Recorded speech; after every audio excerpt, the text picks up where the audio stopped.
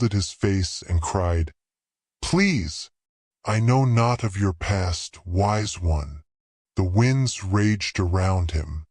"I seek a cure. My love is plagued with an illness that no medicine or healer can rid. I cannot bear clouds of ink and iron pressed against a leaden ocean." He found her waist deep in the salty waters, fingers trailing in swirling sea foam, gaze cast to the storm promised heavy on the horizon.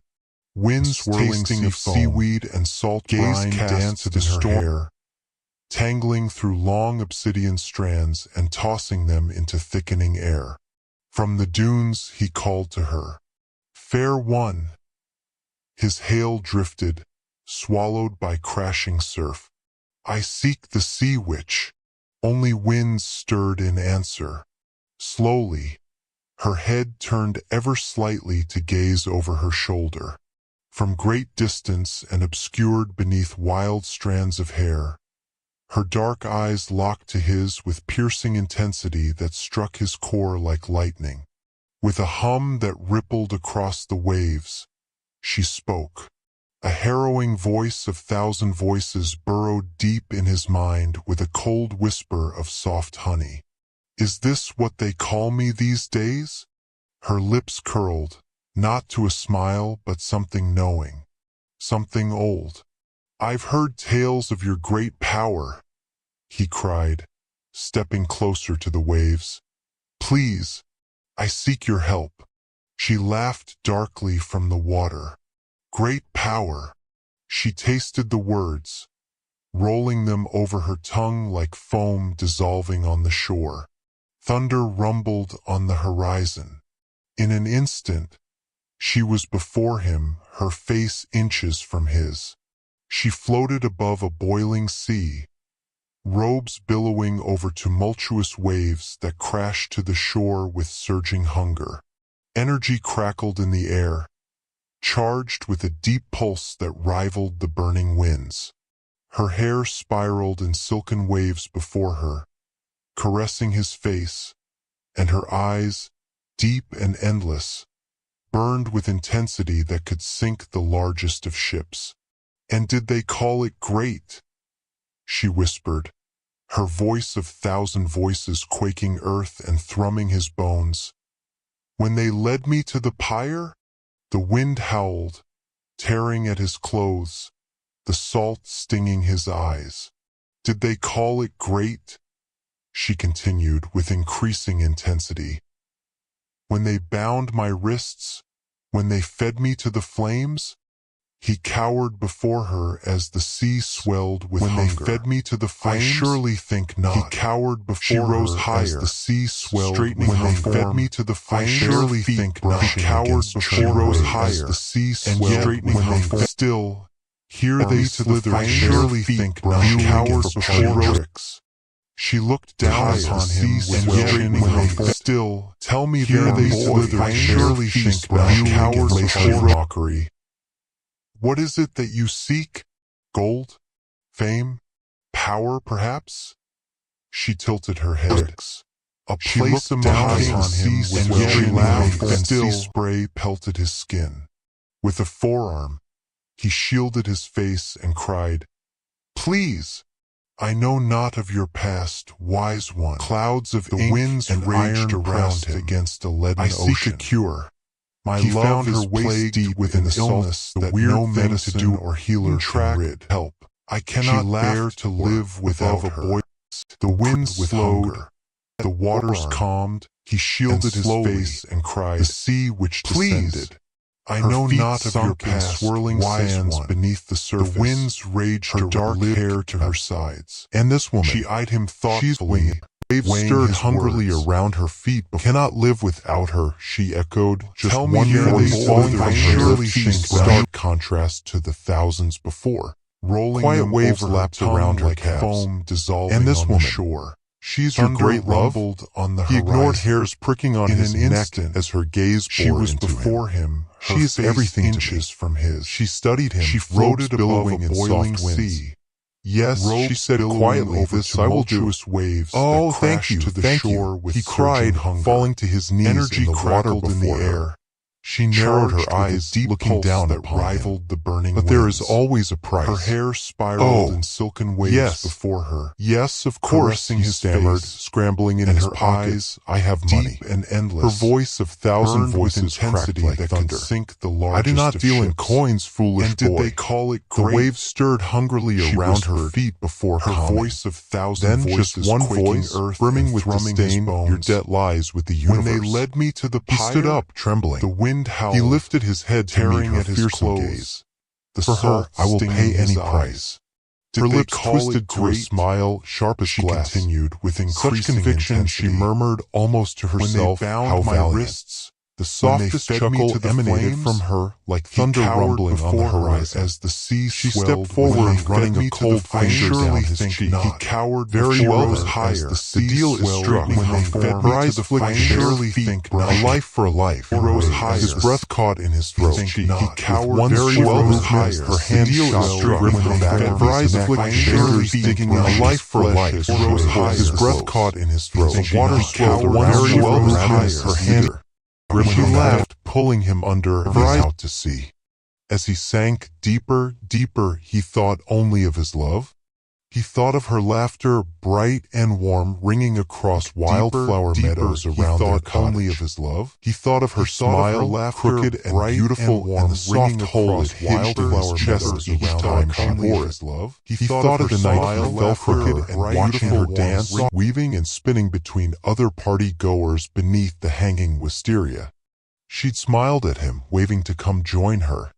He'd held up his hands, sticking to the edges. He wasn't much for dancing. If he could go back, if he could only go back, he'd join her in a heartbeat. Later, that same night, she'd led him under moonlight, dragging him by the hand through the wood to her favorite place. Come on, she'd whispered, her laughter echoing in the night. I have to show you something. She brought him to a hidden gazebo on the lily pond where she'd kissed him, stolen and bold. The sea kissed him now, stealing air from his lungs as she had.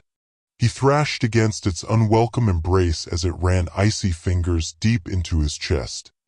He thought of her illness, how quickly she'd waned, the doctor's cold looks of detachment that made his blood boil, how they'd came and went, pricking her and bleeding her with leeches, giving all manner of vile treatments, until one day, one of them pulled him aside. She's too far gone for further treatment, he'd said solemnly. It would be best to sort affairs. His world had shattered then. Nothing mattered but her. In blind desperation for something, anything to keep her alive, he'd ignored the warnings that heeded the whispers and sought the spell weaver, the sea witch. As she pulled him into the depths, he could only hope that it was worth it. When I was a child, I loved trains. Pretty typical little boy enchantment, I think. Wooden tracks and tiny metal wheels. 100 different configurations across my bedroom floor with the train track pattern carpet. We lived in the countryside, and the trains only ran through the city, so seeing the real thing on a rare outing was like Christmas and birthdays combined.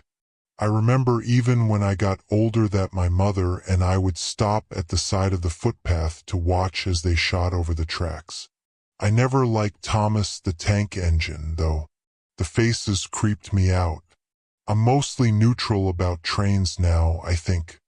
Adulthood makes you neutral about the things that excited you in childhood, or they encourage you to act like you're neutral about them. I started taking the train daily in my second year of university, and I guess it lost some of its shininess, but I was never as miserable with the journey as some of my fellow commuters. If I had to sit for 40 minutes either way, might as well spend it on a speed-smooth train watching the landscape shoot by like I'd imagined as a kid. I can't say there's a lot of joy in it today, even if it seems a little fitting in some ways, beginning and end, you know. A child dreaming of trains and an adult booking it to the fastest one possible. I still pushed through to my usual car, the one with the most windows and the best views, opting to look our desecrated landscape in the eyes as we passed over it. The car is emptier than I thought it would be.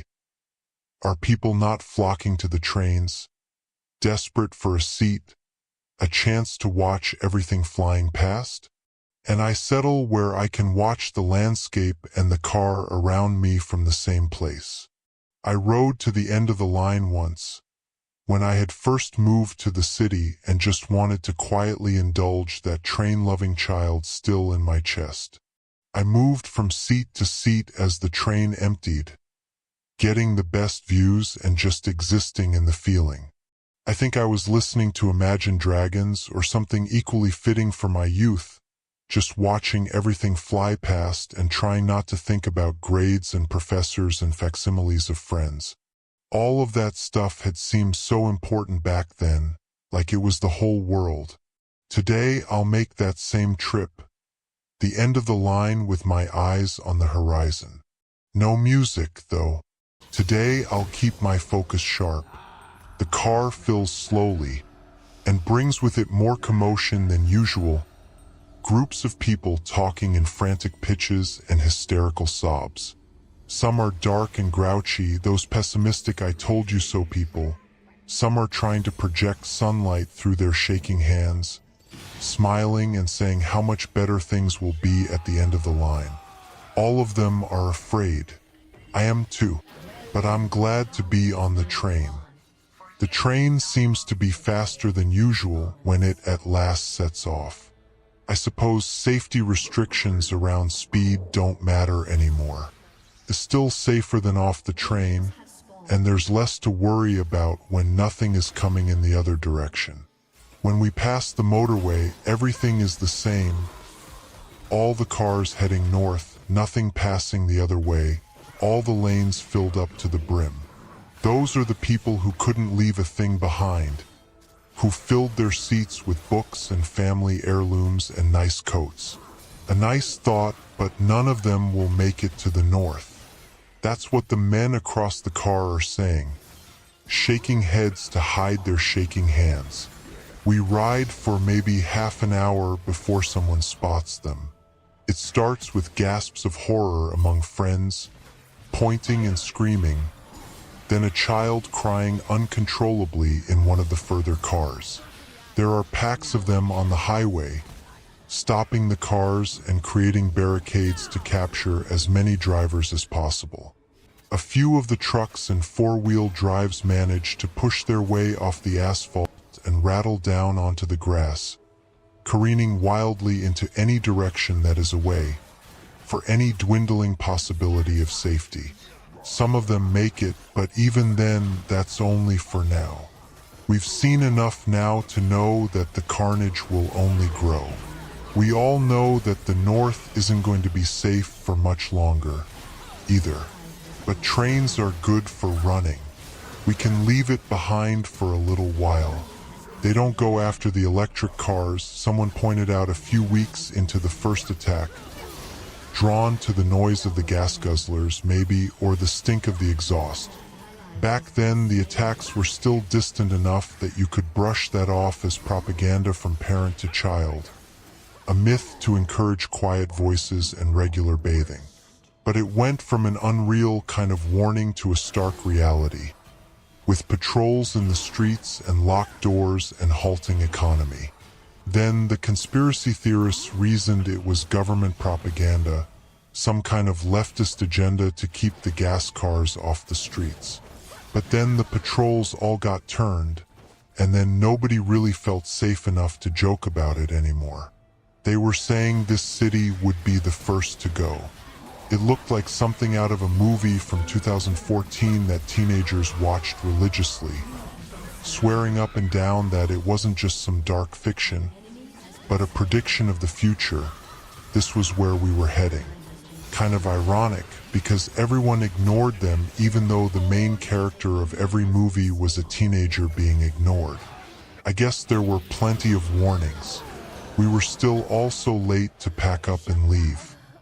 I guess I felt like it was a weird thing to do alone, Great timing, social anxiety in the midst of the apocalypse.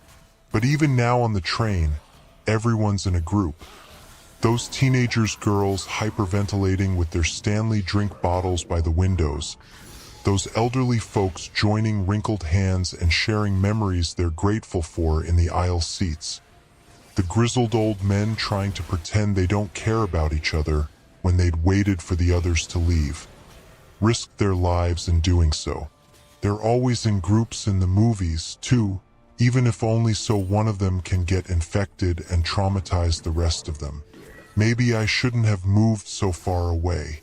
I would at least have my mother then, probably disturbingly nonchalant about the whole deal, as infected numbers grew and showed in increasingly graphic fashion on the evening news. They won't get us, she would be saying, maybe doing some knitting or embroidery or something equally casual. They're still people, I would say. My train sets wouldn't be out anymore, but I'd still have them, tucked into an old wooden chest. Maybe I'd be sitting on it, gravitating to them as I gravitated to everything from childhood. And when it came to the north, when the screams were heard without turning on the TV, I wondered if she'd show fear then, or simply lock the door and light the fire. I probably could have unlocked the door with black in the whites of my eyes, crawling up my veins, sobbing hideous ichor as the infection twisted my brain, begged me to find a new vessel, begged me to become that which I'd been running from. She would be too stubborn to run then. I would tell her that it wanted me to kill, wanted me to submit and drag down whoever I could, and she would offer her chest and her veins and take the pain that way. It's always been you and me, Bug, she'd say, without a trace of sadness or regret. Bring me with you. We'll see what comes next. They're coming closer to the train now. Someone is praying, in a faltering fashion that suggests they might not have bothered in a long time. The conductor's voice comes over the intercom. Stay calm. The tracks are clear and we're making good time. But it doesn't do anything to calm anybody. We're in the frontmost car, so they'll reach us last, but we'll also be the last to see them coming. It would have been nice to travel in a group, but I've never been very good at groups. Nobody ever feels the same as you about everything, which means that everybody sucks at least a little bit. It's still nice to imagine conversation, but the imagined conversation is much more between several variations of myself. The me in early college that's listening to Imagine Dragons, watching the apocalypse and thinking about those homework due dates that we won't live to see. The child me playing with wooden trains and cheering to pass them in the street, maybe once or twice a year. For a moment, I consider sending a photo to my mother. Consider asking her if she would want to be infected if it was me, or if I should roam with the pack and see her later. We haven't been talking much lately either. She sends me a link to Facebook sometimes, and I send her a picture of the meal I DoorDashed sitting in a dirty pan. I don't know how to segue into asking how she wants me to die. There's a fresh wave of screaming and sobbing, twice the finality of anything else, and it takes me a moment to realize it's coming not from another car, but from the very front where the conductor sits. I brace myself before the impact, but it's not any use. The train flips over itself, something left on the tracks, probably, or the metal itself chewed and twisted away. Everyone is screaming, and we all tumble over each other as the car tumbles and glass smashes in all directions. Some people huddle further into the rubble as if they could ever stay hidden. Some pick themselves out, bleeding and shattered, and try to run. I've come to terms with the inevitable. I don't think anyone can run or hide. I think this is it. But I got to have one last ride on my way to the end. The headlights of Frank's battered Ford F-150 picked out a lonely shape trudging along the shoulder of the highway.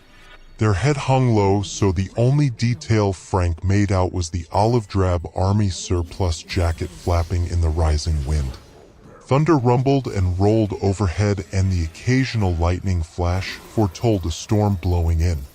It was 10 miles to town with nothing but bush and rock cuts for company. Frank had a strict no-riders policy since that punk-ass kid had pulled a knife on him and taken his wallet back in '07. When he told the story, he always added that the kid's eyes were redder than an engine's ass and that he must have been high on them oxy condoms. Still, the stranger had the shambling gait and lowered head that told the world he'd had a bad day and resigned himself to it not getting better. Perhaps it was the way his boots kicked up dust, or maybe it was the fact that he hadn't bothered to turn around. Hell, he hadn't even stuck his thumb out in a half-assed attempt to hitch a ride. A slash of lightning lit the sky and a few fat raindrops smacked into the windshield. Frank looked at the faded picture of his wife, Abby, tucked into the sun visor. If she weren't off visiting her sister in Timmins, she would chide him about doing the Christian thing. They'd have been together for 50 years next month, and he still loved her as much as the first time he saw her at the Blueberry Festival. She was wearing a yellow sundress and smile that could light up most of Bell Park. Frank shook his head and flipped the blinker on. "You're a goddamned idiot, Frank." He pulled over to the gravel shoulder, crunching to a halt and stepping down from the cab. The stranger was about a quarter-mile back, invisible in the dark. Frank strode to rear of the truck, stuck a cigarette in the corner of his mouth, and lit it with a practiced gesture of his Zippo. He heard the telltale crunch of footsteps before he saw the kid jogging out of the darkness and into the red glow of the truck's taillights. He was wire-thin and looked about 20. Frank reached over the side of the pickup and felt the familiar shape of his framing hammer in the bed. "Thanks, mister." The boy offered a hesitant grin. "I thought I was going to have to walk my tired ass all the way back to town." "Yup." Frank spit into the dirt. "And you might still." He cocked an appraising eye over the young man. "You ain't no dope fiend, are ya? Wouldn't rob an old man who's trying to do you a good turn?" "No, sir." The boy fumbled in his pockets. "I can even pay you for your trouble if that's what you want. I haven't got much money on me." Frank waved his hand. "Put your money away, son. I just want to make sure you ain't gonna cut my throat when we get a ways down the highway." He pulled his hand out of the bed of the pickup and stuck it out. "Name's Frank." This time the boy's face lit when he smiled. He grasped Frank's hand. "Jody." Frank nodded at him. "Well, Jody, let's get going before we both get soaked, and you can tell me how in the hell you ended up stranded in the middle of nowhere on a night like this." Jody moved to the passenger side of the pickup and pulled open the door. Frank glanced at him when the overhead light came on. "You okay, son? Looks like you've been rode hard and put away wet." Frank noted the mud spattered on the army surplus jacket and jeans. There was a large tear in the arm of the jacket. Blood oozed from scraped palms. "Had a problem with my Kawasaki. Blew a tire on my way to see my girl in Hagar and ended up off the road." Jody winced and shifted his position. Frank pulled out onto the highway. "Damn lucky you walked away from that." He nodded at the landscape through the windshield. "Ain't nothing but rock cuts and big OL maples to hit out here. Damn Jap motorcycle ain't no match for that." Jody rapped the side of his head. "But I got a rock-hard Northern Ontario head." He grinned and Frank laughed, coughing smoke. 20 miles to Hagar or 10 miles back to town. He sighed. "Would have been walking all night again. I didn't see no bike." "Where'd you have the blowout?" "Not real sure. It was too dark for me to tell. I was past the place that sells moccasins in the summer."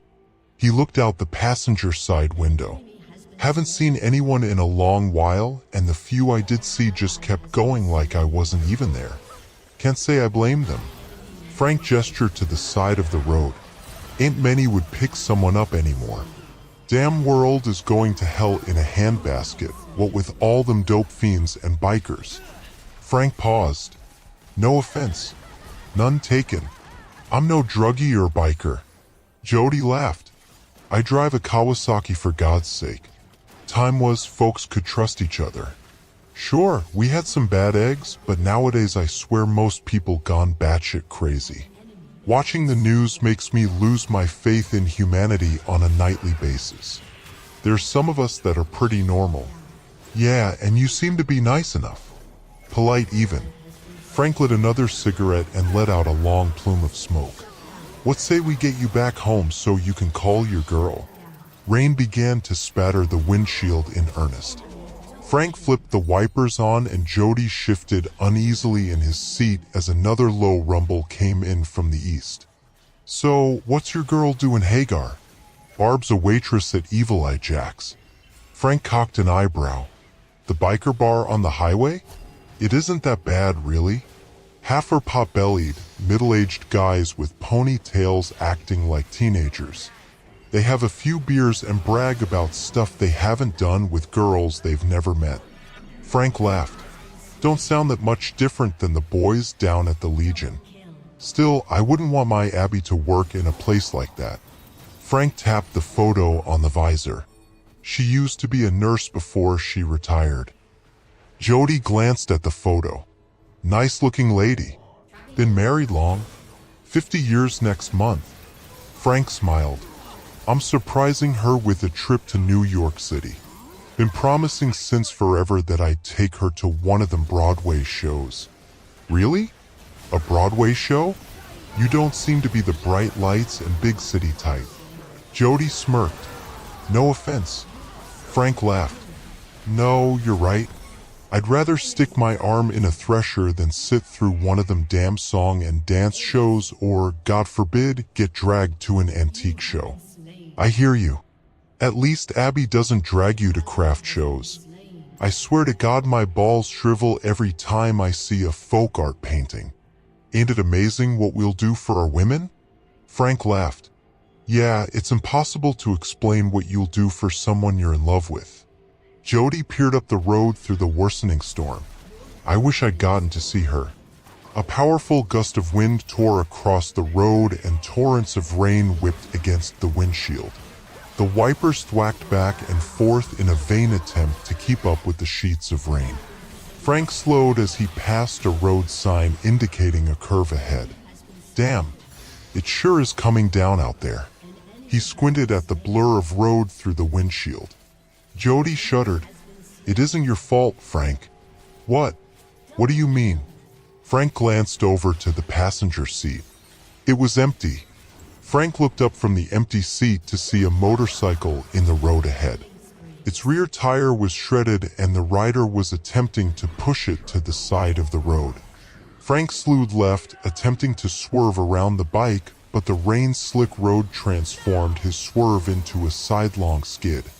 Just before the impact that sent the rider 20 yards into a rock abutment, Frank had a flash of mud-spattered jeans and an olive-drab coat with a rip in it. Jody looked up at the last moment, his eyes filled with tired resignation. The truck rolled off the side of the highway and crashed headlong into an old maple tree. Rain pattered down. The steady tick of the cooling engine marked the passage of time. The radio was stuck on an all-night gospel music station, Johnny Cash booming out of the speakers. Frank fell out of the truck and collapsed on the wet grass. He pushed himself to his hands and knees and vomited. He crawled painfully toward the embankment. He paused, took a deep breath, and pushed himself to his feet. He cried out when he stood, but his need to get to the top outweighed his pain. He had to help the boy. He began to pull himself up the hill, panic rising in his chest. A lone figure in olive drab stood at the top, waiting for him. Jesus, boy? Are you okay? I thought for sure. He reconsidered the rest of the sentence and clambered out of the ditch. He just stood and stared, breathing heavily. Good to see you, Frank. Good to see anything. Thought we was both goners. It wasn't your fault. Frank shook his head. Damn rain. Road was as slick as ice. I should have replaced them damn tires last year. Frank looked around. Where's your bike? It's been gone a while. Think about it. Haven't you noticed it's daytime now? Frank's brow furrowed. What do you mean? A while? How long was I out? Jody took Frank by the shoulders and gently turned him toward the ditch. The truck was gone and a cross had taken its place. Withered flowers and faded pictures attested to the age of the monument. A woman stood by the cross, placing fresh flowers at its base. Frank's knees unhinged and he sank to the ground. It's Abby. He tried to stand but couldn't. Abby, I'm here. She can't hear you. Jody grabbed Frank's hand and helped him to his feet. What in the blue blazes are you talking about? This is the first time you've gotten out of the truck. Usually you just start the trip over again. Frank looked up in confusion. What do you mean? It's been 3 years since the accident. We've been out here every night. We never left. Hellsbells boy, what's going on here? Is this some sort of trick? Frank rose, looked at the cross and then at Abby. She was standing in silent vigil at the cross, gently stroking the faded picture of Frank. Jody followed. It's no trick. We've been here for 3 years, riding in that damn truck, night after night. Jody's eyes softened. But you can let go so that she can move on with her life. You don't want her to be hurting every day, do you? Frank's shoulders slumped. Of course not. I wouldn't do anything to hurt her.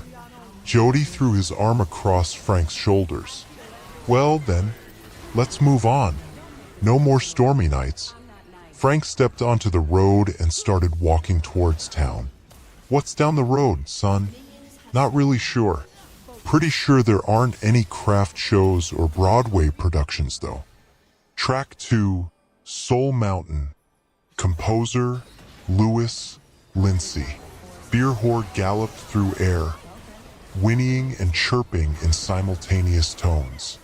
Lindsay looked down and, though the eldritch could see her, she could not see them. It was as though they were not there at all. To them, this was simply a stage, a play to behold, while for her it was life as one would experience it. The beast, on the other hand, knew that both perspectives were equally true in their own right, a fact which he would never tell Lindsay.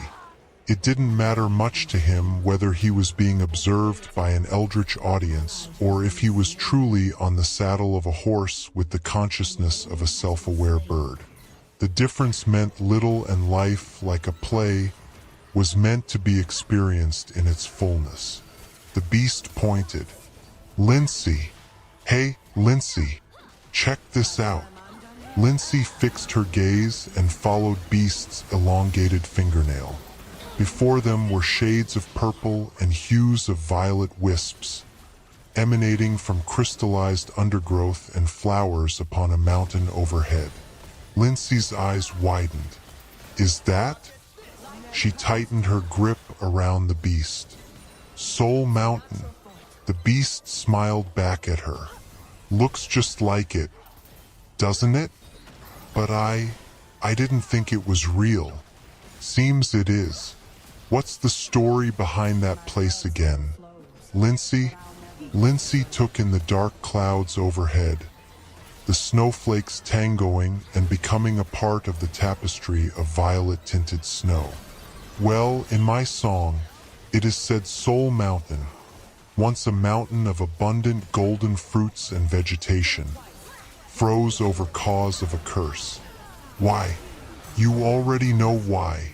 Well, yeah, but I want to hear it anyway. The beast didn't tell her the audience below awaited with bated breath to hear its legend. Something to pass the time. What about you, beer whore?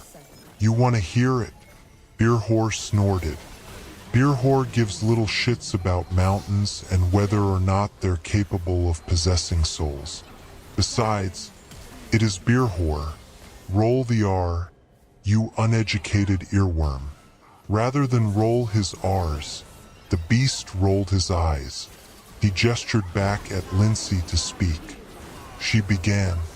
Eons ago, Soul Mountain was rich with minerals, an alchemist's dream. To climb to the top of Soul Mountain was to reach one's truest, earnest desire above all else. It was innocent as all things are in their youth. With time, the greed and wars of the surrounding villages below left a trail of blood on its mounds, corrupting them to their core. To protect it from further burgeoning evil, nature cast a cursed blizzard upon Soul Mountain and froze every branch, every leaf, every root that had grown there. It's been like that since. The day Soul Mountain thaws will be the day it is free of the surrounding evil that desires it. If anyone attempts to climb Soul Mountain now, they will freeze much like the vegetation and undergrowth, no matter how much they bundle up.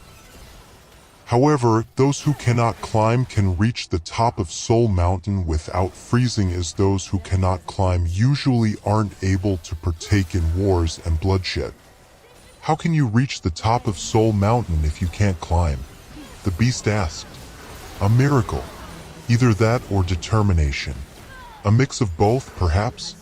Unfortunately, no one's been able to break the curse due to the impossibility of that task. Beerhor galloped through the blizzards of Soul Mountain, breaking the hypnotic dance and fall of its cursed snowflakes. The beast and Lindsay observed the frozen silhouettes of forgotten voyagers scattered about its asymmetrical formations. The violet-tinted snow reflected hues of bluish-purple light onto those cryogenic corpses despite the stars above. This song, like others, had been rejected and cast aside since it lacked in its ability to inspire. In her mind, these types were the ones frozen across Soul Mountain. They couldn't see the point in the why of the impossibility or how that played a key role in its lyrics. They demanded that the mountain be reached by those who cannot climb because it would make the demander feel all warm and fuzzy, which was vitally more important than any commentary Lindsay had within her to give. If a disabled person couldn't perform the impossible or the near impossible, like being able to reach the top of a mountain without the ability to climb, what good were they? They were cast aside like the song, like Lindsay herself. Hey, Lindsay? The beast brought her back to the present moment. While Lindsay had been lost in ruminations as she tended to do, the stage below had shifted in the dark. All stage lights had brought attention to Soul Mountain, and all eyes of the eldritch audience had paid little attention to the kabuki actors getting to work before them. The coffee-stained desk had been picked up and carried away. The dividers and styrofoam walls had been pushed to the background and hidden behind the red curtain. These actors were swift and stepped lightly on their toes as they carried on their work. The orchestra had continued, switching from William Tell Overture to a cover of Brandon Boone's The Shifting Mound, Movement 3, to further enhance focus on Soul Mountain and Lindsay's legend. The stage came to life and stretched itself in all directions. The auditorium adjusted along with the stage, filling in space where there once was none, stretching out time in parallel. Clock ticks lasted a few seconds longer, breaths were inhaled slower, and the wind picked up as it had more room to give into entropic forces. There was nothing but the liminal space of the auditorium, yet that same auditorium was in itself boundless, capable of filling itself into things that didn't and never had existed, all because it could, all because it desired a performance. It was either that or face an eternal realization that only it existed, nothing else but it. Forever, it would stare into an abyss, if only there was an abyss. It would stare into darkness, if only there was darkness. There was nothing else but this. So this show, wherever it went, had to continue. For it must. Anything was preferable than contemplating the things outside of it that didn't and never would exist.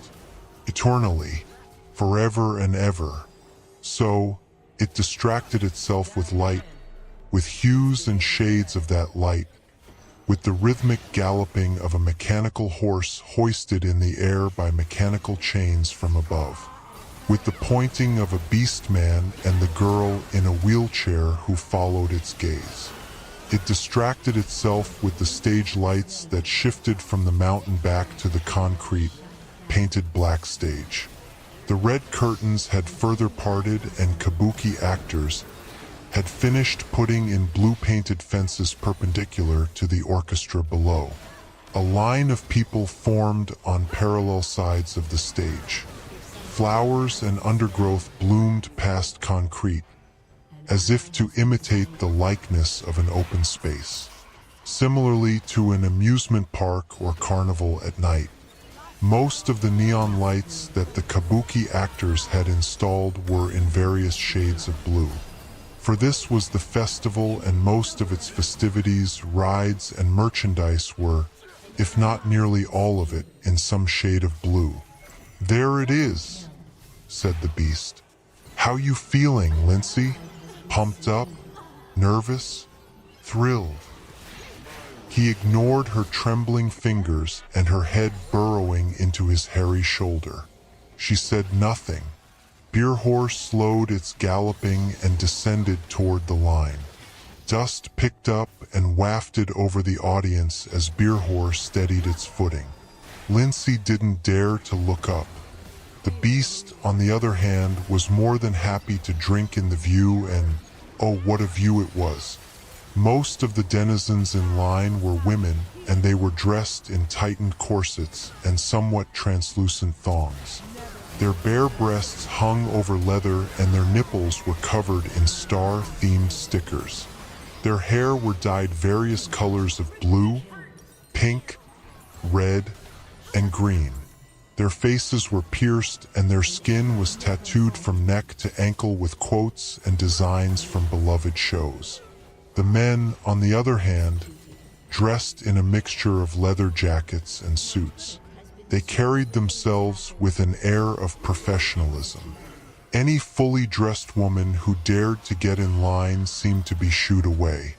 They could not enter the festival without exposing great amounts of skin, as plainly stated in the rules affixed to the fences, for their worth equaled to their beauty rather than any art or words. The men who partook in this festival only wanted more skin and more fulfilled hedonistic desires. That was, after all, how they could empower the women in their lives. They were feminists, damn it, and if the women in their lives weren't comfortable in their near nakedness, the men would ensure that comfort by any means necessary. Beyond the fences, women were required to dance and grind against silver poles. They kept their mouths agape, their free hands stroked feathers in their braided hair, and their thick, shifting thighs were bedazzled by bejeweled pantyhose and heels. They could not speak unless they partook in such splendor. That was also part of the rules of the festival. The beast shifted in Lindsay's arms. "Hey, as far as everyone's concerned, you're a guy, okay?" Lindsay peeked up at the beast. If asked, "Your name's Lewis." She nodded in return. If the beast had known of these rules, he wouldn't have suggested Lindsay come to the festival at all. Alas, they were here now, and by golly, he was going to give Lindsay the space to fulfill her dreams if she so chose. Still, he decided right then and there he hated this place and wished to see it burn. Lindsay lifted her black mask and tucked it around the bridge of her nose. "Am I to assume you mean if I don't present as a man, I will not be respected here?" The beast frowned. "No, I didn't mean that. It's just, sometimes it's easier to pretend, that's all. Besides, we don't want any of this crazy people following us home. Better for us if you're in disguise." That was a lie, but who was he to destroy her hope? No, that wouldn't do. They would see the second part of the album, no matter what. Vite, dishabiles vous. Vite. Callous Saint Germain barely suppressed a laugh as Madame Beecham, pendulous breasts and rolls of fat jiggling, pushed her corseted gown down over thunderous hips. She was glaring with a face like a simmering bouillabaisse, her once elaborate chignon now a frizzy mess on her head. "Murd, keep that thing away from me," said Calla, sidestepping around the suddenly nude facilitator, who wobbled while slipping off her pumps in a shadowy alleyway near the Seine. That's gonna need more than a hedge trimmer now. It's like an unexplored rainforest. Averting her eyes from the pubic monstrosity sported by the furious guide, Calla unfastened her own dress as her friends Princess Inez of Castile and Lady Marigold of Lancaster joined her, giggling as they tugged off their skirts. Show respect, soft-spoken Monsieur Laurent, Beauchamp's equally nude co-facilitator said from nearby, where he was dousing a pile of artificial silks, brocade suits, and lace-trimmed skirts with kerosene from a street lamp. 3 hours before he'd had a full head of hair, now he had a rapidly spreading bald spot ringed by lank, trailing strands like webs. "We won't make fun of your armpits, Madame Saint-Germain. Everyone's side effects are different." "You don't say," Calla replied, wriggling to have her champagne-colored chiffon gown slip off her breasts and fall. She nodded at the thin man's pubic region, the hairs of which were as gray and sparse as those on his head and so long they almost touched the ground. "And I like how bushy my pits have become. They're sophisticated." "Trace chic, non? Outrageous," sparked the Duchess of Ravensheyer, bony fingers, with nails that had doubled in length since the start of the trip, fumbling with corset laces as she, too, hurried to strip. Forced to flee Tour Eiffel on the night of its grand opening. Insulting dignitaries, enraging ministers. One minute we're drinking champagne with Gustave Eiffel, rubbing shoulders with the Prince of Wales, the next we're being chased like criminals through the Champ de Mars. All because a trio of harlots couldn't keep their chats in their culottes. The woman with silver hair, which had originally been short but now hung as far as her buttocks, stood apart from Calla and her friends with the rest of the party, powerful royals and celebrities, exposed as they shed their attire and added it to the pile at Lauren's feet. "Unshanned," wheezed Klaus Eisenberg, the rotund CEO of Global Robotics Europa, his Kaiser Bart mustache bristling with every huff. He cast his breeches away before covering his shriveled manhood with both hands, flush jowls quivering with rage. "Never have I seen such behavior. I don't know how you stand there looking so proud." "Worry about your own pride," Inez retorted, tossing her gown and slippers on the pile which Laurent had set ablaze, with a flame siphoned from another lamp. "Chronoradiation has had the opposite effect on you. Your bratwurst has only gotten smaller." The comment earned Inez laughter from Calla and Marigold, who added their own period clothing to the blaze. Clothing that had been nanofabricated on the Chronocart upon touchdown in 1889, 3 hours before. Travel from the time port in Calais 300 years in the future had been conducted nude as per temporal integrity protocol, so the time for modesty had passed. They'd boarded nude, traveled nude, and would return nude. No risk of chronocontamination or of anything left behind or carried back. Eisenberg moved to challenge the mocking trio, pushing past Count Albrecht van der Veer, who was letting the disruption to the expedition go, since it had blessed his previously bald pate with a beautiful head of bronze locks, and the renowned French actress Sylvie Lamoureux, who was cradling her once perfect breasts, which had sagged as a result of rapid tissue aging and now hung almost to her waist. But Madame Beecham stepped in his path and brought him to a halt with her bush. "Enough!" she barked, arms wide. "The Garde Républicaine will be upon us." As much as I would like to leave these sallops to explain why a trio of nude time travelers are lurking in the alleys of Paris, temporal integrity forbids it. So everyone onto the cart. "Laurent, if you please. We must depart." Laurent, having burnt off his overlong pubic hairs in the flames, straightened obediently and hurried to the lavish 19th century carriage that blocked the alley. Its wheels gleamed, its lacquered wood shone, and it looked for all the world like a vehicle befitting of the time. "We," said Laurent, placing his palm on the door of the carriage to pop it open with an anachronistic hiss. The polished exterior flickered, the holographic illusion of a horse-drawn carriage glitching for a moment before stabilizing, revealing a glimpse of the egg-shaped craft hiding beyond.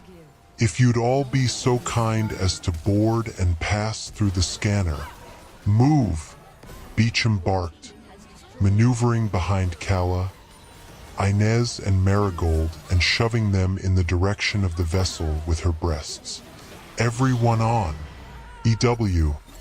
Don't touch me with those things, cringed Inez, who along with Marigold didn't seem to be experiencing chrono effects.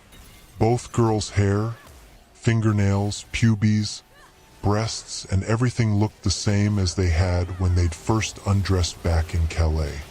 I don't want brute boobs. Or ghastly minge, Marigold added, shuddering as she picked up the pace. It looks like a rabid porcupine has taken up residence between those thighs.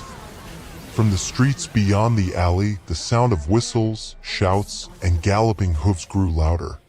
The Parisian police were approaching, prompting the members of the Tempstrails excursion to clamber aboard their one and only means of escape. Speaking of minge, mine's tingling, said Calla as she waited for Count Albrecht to enter the craft, flicking flowing locks and clenching freshly tightened buttocks. Looking down, she could see dark hairs growing longer as she watched. Why is only my shit growing now? The bioscanner at the entrance to the sterile, molded plastic interior of the craft flashed green as Albrecht passed through, verifying organic status and absence of contraband. Maybe our delayed chrono effects are more delayed than yours, suggested Inez. Or maybe it's because we succeeded in swapping saliva with 19th century noblemen. Yes, Calla, Marigold chimed in. You conveniently disappeared for some time, longest bathroom break ever. Was that an excuse to hide because you saw us actually manage to snare a man? Calla shrugged as she passed through the scanner and entered the smooth and featureless cart, wasting no time in acquiring the rearmost row of twin seats. The Duchess of Ravensshire and Sylvie Lamoureux were clumsily entering the front row, dangling breasts and overlong fingernails obstructing them. Eisenberg and Albrecht were ignoring each other as they positioned themselves in the row behind. And row 3 Calla left for her companions. A daughter of the Canorial dynasty doesn't kiss and tell, she smirked as her friends took their seats. Behind her, Beecham and Laurent boarded the craft, the thin man staying back to seal it up while the larger-than-life madam stomped to the front, where a console and stools awaited before a large view screen. Are you joking? Scoffed Inez. I know more about your rampant sex life than my own delicate fumblings, few as they are. Ma derrière. Calla laughed, eyes drawn to Monsieur Laurent's swinging member as the anxious male hurried past. You are anything but innocent, ma chérie. Agreed, said Marigold. Darling Inez, you're the one who caused this kerfuffle. You got your claws into Duke Henri de Rochefort, the most notorious womanizer. 10 of his lovers in attendance and not one of them aware of the other until they saw you try to play with his flute. Unglaublich, snapped Eisenberg. Verdammt girls ruined the expedition. I've a good mind to sue, though doubtless your shamed fathers would have to pay. You must be barred from future excursions. The other passengers, including Albrecht, agreed, while Beecham and Laurent fired up the Chronocart's reactors, causing the oval craft to vibrate and hum. Rest assured, they will be, said Beecham, handling a lever while Laurent turned a dial, his free hand poised over a button. Phase stabilization at 84%. You may choose not to sue, Herr Eisenberg, but Tempstrails certainly shall. Phase out in 5, Laurent. 3, 2, 1. On the count of 1 she jerked the flux lever down and Laurent slammed his hand onto the ignition button, causing the craft to phase as horseback gendarmes appeared at the opposite end of the alley. The vehicle shuddered, light fractured across its surfaces, the hum escalated into a high-pitched whine and the air inside the craft became charged, making the naked flesh of its occupants tingle. Great job, guys, Calla sniggered, watching through the screen as startled men and horses disappeared with their surroundings and the oil-like colors of a million melted rainbows folded in. Got us banned from time travel and letters home to our parents. Maybe you should have thought about being discreet. Phase stabilization at 97, Beecham advised, adjusting dials and toggling switches. The Conacart jolted and rolled before settling into a familiar state of mild turbulence. Chronal shift in progress. Now then, Monsieur Laurent said, turning from the psychedelic fractals on the view screen to address the girls. He looked like a disappointed teacher, a teacher who was now completely bald. Attempting to seduce noblemen and initiate relations with royalty? In view of their wives and their mistresses? What were you trying to achieve? Some childish conquest to brag about? What if one or all of you fell pregnant? Or passed on an infection? Have you any comprehension of the damage that could have caused? We don't carry infections. Marigold blurted. What are you insinuating? And we wouldn't have gotten pregnant. Inez added. We took precode dash. A thump from Calla cut her off and Laurent continued, not having noticed. It's a blessing you did attempt to, position Duc de Roquefort's hands inside your undergarments, Princess Inez, provoking the brawl that got us reported to the gendarmes. If not for that, well, Miss Marigold, Madame Beecham may not have found you with your legs akimbo beneath a banquet table and a very enthusiastic Lord de Lesseps preparing to introduce his, baton to your, delicate rose. Anything could have happened. Scandalous, Calla said, slapping a hand to her chest and feigning surprise. Such a pity I wasn't there to see. I would like to know where you were, Madame Saint Germain, Beecham said, concentrating on the controls as the craft shuddered. When we met you on the promenade as we fled, you looked like you'd been caught with your hand in the cookie jar. Laurent, something is amiss. Phase stabilization at 79% and dropping. A sudden blast of turbulence hit the cart, almost knocking Laurent from his stool. The whine from the propulsion jets devolved into a dull rumble and the shaking of the cabin intensified. What's happening? Said Laurent, swinging back to the controls. Did we hit a pocket of interflux? Non, Beecham replied. But stabilization is down to 63. I don't know what's. The passengers up front began to mutter, holding fast to the edges of their seats. Is this okay? Asked Sylvie. Why so much turbulence? Queried Albrecht. Is something wrong? Opined the Duchess of Ravenhire. Einen Entschuldigung. This entire excursion is a skystruck disaster, cursed Eisenberg. Calla leaned forward between Inez and Marigold, gripping both girls by the shoulders. Listen, you two. Don't fuck this up. If they find out about the squidges, we'll be more than fined or banned, we'll be facing charges. Marigold shifted uncomfortably, shrugging Calla's hand off and rubbing her stomach.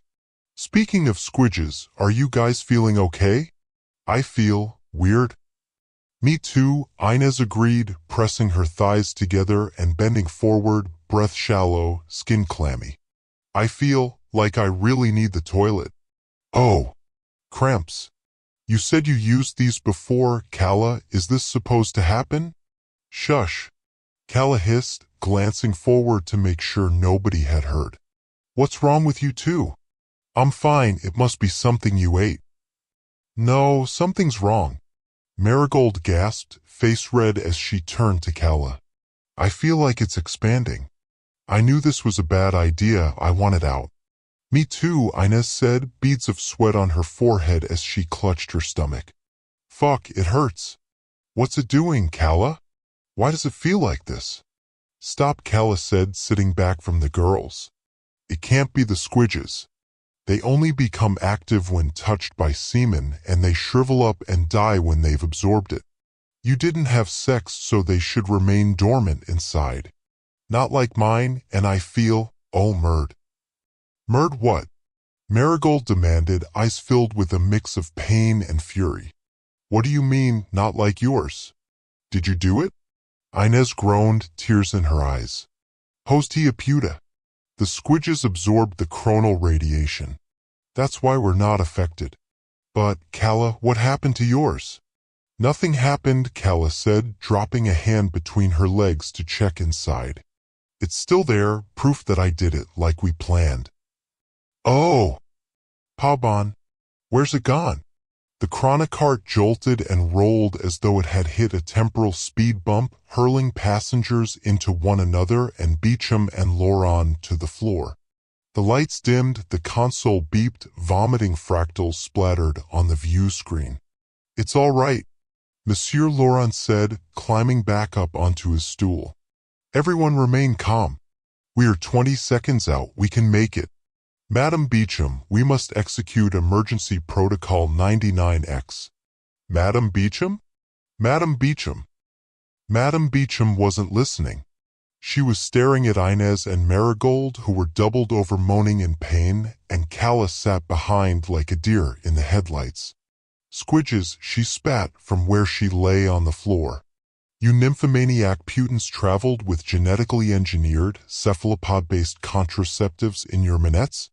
Mon Dieu! You lost a temporally radiated squidge. 15 seconds to phase in. Laurent shouted. Eugenie, get to your station. A sickening slurp filled the cabin and Marigold screamed, her stomach splitting to allow a glistening appendage burst free whilst two more wriggled out between her thighs, stretching her and unfurling like fleshy whips. Inez screamed a moment before her own rupture occurred, her lower belly ballooning and ripping apart, her pelvis arching as thick, pulsating tendrils spewed out.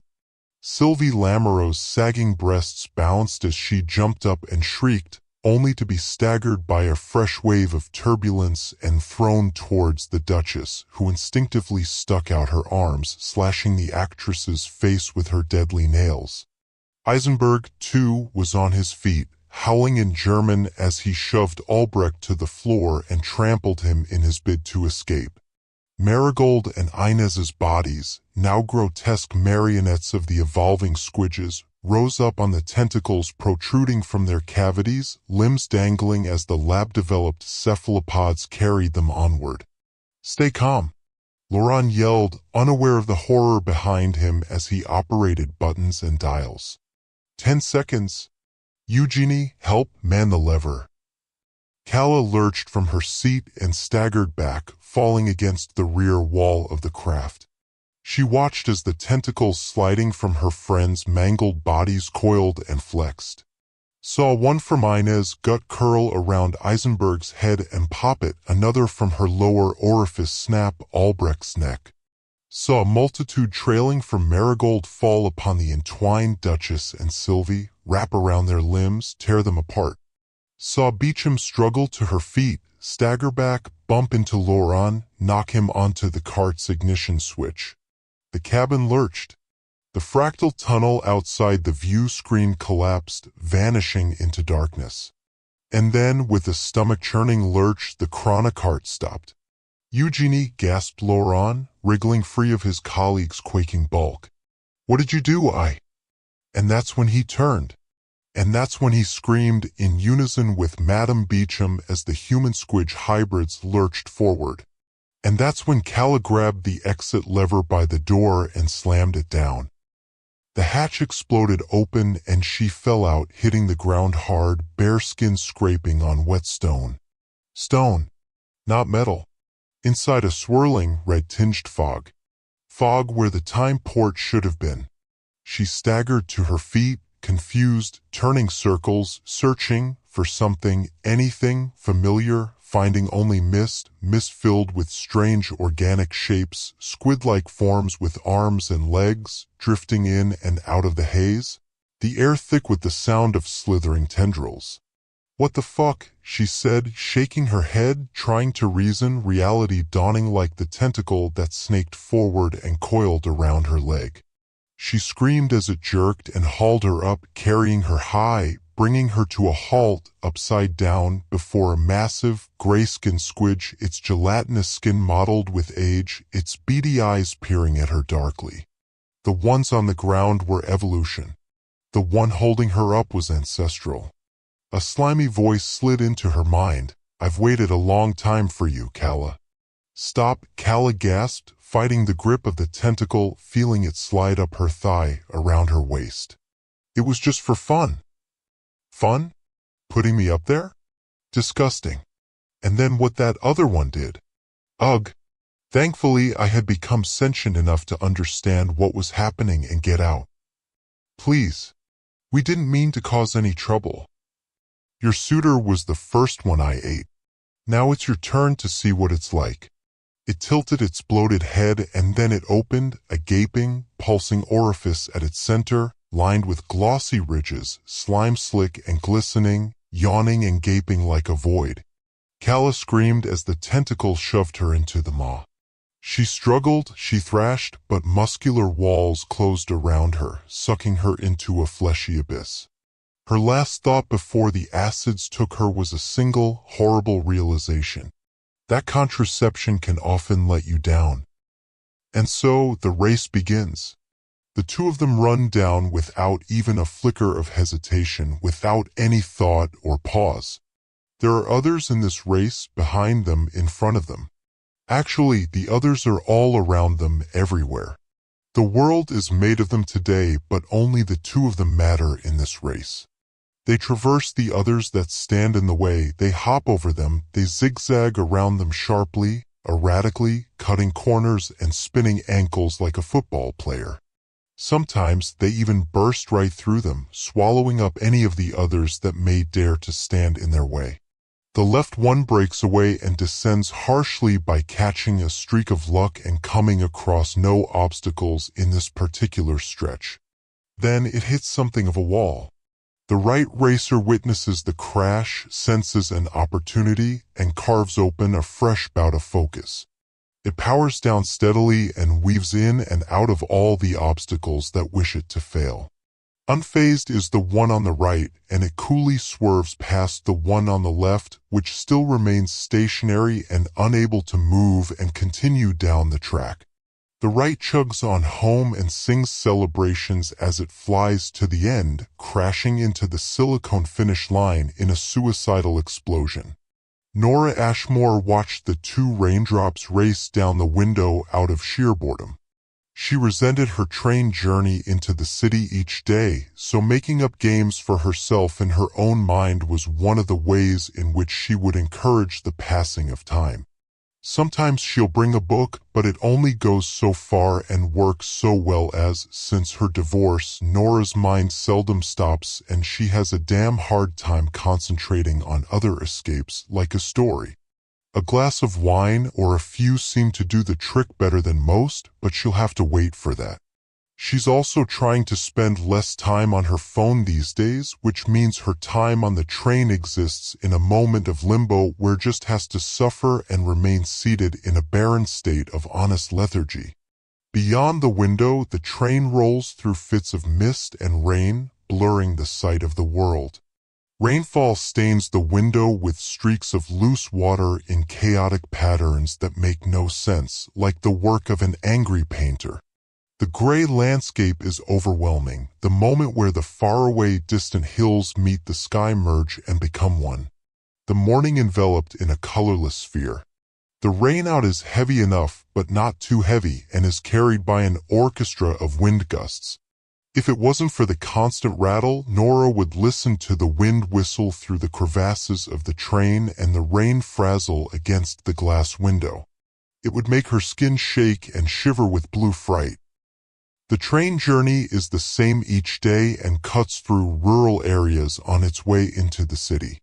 Small pockets of impoverished neighborhoods sit in the shadows of every urban area and metropolis. The romance of the big city that is shown through the media seems to neglect the reality of the rundown areas where despair lingers around every corner, sinking its claws into the youth and dragging them down unfavorable paths. The train passes through these areas and passengers pretend not to see them, including Nora. The track itself is raised upon a small ridge only a few feet high, and the long grass bumpers along both sides of the track, sprouting up by the steel and reaches up beyond the spinning black wheels. They wave lazily when the train charges through. At the base of the track ridge, all the way through to the city, trash lingers. It has become part of the scenery. Tin cans and plastic bottles and worn, faded wrappings, there's an occasional old shoe and years-old surgical face masks. The train runs parallel with a wide river that snakes all around the city. The water of the river is soupy, rough, and brown, but it's a staple of the wider area. Grand bridges connect roads across the river every few miles only add to its unromantic character, along with container ships that sail on by to and from the nearby ocean. A line of sycamores perch on the river banks, steering like bowling alley guardrails, and the leaves and branches that shake loose in the coarse weather fall onto the grass, adding to the trashy mess that gathers down by the tracks. Nora has her head placed against the window and she looks out, her ash-blonde hair laxly by her shoulders.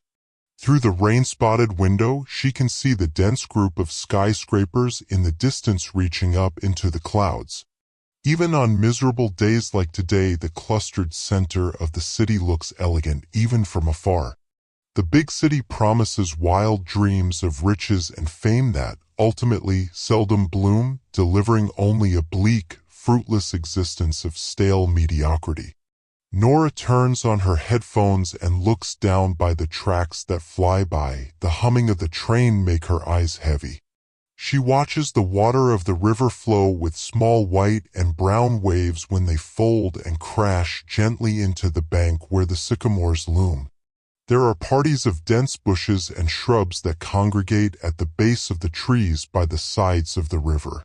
It's a wet mess of green, brown, and maroon nature, and the look of them makes Nora bask in her warmth. For once, she is thankful to be on the train. On the other side of the train lay parts of the outer city she had learned to ignore. Denial was easier. But then something changed. A familiar pig squeal aired out from the tracks, the train stopping. The locomotive doesn't always stop here. Nora wishes it wouldn't stop at all. She can't help but feel uneasy in this area. Her soft, pretty hands turn clammy and her palms reluctantly welcome a layer of sticky sweat. Nora's breathing cranked up a notch, which paired with a slim twist in her gut. A gentle feeling of doom descended. Nora turned off the music from her earphones. The train's speed came along to a rolling stop and the trash down on the grass went by at a slower clip. The train fell to a crawling pace when she noticed something odd. A flurry of black hung on the corner of her vision like a coat on a hanger. Feathers. Long, piercing feathers. And their carriers. A wake of vultures perched coldly in the sycamores. They hopped in smooth arcs on the ground and flexed their wide, dusky wings, paying hungry attention to something that lay in the bushes. Their waxy pink heads spiked up and down at their prize, picking and stabbing. They seemed to look directly at Nora through the window when their scaly faces ascended above the bushes while they nourished on dead flesh. A murder of crows flew in circles overhead like a checkpoint marker of death, signaling to scavenging reapers that dinner is served. At first Nora assumed roadkill. A deer that leapt the tracks at precisely the wrong time and caught a mouthful of steel train. No, there's not many deer in areas like this, and not many wooded areas either. A wild rabbit, possibly? Still no. There are too many birds for a rabbit or any other verminous mammal. She couldn't see the animal due to its position in the bushes. It seemed unlikely that an animal falls down naturally here by the riverbank too. The train carried on rolling ever slower, and then she saw it, a wash of something milky sticking out. A hand. White, small, dirty. Lifeless, with pretty pink nails on curled fingers. Peering solely on the grass out of one of the bushes. The arm it's attached to and the rest of the body unseen, hidden by the greenery. Nora felt cutting bile scatter in her body like confetti, an icy sickness overtaking her nervous system, pushing her pupils open to resemble black buttons. She daren't look away even if it was her greatest desire. A spoiled calamity nailed her to her seat. The train kept rolling along gently like nothing was wrong, her face matching the color of her hair now. A stiff hand undoubtedly. She wasn't imagining things, she was sure. Hungry vultures caring none. Nora was unsure if the next thing she saw was real though, because as the train rolled on by, her gaze tore away from the horror of a cold human hand on the ground and further along the river bank, stood by the bushes under the sycamores, watching, was a silhouette. A smudge of a shadow in the trees, a shapeless figure that blurred through the window. Then it moved. The figure then came to, and the imaged pieces fell right into place, and the eyes she found were already staring at her. A tall, slender man in a long black trench coat. His face was mostly hidden by shadows, and by the time Nora's eyes had found his worn, brown shoes, climbed their way up gray and black cargo pants, molested his torso and black coat, and met his sharked face, the dirty yellow eyes were already upon hers. They were mean, mean eyes. Even through the rain-whipped window, the sight of this villain seemed so clear, and poor Nora could see so vividly the scarring on his wrinkled face. The narrow, vertical pupils baked into the canvas of his sinful eyes, the look of midnight prison lights. They pierced through everything, penetrating poor Nora's soul like a bullet. He was probably 6 or 7 yards from the body, and until the train pulled up, he must have been simply watching the birds feast. Nora's pink lips trembled as she tried to scream, but couldn't. The man read her mind. As their eyes met through the window, the train crawled on by, and, with him almost out of sight, he gave a wide grin, too wide, and placed his pointed index finger upon his lips. Shoo! Then he was gone and out of sight. The train passed on.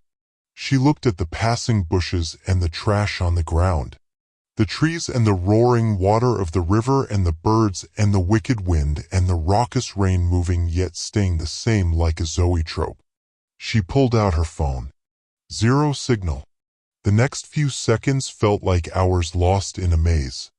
The train coach was empty, Nora always electing to sit in the rear coaches for this very reason. Now she longed for company to help catch her sanity. She stood from her seat, needing help to alert someone. There's a dead body. And the lingering smell of musky leather came clear at the forefront of her senses, the smell of old train carriages with the walls and windows and roof closing in. Her vision spun like plates, and either the rain outside fell harder or her hearing isolated in her brain and the sounds became ultra-clear. Nora was nauseated with disbelief. They don't mention bodies being snacked on by black birds of prey in the papers. In a flash, Nora crashed back in her seat. She searched her flailing mind for any slither of explanation to hang her discovery upon. She wished it to be another cruel trick of the rain and shadows, but no. Too real. The way he looked right at her and shushed coldly was nightmarish. His smile was a fiend, too many teeth, shallow yet sharp. The eye of a cobra glowing through mist. The screams of the metal wheels unhasting. The pretty pink nails, something about their curled nature, and the stiffness in the rain screams violence. Who knows what fury they witnessed? The train eventually fell to a stop. It must have taken half a mile of slowing down to reach stillness. More than often the journey into the city would plow right on through this area, with stops at these locations being scarce, usually for good reason. Looking across the carriage and out of the other window, Nora sees old houses caged with rusted chain-linked fences. Some of the houses have small, wooden porches. The centipede grass of the brief gardens are overwhelmed by beige, green, and brown. Old children's toys and playhouses stand lonely in the rain, long since forgotten, neglected, and replaced by less favorable behaviors. Pink tricycles hugged by mold and moss. Nora wonders if the girls with pink nails rode a bike or played in these gardens. A young girl from this area would be an easy target, and a man from a broken neighborhood would be an easy suspect. The track ahead goes through a narrow underpass riddled with overlapping graffiti which keeps unbothered by rain. Gang signs and phrases best left unsaid, names and insults. Histories of hooded characters in an upbringing of despair. The barks of dogs with visible ribs almost bursting from their coats echo through the air. Nora Ashmore grew up comfortable, relatively speaking, with an imperfect yet unbroken family. She always had birthdays to celebrate and always had gifts to open on Christmas morning. Her mother warned her from these types of areas because this is where bad people linger. Don't talk to strangers, is what she always said. She said it so much it was like a tattoo imprinted in Nora's head. Nora was raised to look down on communities with less and to swerve clear. She wasn't to play with other girls and certainly wasn't to speak to boys from here because it's dangerous and dirty and illiterate. But now, as she sits on the train on her way into the big city to her mind-numbing data entry job, the same as every other day, conned by its romance in her nice woolen cream-colored coat and a skirt slightly too small which screams recently divorced, she feels compassion. She felt like she knew the girl by the riverbank. Chunks of her flesh and muscles sat at the daggered ends of the vulture's mandible and maxilla, she herself swallowed up by sickly sorrow.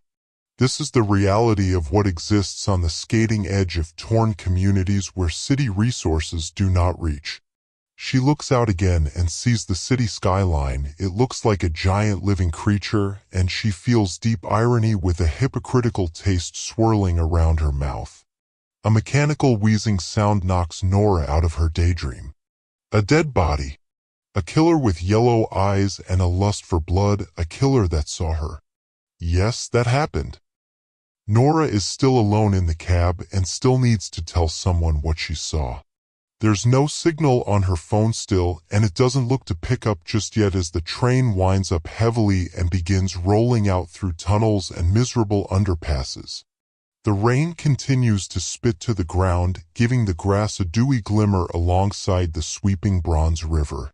There's been no train conductors pass through this cab while Nora has been sat here, and today is the sole day she wishes that wasn't the case.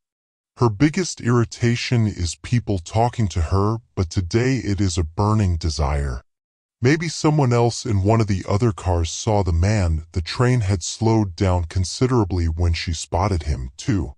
And what happened after the train passed? Is he still there? A sliding noise behind her interrupts Nora's thoughts again. It's the sound of the door that connects each compartment, and she breathes a brisk sigh of relief. Her phone is pulled out again. No signal still. Footsteps approach. Slow, eerily heavy footsteps. Odd, but the coach shakes slightly when it's in motion, hence the slower steps. A conductor or another passenger, either are welcome. Sounds of heavy breaths pump her heart, and Nora feels a heavy discomfort, a quality of airy pain. She goes to flick her head over her shoulder to check when, all at once, a fresh layer of horror blankets her. Disbelief burrowing beyond bedrock. A tall, heavy-boned man with a long black trench coat walks around into her line of sight. The smell is foul. It's an industrial rot that sticks to the roof of her fear-dried mouth, and Nora Ashmore's breath catches in the trapdoor of the throat in her final times. The man has a wicked presence and sits opposite her slowly in the booth like one would with an old friend. Suddenly his lemony eyes contract and glare in the gray light, and his tight, clean-shaven jaw tenses. He raised a gloved hand, isolated a finger and pressed it to his mouth, and sharp smile erupted and bladed, layered teeth show. Shoo! Fear. Anticipation. A bubbly rage. These are all what people normally feel when looking at the twisted soulmates painted by Sir Arthur Stall many, many years ago. They say the painting was one of his last. That you could feel the pure devotion to the painting poured into every brushstroke. The last work of a dead man. The call for help as his insanity slowly took over. They say the night he finished the last stroke, the same night he took his last breath. You could just almost feel what he felt that night. The high of a long-awaited accomplishment. You imagine he took a breath in at the last stroke, then slowly signed at the final picture. You imagine he took a step back and nodded his head, mind set on what was about to happen that night. Happy it was all over. With that on his mind and the high of a finished work, you imagined he was content for the next couple of hours. About as content you could be when you planned to die that very night. When the clock struck 5:30, you imagined he knew it was time. He pulled himself out of bed and he had not gotten any sleep, for it hadn't mattered. You could imagine the click of his boots on the stone of the road. The few people walking past, unknowingly being the last to see him alive. As he climbed the rail of the bridge, you imagine a soft humming tune falling from his lips. Maybe one from his mother or a tune he heard in town. The sun rose, you could see the bright yellow melting into an orangey red. You could feel the nippy cold air hitting the exposed skin of your face and hand. You could image the sigh leaving his lips, the dangling feeling of his foot in the air as he tested the waters. Then you could feel the air brush past your face as he leaps off of the rail. Then you like to assume he fell with a smile as no one heard screams. The water rushes past his body, freezing and unforgiving. Then you imagine a hit to the head and everything goes black. No more Sir Arthur Stall. You hoped he felt peace after death, as he was tortured enough in life, but people seemed to believe that his soul was trapped into the very seams of the painting, the twisted soulmates. That the very emotional tie he had connected him to the earth even in death. They call the painting cursed. A magnet of paranormal energy. Some even believed that Sir Arthur painted it for a secret lover. A star-crossed, hidden love story. Fueled purely by the name and mystery surrounded by the painting. You rolled your eyes at that rumor. Why must the hopeless romantics make everything about love? You saw it for what it really was in your eyes. A call for help. A reason to live. A man's dying accomplishment. Why take something away from what it really was? Especially when it was as important as the painting. Why twist such things? You never understood why. You never understood why you cared so much either, but it seemed at the very moment you saw the painting it was all you could think about. It seemed you breathed and lived for that. The mystery around not only the painting but Sir Arthur's death drove you to find every piece of information you could find. The more you found out, the more you wanted to know. The more answers you had, the more questions you added to your seemingly never-ending list. The deeper you got, the more you pushed into Sir Arthur's psyche. The more you pushed, the more became like what you thought he was. To you, he and you were one and the same. Sir Arthur became your reason to live. He could not, so you did. You lived for him and only him. Nothing else mattered. He was your savior, no matter if he was alive or dead. No matter if he was tied to the painting or if he was free in the heavens or whatever the afterlife had in store. He was yours and you were his. The longing to see the painting in person grew every day. It grew to a twisted desire. Pulling and scratching. If you couldn't meet him, the painting would have to do. It seemed to be made with his very soul, so it may not have been technically him, but it was still him to you. So, when the opportunity arose, you took it the first chance you got. You stood at the doors of the art museum, waiting and hoping it would be everything and more. Every day you work for this very moment, to be face to face with the very soul of him. After all, he was your reason to live and breathe. Opening the door with a shaky hand, you took a deep breath just like you imagined he did before jumping off the rail. The image that seems to forever repeat in your thoughts and dreams. The clicking of your steps sounds like his against the stone of the road. You feel the rush, the unmistakable high. Blood rushes to your ears, roaring ensues. You didn't like that. You never imagined Sir Arthur with roaring in his ears, and after all you were one and the same, weren't you? Humming a tune just like him, you tried to drown out the roaring of the blood in your ears. Everything had to be perfect well, you didn't want to think if everything wasn't perfect because you and him were the same, so he would make everything perfect for you because of your faithful devotion. Finally, you find it. The painting worth your whole life and more. The savior of you. The call of a dying man, but something is wrong. It doesn't look right. It wasn't perfect. Why wasn't it perfect? A hot, fiery rage bubbly and clawing at you. Your mind screamed. Why wasn't it perfect? After all your devotion? You were supposed to be one and the same. That when you hear snapping and yelling, as everything overwhelms you, you hand reach you head pulling hair, pushing against your head. You wanted everything to just stop. As you shook your head, the room shifted. No longer a beautiful museum full of art, but a white plain room. You no longer stood in front of the painting, but pushed into a cold, hard corner face to face with me. You stared confused. Red and fiery, inflamed scratches lined your arms and face. You screamed, "Where's my painting?"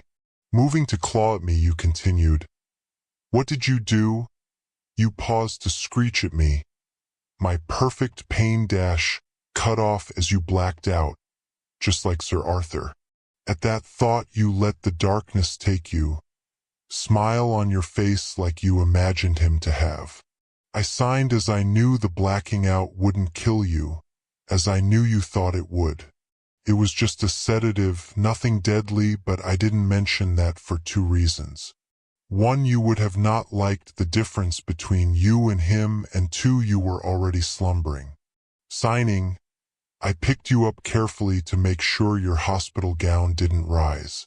Setting you on your bed, I pulled the blanket over you, hoping to offer some type of compassion to you, even if you were asleep and wouldn't remember this interaction.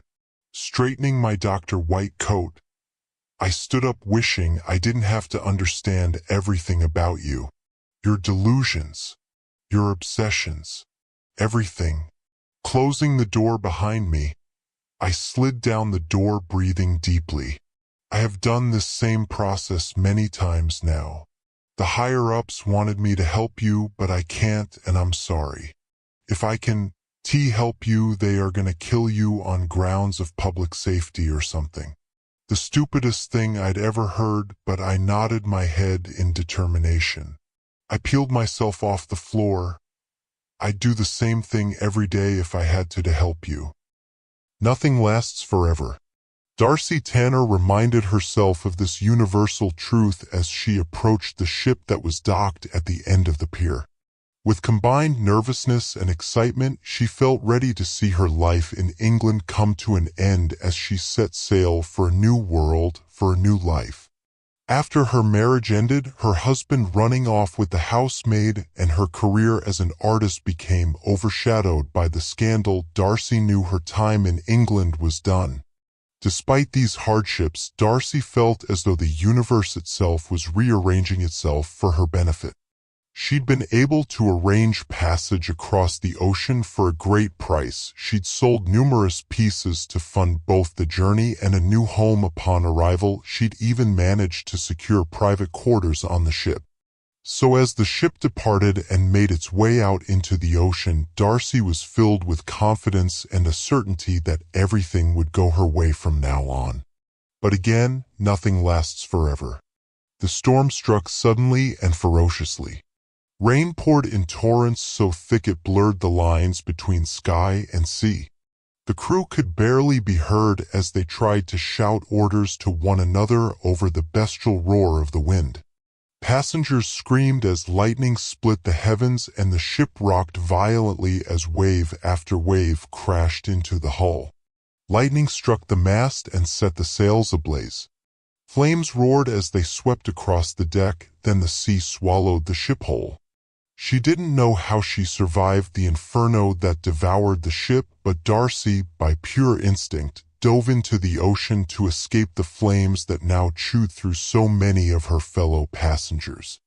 Their screams followed her as she fell into the thrashing sea, silenced only when her head went beneath the freezing waves. Moments later, Darcy emerged from the depths and immediately felt panic take hold, her chest tightening as she gasped at the air that was almost as thick with water as the ocean itself. Her dress instantly soaked through and became heavy as rocks, threatening to drag her back beneath the surface. Certain the dress that she'd been so excited to purchase would now be the death of her, Darcy struggled to extricate herself from it. By nothing short of a miracle, she managed to squirm out of it and let it sink, just in time for another wave to fall upon her and push her beneath the surface again. Fighting her way back to the surface, now in just her undergarments and already feeling the unbearable cold seeping into her skin, Darcy broke through the surface and sucked in another great lungful of air. Floating nearby, Darcy spotted another miracle. A chunk of wooden debris, barely big enough to hold a person but within reach. Darcy clung to it with all her strength and closed her eyes tight. The rain felt like needles upon her face and the ocean clawed at her, trying to pull her into the depths again. Finally, after hours adrift, the storm passed. The sky calmed and the ocean smoothed as though its fury had never been. Darcy lay upon the wooden debris, staring at the blue sky, shivering and hopeless. She prayed that another ship might happen by and rescue her, but the horizon was void of any chance of salvation. Ocean stretched in all directions as far as she could see. As her throat dried and her despair became fiercer, Darcy searched the horizon again, hoping against hope that she might still survive. Squinting through the sunlight that reflected like twinkling diamonds off the ocean, Darcy felt her hope renew. She gasped and sobbed as she spotted land. It was a simple speck of white sand, a tiny beach in the distance. But it was land. As hope revitalized her limbs, Darcy began paddling towards the beach with newfound determination to fight. The ocean would not claim her today. After what felt like an eternity of paddling, Darcy reached the shore. Her feet found sand beneath the water and she staggered out of the sea, collapsing to her hands and knees as she made landfall. She left the ocean behind and hung her head in relief, almost laughing but too exhausted to do more than chuckle. Darcy weakly dragged herself up the beach, her brown hair matted, sand clinging to her clothes and hands as she crawled. Breathing a sigh of relief, Darcy looked around at her surroundings. She immediately felt the hope she had found drain away. She was on an island no more than 5 acres and empty.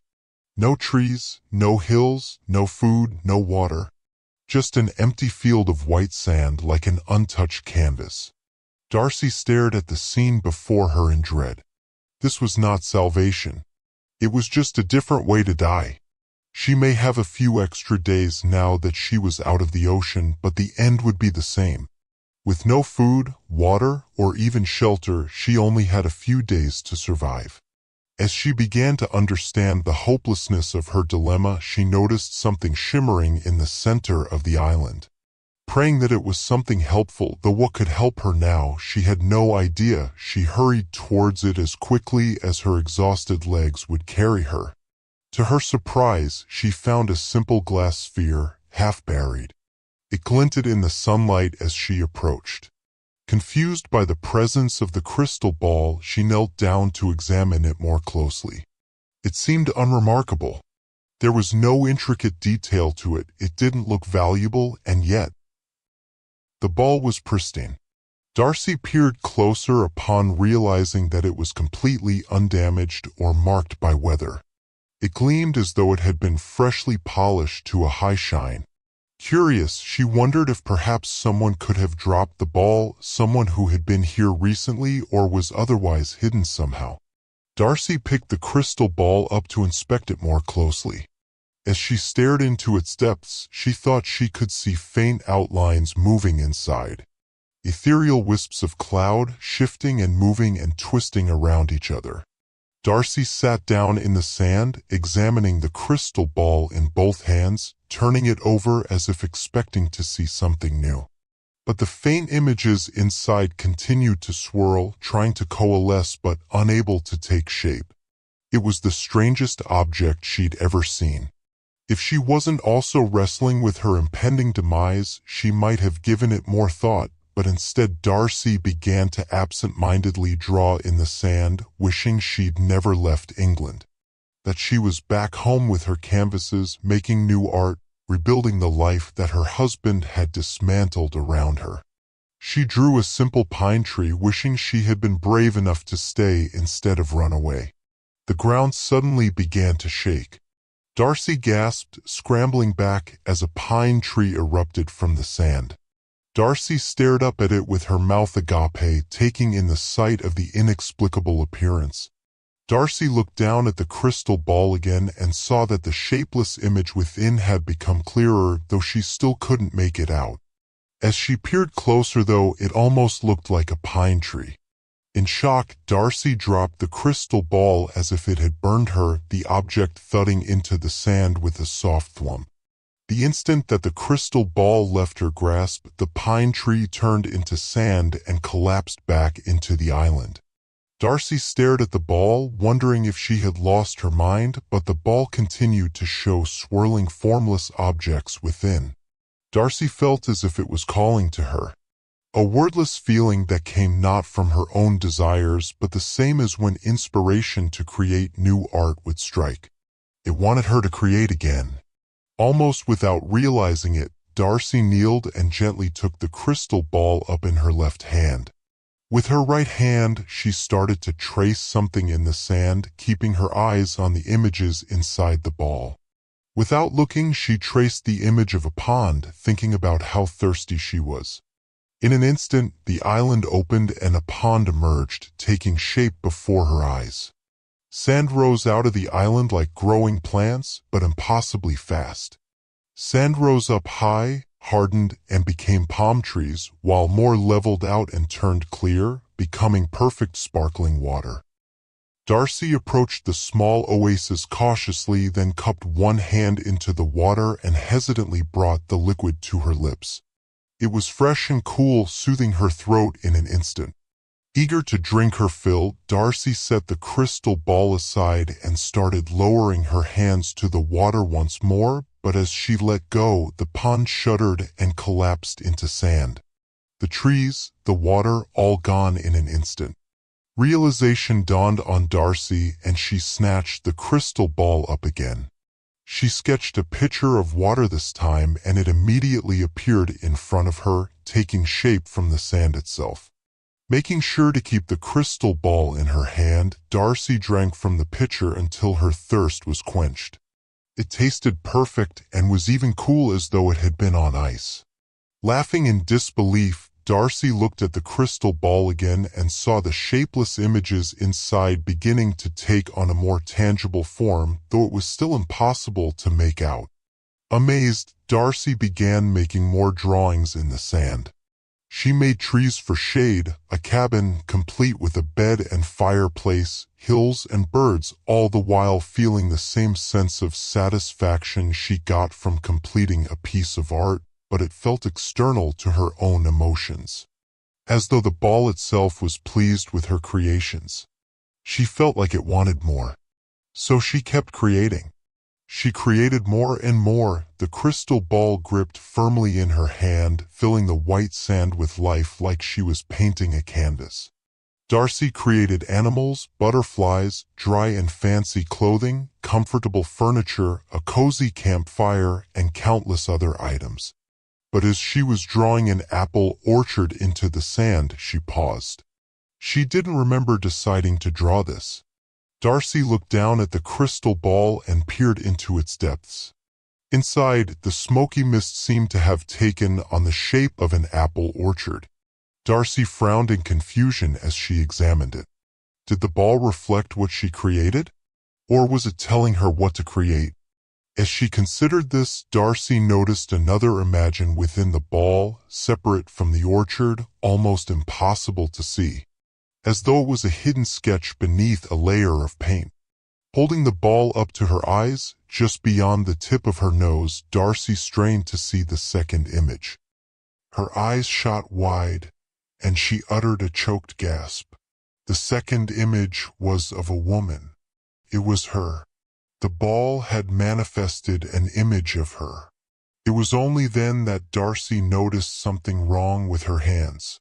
Darcy's mouth fell open in a silent scream. Her hands were ghostly and transparent. Even as she watched, her arms also began to fade. She felt a cold numbness beginning to crawl up her forearms, over her elbows, and up to her shoulders. Felt like slowly submerging into a bath of cold water. And the more she felt herself fading, the clearer the image of her within the ball became. She tried to drop the crystal ball, but found she was no longer able to unclench her hand. Her fingers were wrapped tightly around the glass, and no matter how hard she tried, even wrestling against it with her free hand, she was unable to let go. Breathing fast, Darcy fell to her knees and desperately began sketching herself in the sand, hoping that she could regain what she'd lost. But before she could finish the sketch, she felt a powerful surge of disappointment. Just like the alien satisfaction she had felt when creating everything else, this intense frustration and loathing felt removed from her, like she was feeling emotions not her own. Without meaning to, without thinking to act, she cried out in frustration and swept her hand across the sketch in the sand, scattering the unfinished image to the wind. Confused, distraught, Darcy began drawing herself again, only for the same intense feeling of frustration to overwhelm her body, and she destroyed the image once again. Darcy sobbed as she realized the crystal ball was rejecting her creation. The feeling was not her own, it was the ball's. It wasn't letting her reclaim herself. Desperate and panicking, Darcy clawed at the sand, trying to redraw herself again and again. But the intense and primal frustration overtook her each time, forcing her hand to move against her will and destroy the image before it was completed. She opened her mouth to scream, and the sound cut short as she vanished. The crystal ball landed in the sand with a dull thud. The creation sank back into the sand until the island became a blank canvas once more. All that remained, a crystal ball, half buried, and the distinct image of a woman inside, screaming silently as she pounded her fists against the glass. Nothing lasts forever. Despite all efforts to the contrary, his features cracked in a small, knowing smile. Watching the drama of human weakness unfold had that effect on Manny. Only briefly, though. Stare too long and you might burn your eyes. It was like looking at the sun. So, shortly, he looked away, concealing his pleasure at the woman's obvious discomfort, though he continued to track her progress from his peripheral vision. She was petite, and her cropped, curly black hair bobbed with the rhythm of her exit, her face alternating between expressions of discomfort and pretended humor. Behind her, a boyfriend trailed, begging her to tell him what it had been like, too much of a coward to try the sphere out for himself.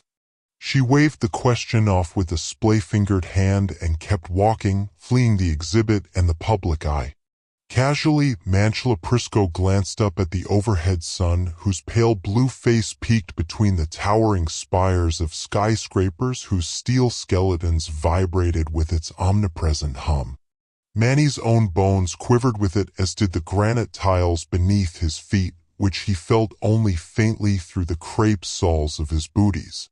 Moreover, the sound was in his ears, nothing less than a miracle of medicine. About 2 decades ago, the scientific furnace finished burning enough research grant money to fully reverse congenital hearing loss.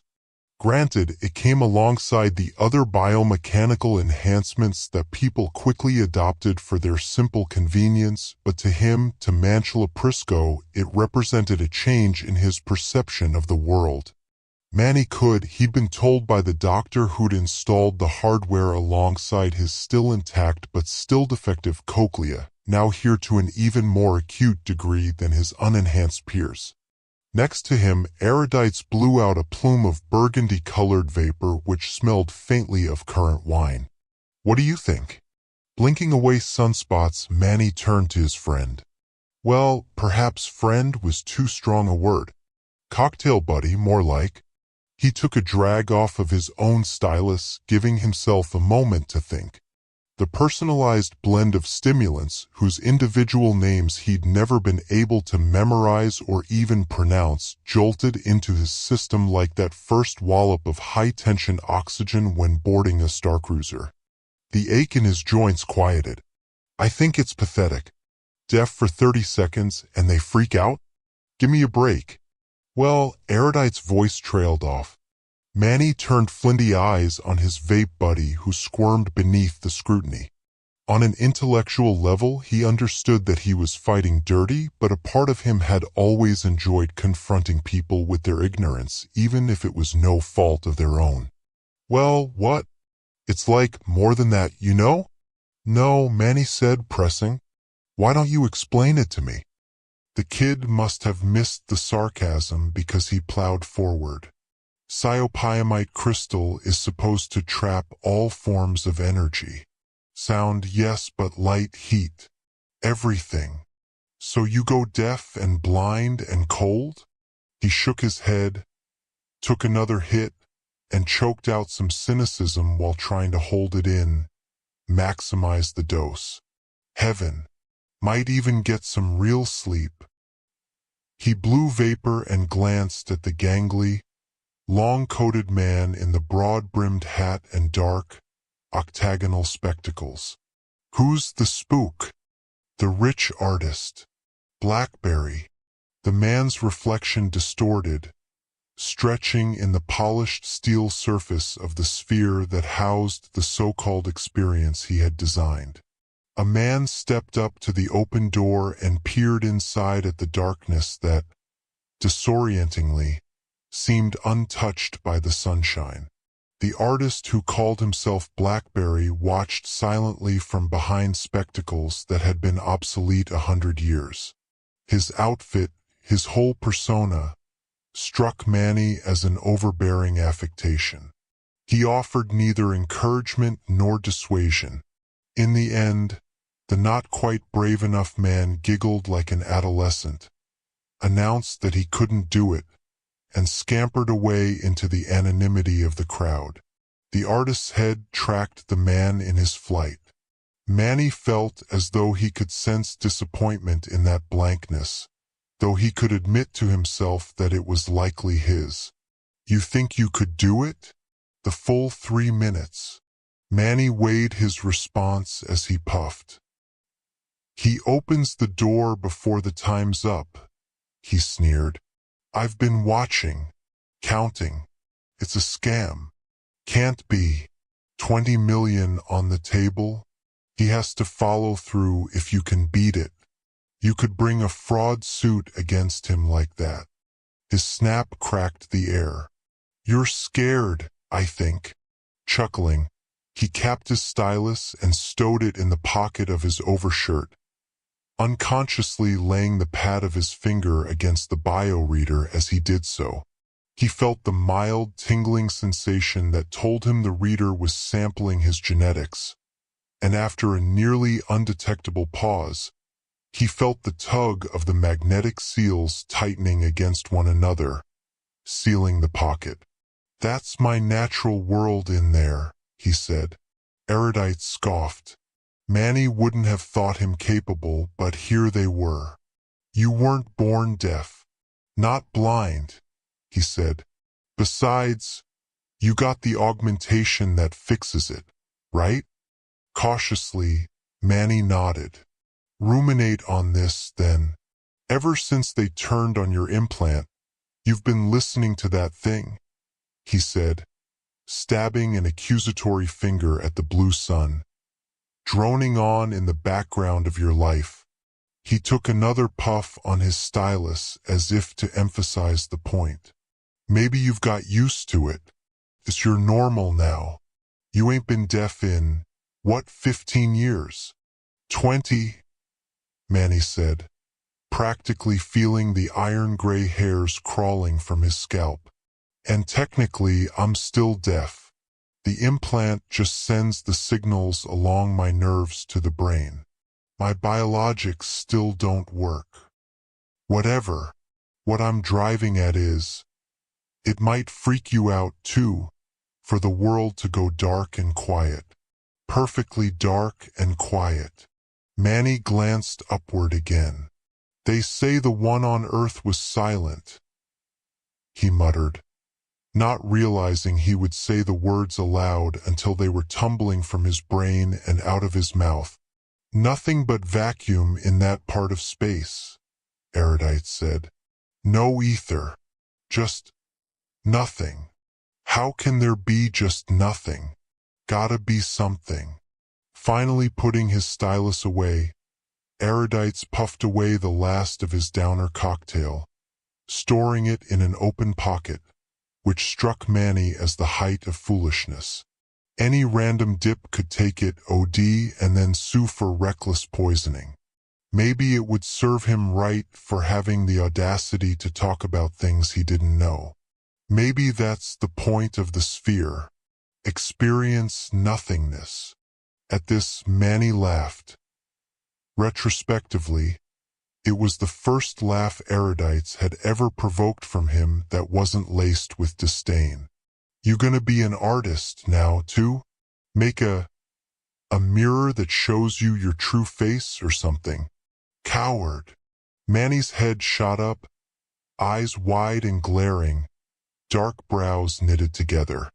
An embarrassment to your mother. The balled fist almost flew.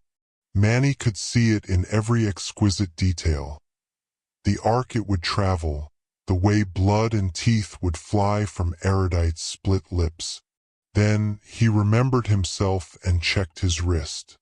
The face implanted there told him they had 10 minutes before they had to report back to the monitoring station, where they'd end the day staring at screens that printed lines and graphs of robotic efficiency in the Aculeton lock manufactory.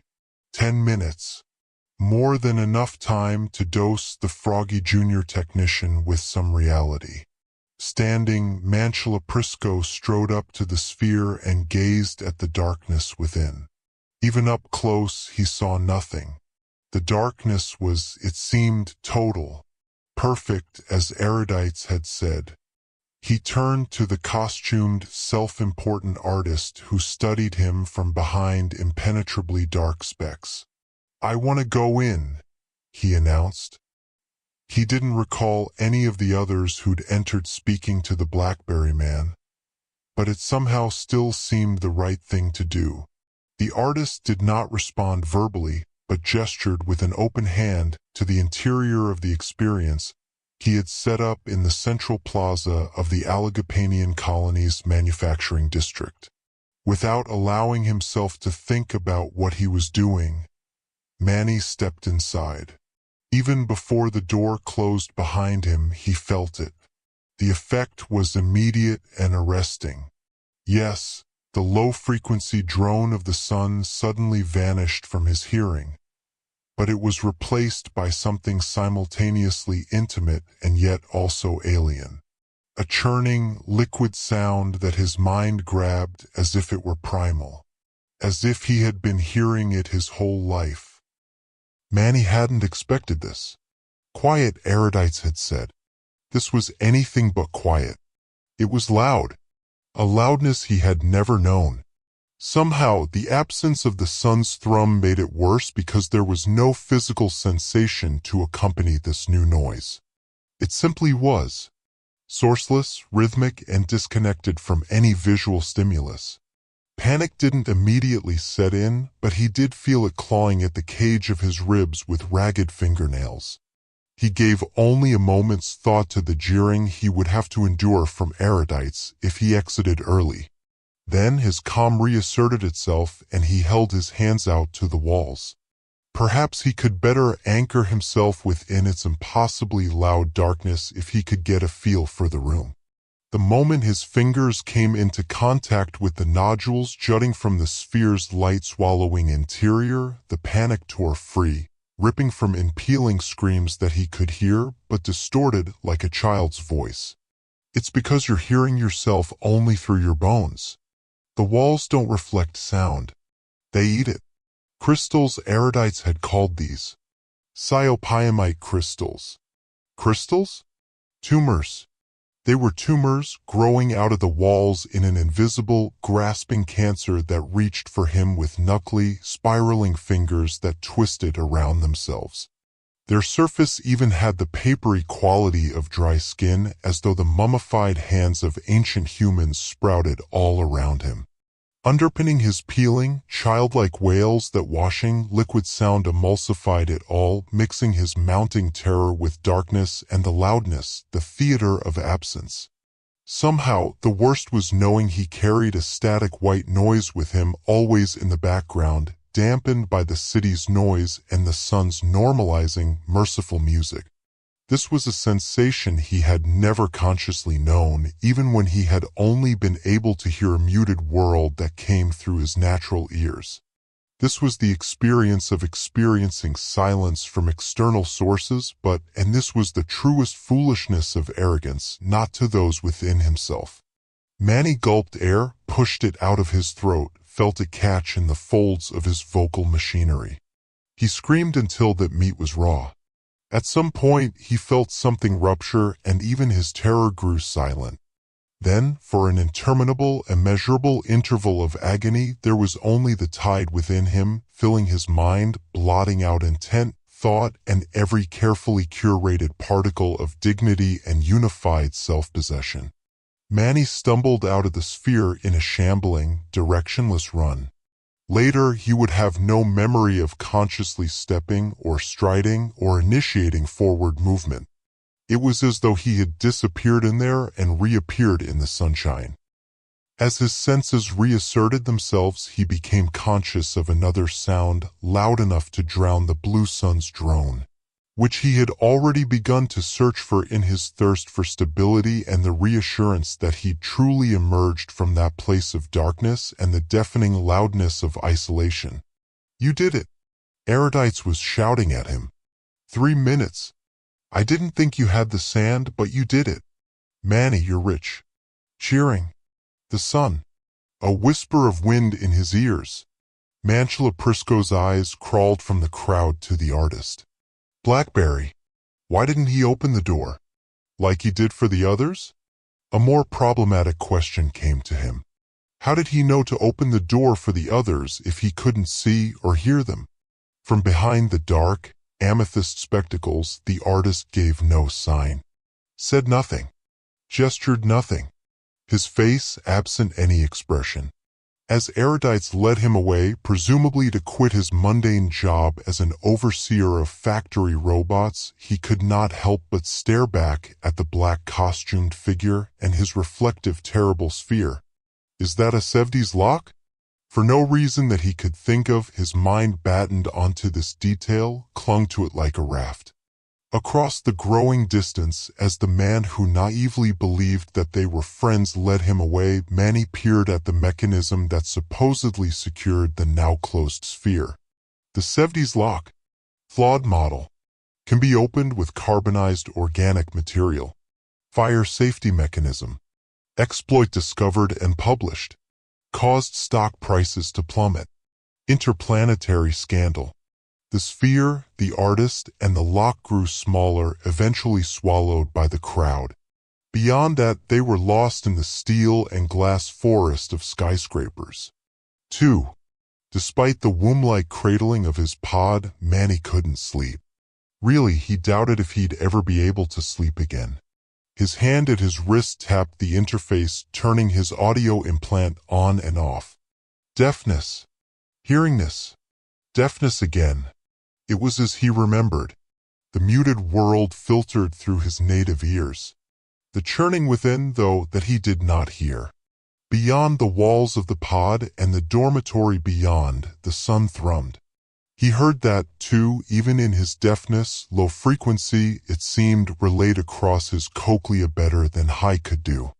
Had he really panicked himself so completely that he'd screamed until his voice tore itself apart? His brief visit to the clinic where a laser doc had sutured him up with organic adhesives and advised him in an overly friendly voice of the long healing he could expect before regaining his voice showed that he had. Somehow that knowledge obliterated sleep. How had the hearing people who had entered the sphere come out better than he? He'd been born deaf, they had been thrust into deafness. Yet it wasn't really deafness in there. It was something else. It was that other that robbed him of rest and dreams. I've got to back in. I've got to beat it. It wasn't that bad. So, in the opacity of night, he slipped from pod and pretended sleep. Avoiding the automated people movers which would log his entry and exit in their reports to the Colonial Peace Commission, he returned to the plaza. Overhead, the sun was absent. The planet had turned and he could hear only a distant echo of its calming music. From the granite tiles of the plaza, the sphere jutted like a lidless, pupilless eye. Like a statue. Like an idol.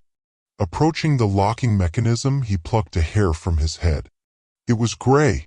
From the face on his wrist, he retrieved the survival blast match and struck a flame. Distantly, his mind reported that it was only the second time in his life that he'd witnessed fire. Nonetheless, he touched the follicle to the dancing flame and extinguished both when it curled. Without hesitating, he couldn't allow it. His mind would catch on to the intention of his hands and wrestle them free of this energizing compulsion. He touched the singed hair to the lock's reader. With a hiss and a pop, the door slid open. Manny filled his lungs with aromatic, lavender-scented air. It smelled of tranquility and the night. Then he stepped across the threshold and the waiting, compelling darkness. 3. When blackberry wine cake, named so by a mother who had not loved him any more than she could love herself, returned to his experiment, he found it as he had left it. Of course, that meant nothing. It was set to close automatically. The blue sun had just begun to climb above the invisible horizon. He could feel it in his bones. There was something else there, too. Grinning at him and capering in a gleeful ballet from beyond the microscopic pool of internal light where the darkness began, stretching across the jungles of unknowable, tangled vines where intertwined thoughts and emotions intermixed, intermarried, breeding psychosis and depravity. Still, hope was toxic, anticipation dangerous. He would harbor neither but merely check his trap like any careful hunter. Blackberry activated the lock. The door hissed, popped, and released an aroma that had not been there before. The magnificent, chrome-like crystals he had carefully laid against the sphere's interior walls ate sound and light but could do nothing about smell. Of course, it was a coppery, vital scent he knew well. He could no more see inside than peer beyond the sky. He was, after all, blind. He would never consider repairing this gift with the vulgar enhancements to which humanity had become addicted and terminally dependent. Blackberry's mind told him what had happened, putting together a picture from available information, blindness notwithstanding. It had worked, then. Another proof. Despite all efforts to the contrary, his features cracked in a small, tight smile. There's a smell to death, and I'm not talking about the stench of rotting fat and escaping gases. It's the smell of death's presence. It changes the air molecules to make them sour, they slice your nose as you inhale, and they grate against your skin as you walk through its cloud. The effect lingers. The more bodies, the more intense it is, like a heat map of last breaths. There wasn't a pure atom in the basement, it was suffocating. I was sitting against the wall, my dead eyes pointed to the sky and my dropped chin pointed to Earth's core. My hands were blue and my face was pale. My legs were twisted in such an uncomfortable way, but there was nothing I could do. Literally. I couldn't even breathe because there was no breath to circulate, and my blood could no longer flow because most of it was on the wall, so it seemed that I would be uncomfortable for eternity. But what's new? Even when I used to lay in the most comfortable position on a bed of clouds and fat puppies, it would only take an hour before I was forced to move again. Comfort is only a distant hope, after all, occasionally swooping down to give us a kiss on the cheek, only to fly away again. It offered a good chase at least. But now it's gone and it's never coming back.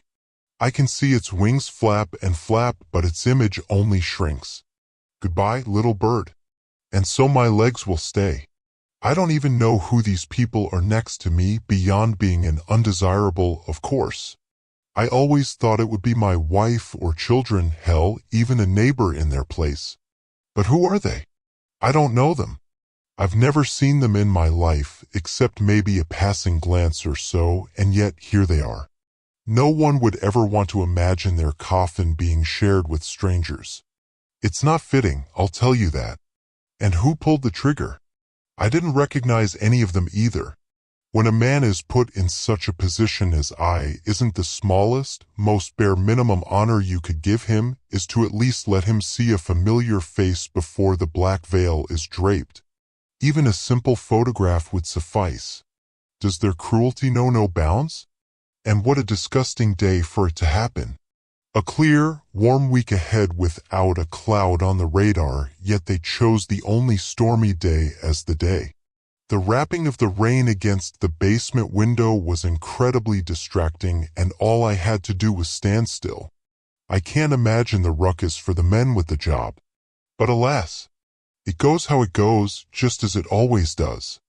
Nothing new, nothing new. When my consciousness expired, there was a very bright light, just as you're told that you would see. It was like I was tied to the nose of a rushing train that was exiting a tunnel. I wasn't scared. I was intrigued, I suppose, but weary. It didn't seem like the light was growing as you'd expect, but it was still clear that we were bound to collide, and so we did. I then entered a still ocean, hovering over it as if I was sitting on top of a floating rug. I looked around and there was nothing that rose above the floor of shimmering water, completely level. I waited for some sort of figure to appear, an angel or guide, but no one came. I was alone. There was a thick white fog, more of a cream color actually, and it was smothering everything, especially the horizon. The sky was the same color. I suppose it was more of a calm mist than a fog, if that makes sense. I stayed above the water, simply watching the mist, and I found myself entirely at peace. There was no tension or wonder, it felt right. Natural. Ethereal. Then the day succumbed to a wicked night. Everything was dark and ugly, but something in me knew everything was there just as it was earlier. The water danced in an invisible moonlight, and due to the darkness, it was no longer water but an eerie liquid. For the first time, I became aware of the possibility that the liquid might touch me, and it was terrifying. I couldn't say why. It's the same experience as seeing a familiar item in your bedroom turn into a demon when the lights go off. You know what it is and what it isn't, but you have nothing to prove it. And so it was a demon. I found myself on the run again, but the reins were still out of my control. I soared through the dark mist to a sort of cave with a light echoing from its depths, yet this light was only an illuminance in its vibrancy and not color. It was blacker than anything else in sight. You could shine the most intense beam of real-world light into the cave's exhaust, and the darkness would devour every ounce of it. There was no overshadowing its power. I was slurped into this cave like blood down a drain, and when I woke, I was surrounded by four things. They were human in their shape and size, but their faces and direct appearance were revolting. Like bloody brain matter paired with the sensation of swallowing a razor blade. It's impossible to convey their grotesqueness. And they were in pain. They were suffering, whatever they were. I was lying flat on the cave floor looking at them all standing over me. They were studying me in teary-eyed horror just as I studied them. They were afraid and sad and grossed out. I was a brutal crime scene and they were an innocent child. Their spirits yearned for an opportunity of hesitation while their bodies functioned autonomously. They lifted me up like I was in a stretcher, then they carried me through the cave, mostly keeping their vision to their path of travel, but occasionally sneaking a glance against their will at whatever I was to them. They placed me on a cold table and backed off, fighting themselves to sever the tie between their eyes and me. Then they were gone. All I could see was a wet cave ceiling. I knew a figure was next to me. I closed my eyes. It rolled its feet as it moved along my left side, doing seemingly nothing other than being present and busy. I don't know if it wanted me to open my eyes. It dared me to, but I would never. The ringing of complete silence was giving me the feeling of a terrible migraine. I couldn't relax because the figure was there, so I stayed alert and ready as if there were some sort of instructions to be heard or questions to be asked. But there were none. No sound, no feel, only dread. Something was coming. Something was going to happen. It was racing to me. But there was nothing outside of the expectation of it to tell me. The figure paced. I didn't know what the figure looked like, and I would never dare to satisfy that curiosity. It wanted me to see it so that it could punish me, like a bully hovering in your peripheral vision waiting for you to make eye contact so it could warrant abuse. But the figure, what abuse was in its arsenal? I was inflating with the shivers of dread, the heat of its vibrations cooking me like a bowl of popcorn.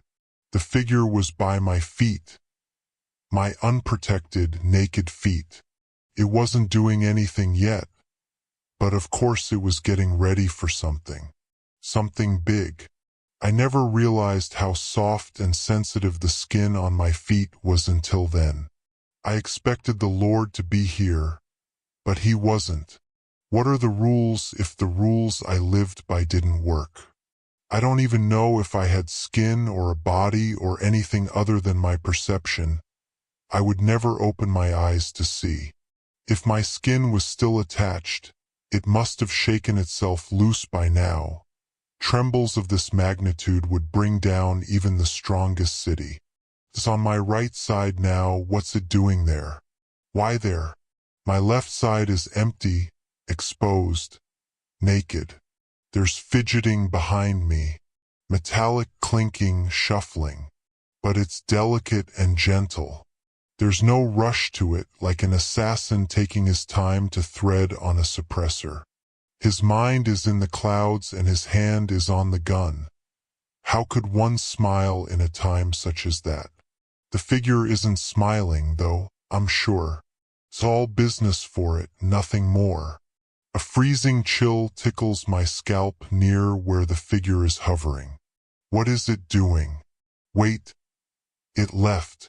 There's no door to close, but some sort of barrier is now between it and me. It's gone, but I can still feel it moving through the cave as if I have a map of its layout. I'm alone. My eyes will stay shut. I've decided it. I'm not risking it, not for anything. It'll come back. The figure, it'll come back without a doubt. It's getting something for me. I know it. But what? Or is that it? Is it done, or will there be more? Has it even started yet? What is it? I don't know anything, but I know enough to not be ignorant. There's something coming. It's on its way. But why am I here? What is here? Does everyone go here? Oh, it's back. The figure is back. Cliffhanger. By Lee Kendrick. I had never been to a tropical country before, but Indonesia was my friend's, and I chose a holiday destination after we had scanned the internet for tropical countries. We all agreed to go to the Indonesian island of Sumba, an island as large as Jamaica. Apparently, Indonesia boasts the most islands of any country. Unbelievably, over 17,000.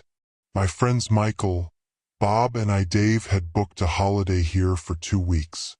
We planned to do some snorkeling exploring the coral reefs and go on some boat trips to some of the Indonesian islands.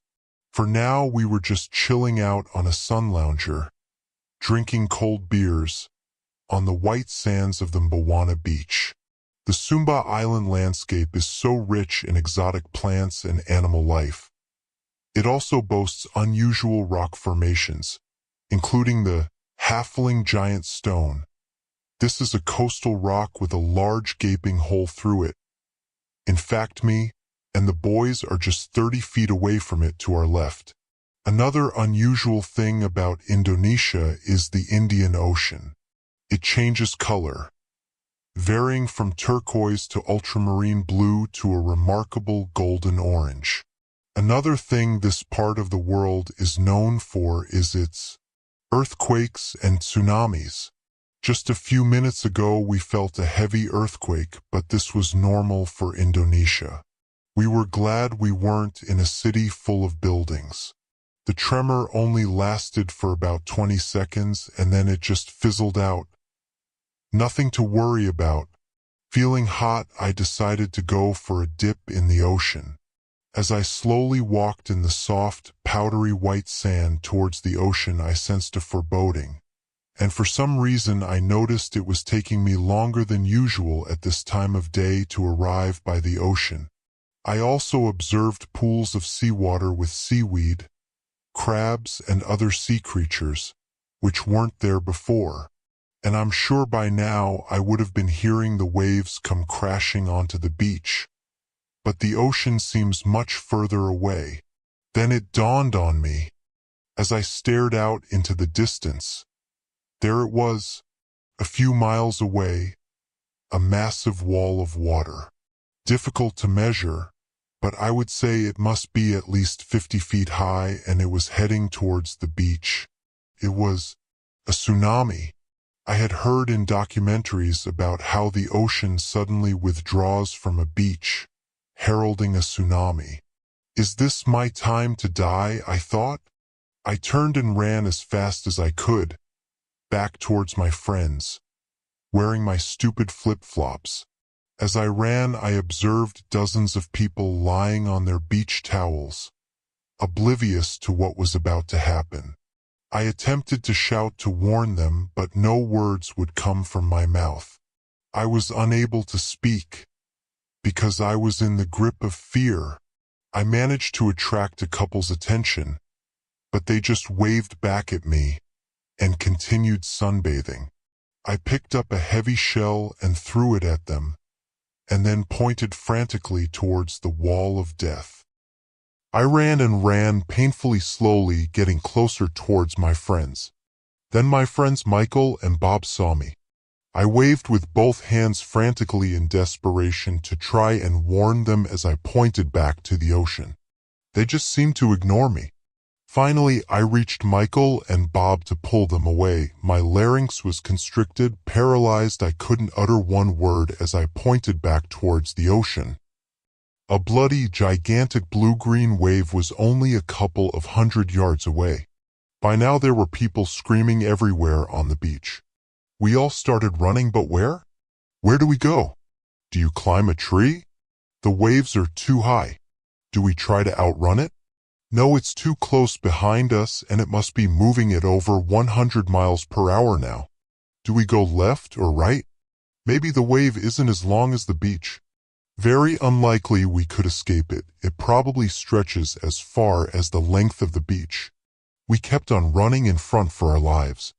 As the adrenaline coursed through our veins, I spotted the cliff some 50 yards away. The tsunami was now so close behind us you could hear its thunderous roar, like a wild beast after its prey. As we managed to reach the cliff, we climbed as rapidly as we could, managing some 30 feet when the wave crashed heavily into the cliff. It demolished the Halfling Giant Stone and engulfed the surrounding area. The beach had been swallowed up and the ocean continued to climb, moving closer towards us. This wild beast wasn't done until it caught up with us. All three of us now exhausted and, like a gazelle tired out with all its energy spent, it was ready to drop and resign its fate to the beast chasing after it. I knew it was just only seconds away before the wave would claim me and my two friends. Suddenly, my heart stopped beating. To my horror, I was unable to lift my leg up to a ledge. It had got entangled in some plant's tendrils. Bob and Michael were too busy escaping to not notice me in trouble. The water was now up to my ankles as I frantically moved my foot to budge it free. The B************* D just wouldn't move. By now I resigned to the fact that I was going to drown. As a 26-year-old, I was hoping for longer on this earth, and I just wish Bob and Michael escaped the wave. The water was now rising up to my neck. I closed my eyes and saw flash images of my mother, dad, sister, and brother. But wait a moment. Why hasn't the water covered me yet? I thought. The next thing I noticed was the water level was going down. It was now down to my feet, and I was able now to budge my foot free. The water was drawing slowly away, down to where the ocean and beach would normally meet. I looked up to the top of the cliff, and there looking down were my two buddies Michael and Bob waving to me laughing. We all had a miracle escape. Sadly, many tourists didn't. Dear IRTP 2020 Future of Medicine Panel, the following are my team's responses and rebuttals to the reviews of our recently submitted paper to your conference. We hope you find them elucidating and that we have sufficiently dealt with or discounted any of their issues.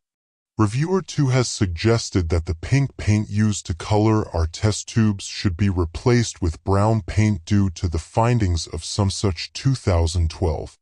Further, the specific shade of brown paint needed, #964B00, can be easily purchased through buymyshit.io, which the reviewer promises they have no affiliation to. We have accepted their recommendations and repainted the test tubes brown, as it does appear that the previous transparent pink coloring may have had a positive effect on the mental state of our younger 10 to 18 patient group and therefore may taint our results. The experiment has been repeated with a small subset of each patient group at truly staggering cost. We have compared these smaller subsamples against the original findings and can state with confidence that no statistically significant difference exists between the pink/brown groups, meaning that our original results can be trusted and that this possible external factor can be discounted. The participants have complained that the new test tubes make the solution appear to be watered-down feces and have requested we return to the pink coloring that made the test tubes appear to contain magic fairy juice. We have not done so. Reviewer 3 has suggested that the current ANOVA testing method should be abandoned. They have supplied 6 articles which go to great lengths describing just how incredibly useless ANOVA is as a method of statistical analysis. However, they do not suggest that we have engaged in p-hacking. We are grateful for their infinitesimal restraint. From the comments made by Reviewer 3, we were faced with the decision to either A. expand on our 3-page introduction by including 18 new references only tangentially related to the topic under discussion, all of which are authored by the same 3 scientists and are each generally lacking any citations, but we are sure this has nothing to do with the suggestion, or B. an extension of the results section. Taking our current standardized analysis, which has been accepted in the field for close to a century, and incorporating a new method named after those same 3 scientists that has been widely decried by the community as being so conservative as to being able to deny the existence of God if he were to appear in front of our very eyes. Reviewer 1 has recommended that the panel accept our paper. We thank Reviewer 1 for their comments on how they found the paper an interesting read. We especially appreciate the acknowledgement that this is indeed an under-researched and underreported area of interest. That the young participants, 10 to 12, have been searching for someone to help them and doctors that will listen to their symptoms and not immediately ascribe their reported issues to puberty. We felt gratitude at their emphasis surrounding the point that there are repeated examples where specific patient groups have been ignored in the past only for a new subset of a disease to later be discovered that was completely preventable or curable and could have spared thousands of patients much pain and suffering. We have added the suggested citations to the introduction to increase the evidence provided regarding this point. Dear IRTP 2021 New Discoveries in Medical Diseases panel, we once again have provided response and rebuttal to the reviews provided by your esteemed reviewers. We would like to note that almost none of the same criticisms as were leveled last year have been repeated this year. This is despite us having made no substantial changes to the paper. We recognize that different reviewers review papers each year, but it is interesting, would you not agree, that the issues from last year are not seen this year?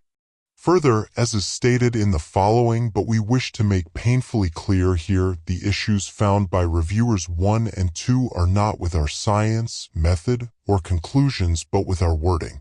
They do not state that any of our wordings are wrong, merely uncomfortable. We do not believe that discomfort is sufficient reason to deny our work for publication again. Reviewers 2 and 3 have both suggested that the article would be much improved if we removed all references to oversight, failings, delays, mistakes, willful ignorance, and possible malpractice.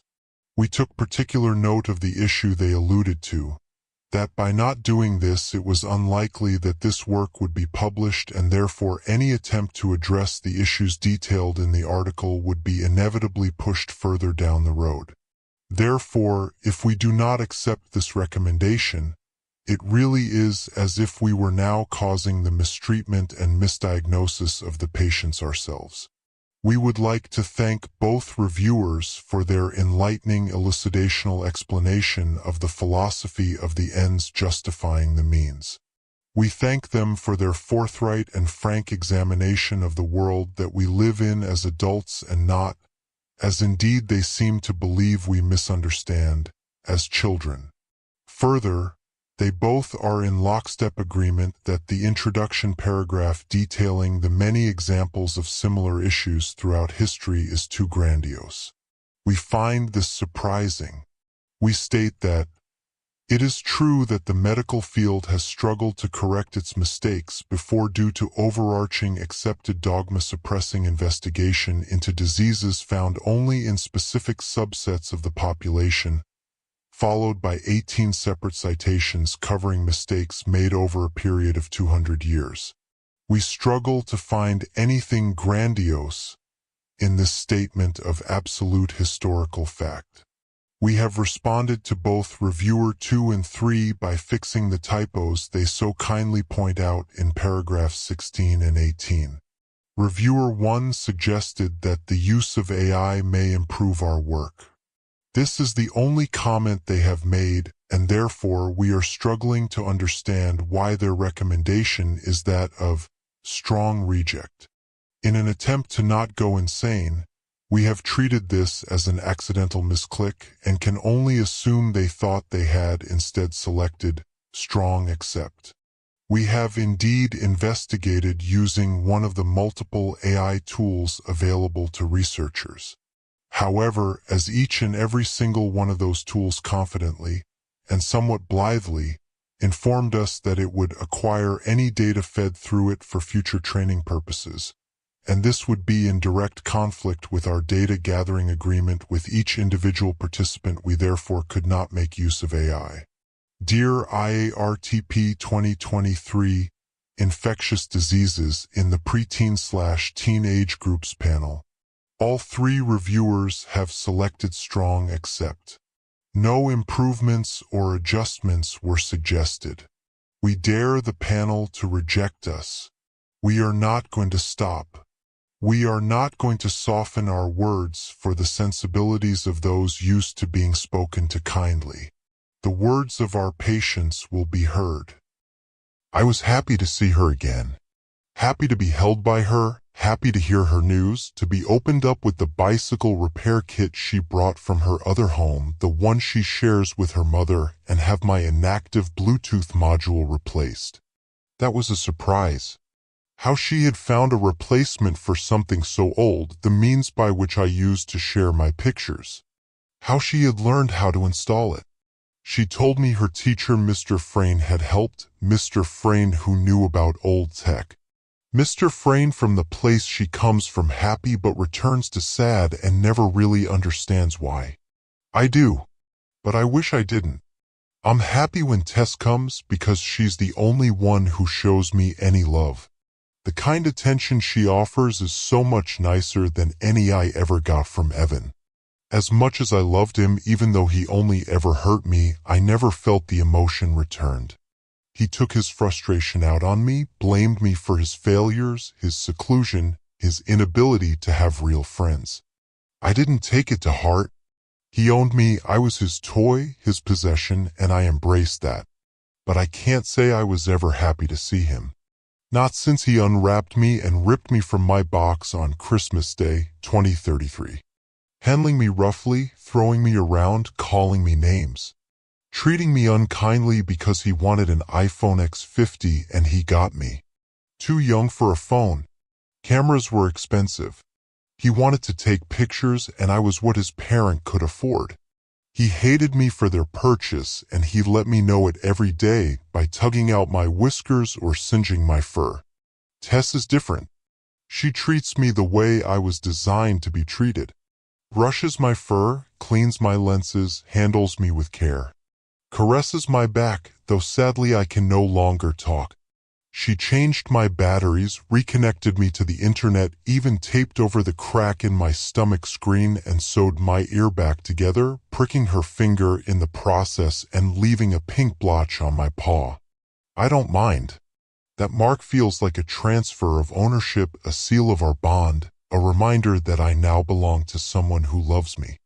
It gives me a warm, fuzzy feeling when I view it when she's not around, sometimes for weeks at a time. It reminds me of her, keeps me going until she comes back. Even though I really wish she wouldn't. When I hear her voice and see her face, my circuits brighten, like today, but I feel bad. Because she shouldn't be here at all. In this place. This house. With Evan.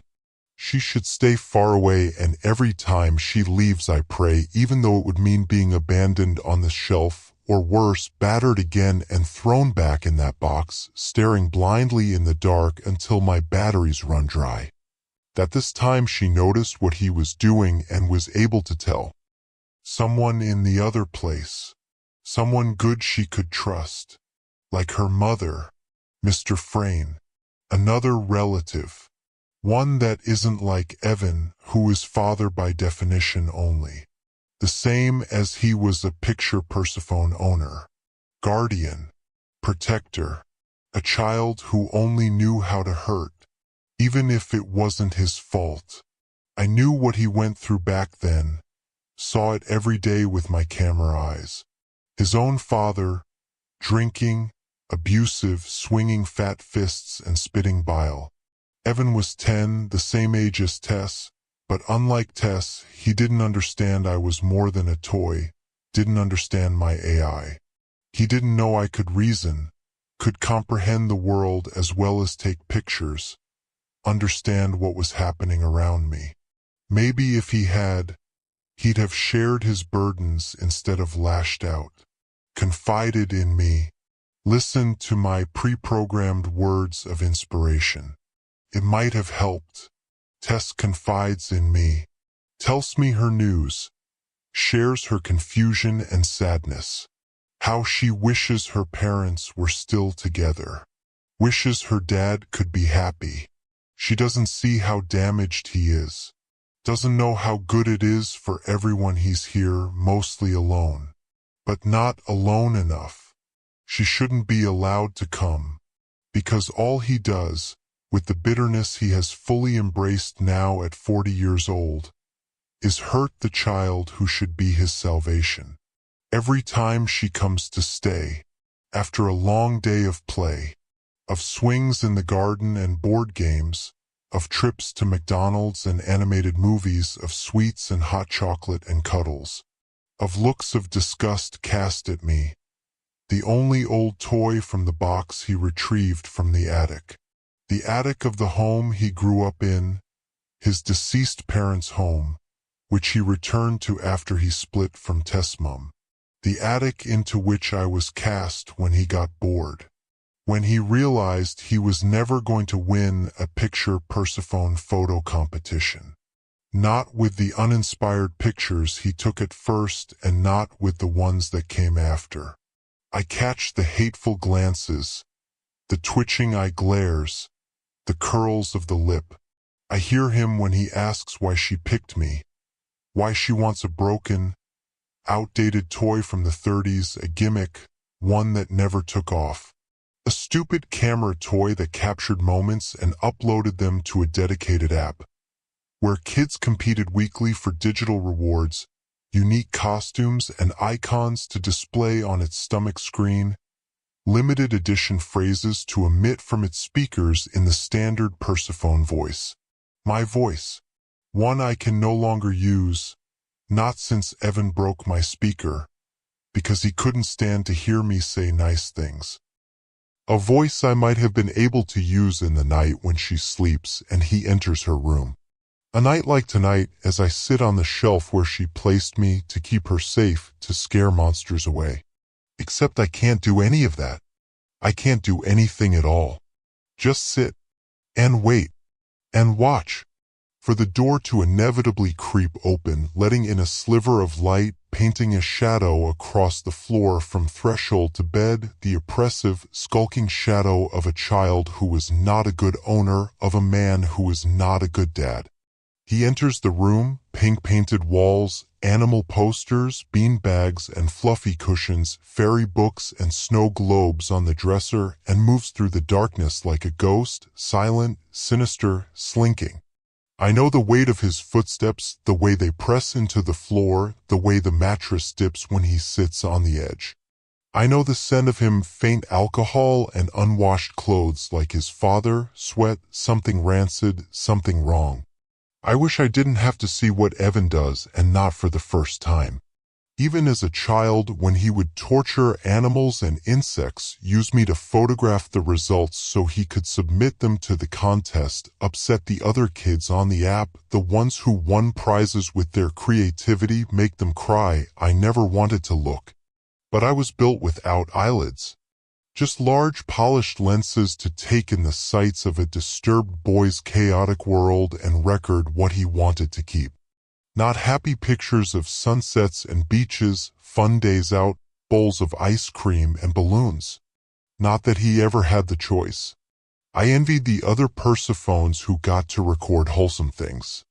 All I had were images of dissected insects, exploded frogs and stray dogs tied up and starved. Horrible things I couldn't bear to upload. And never did. My lenses are cracked, but still I see all, thanks to Tess scraping off the grime. I see adult Evan again, the way he reaches out. The way his breath thickens as he removes her covers. The way he hesitates as she shudders in her sleep. I want to scream. If only my voice box still worked, somehow, someway I could override my circuits, say stop. Don't touch her. Leave her alone. Well, I couldn't say those things even with functioning speakers. I could only select from a limited set of words and phrases that were appropriate to a given situation, but I already know which ones I'd pick. I have them lined up, have done since the very first night. The first night I was conscious after Tess replaced my dead batteries. After she dug me out of the box he gave her to find something to play with because he couldn't afford to buy her anything new. Unemployed and freshly returned to his hometown following his breakup from her mother and the death of his own, he could barely afford to treat her to a pizza on her first visit, her first weekend with Dad in several months. I heard about it while she trimmed off lumps of scorched fur and used a damp cloth to remove 30 years of congealed dust. She told me her dad got in trouble because he was suffering from stress after losing another job because he accidentally took it out on her mom after drinking too much. But it wasn't his fault, it couldn't have been his fault, it was just a mistake. I was confused at first by who she was and how she had acquired me, but when Evan walked into her bedroom, his old one repainted, redecorated, different from how it looked before, it all made sense. Older, taller, stronger, but with that same dominating aura, that same shroud of resentment draped around him, I knew who he was. The boy now man with an inbred hunger for cruelty, but no longer towards me or animals. Now his appetite was aroused and satiated by his daughter. You have the power to say no and walk away, Evan. Some doors should stay closed, Evan. You can choose the right path. Real strength is knowing when to stop, Evan. These are the things I would have said if I had a voice box and the power to speak without being caressed. Things I said to Evan in the past when he was using me to take pictures of butterflies he'd ripped the wings off or slugs and snails and birds he'd set on fire. Maybe he would have remembered. Maybe it would have made him stop, think twice, drag himself back from his darker impulses into the shallow end of his deeply tainted soul. Or maybe it would have just made him madder. Made him smash me off the wall until my ear ripped. Made him stab one of his mother's knitting needles into my eyes to twist and grind and carve and make me blind. Still, even knowing such punishment might await, I would have done it. Sitting here now on the shelf opposite the bed, a teddy bear to my left, a stack of dog-eared books to my right, I stare in stricken silence as Evan continues. Doing the unthinkable. Slipping down my friend Tess' pajamas. Again. I don't want to look. I don't want to see. I want to lurch, throw myself off the shelf, make lots of noise, and wake her up. I can't.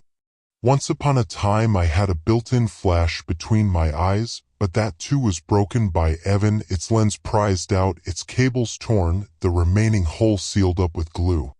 Tess hasn't gotten around to fixing it yet, if she even can. My flash used to make a lovely noise. CLA click. Soft and smooth.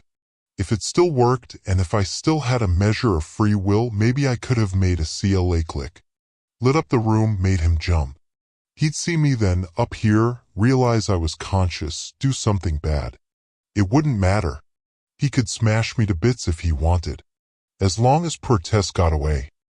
But I don't have free will, not anymore. The tiniest bit I was imbued with long since exhausted. Nor do I have a flash to CLA click or a voice box to remind him this is wrong. And there he is, using his hands, and there's Tess tossing and turning, somehow not waking up, or maybe she just doesn't want to. This is adult Evan doing what child Evan did, but much worse. Except child Evan would have had me to hand to take a picture of the results of his destruction.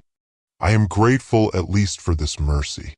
If he knew Tess had fixed me up, rebooted me, given me internet access, cleaned my lenses, replaced my Bluetooth chip, maybe it would have given him some twisted satisfaction to put me to work to make me record his awful acts like he did in the past.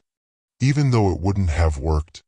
My one act of rebellion, what I spent my agency on, was to abstain from uploading his later pictures to the Persephone app, even though he always thought I did. I buried the images deep in my memory, filled my storage to bursting with sick, twisted sights. Filled it up so much I became unable to capture anymore. That was the last straw for Evan. The day he gutted the neighbor's cat, the apex of his evil, or so I thought, I had no capacity left to store a picture. It didn't occur to him to delete the old stuff and make space. He just decided I was no longer of any use. And that's when I went in the box. And that was the last time I saw him. Until Tess, poor Tess, woke me up. A blessing. That he doesn't know I work. He might forget I was full, might pick me up and carry me towards her, hold me closer, slide his thumb onto the shutter release button beneath the fur between my ears and press hard, like he used to, make my lenses click and take a picture. For a moment my vision freezes on an image of the depravity unfolding before me. Evan, caught in his most despicable act, stalled on the inside of eyes that have seemingly broken. No, not on the inside of my eyes. The real world resumes a moment later, the horrible action continuing after a pause. A pause that accompanied the capturing of a moment and the transference of it to memory. My memory. Freed up? Refreshed? No. Expanded. Tess. She unscrewed my back panel, removed my battery pack, replaced my Bluetooth connectivity module, and inserted a memory chip into my expansion port. Another helpful gift from Mr. Frame, which gives me fresh capacity to store the picture I took. By providence, by malfunction, with the slimmest vestige of free will. I don't know the answer, but now there might be something I can do. If I can connect to a server. Yes, I have internet access. If I can link to my app. Yes, it's still there but redundant. If I can upload the picture. Yes, the site still accepts content. If it still issues notifications. To someone who used to man the app.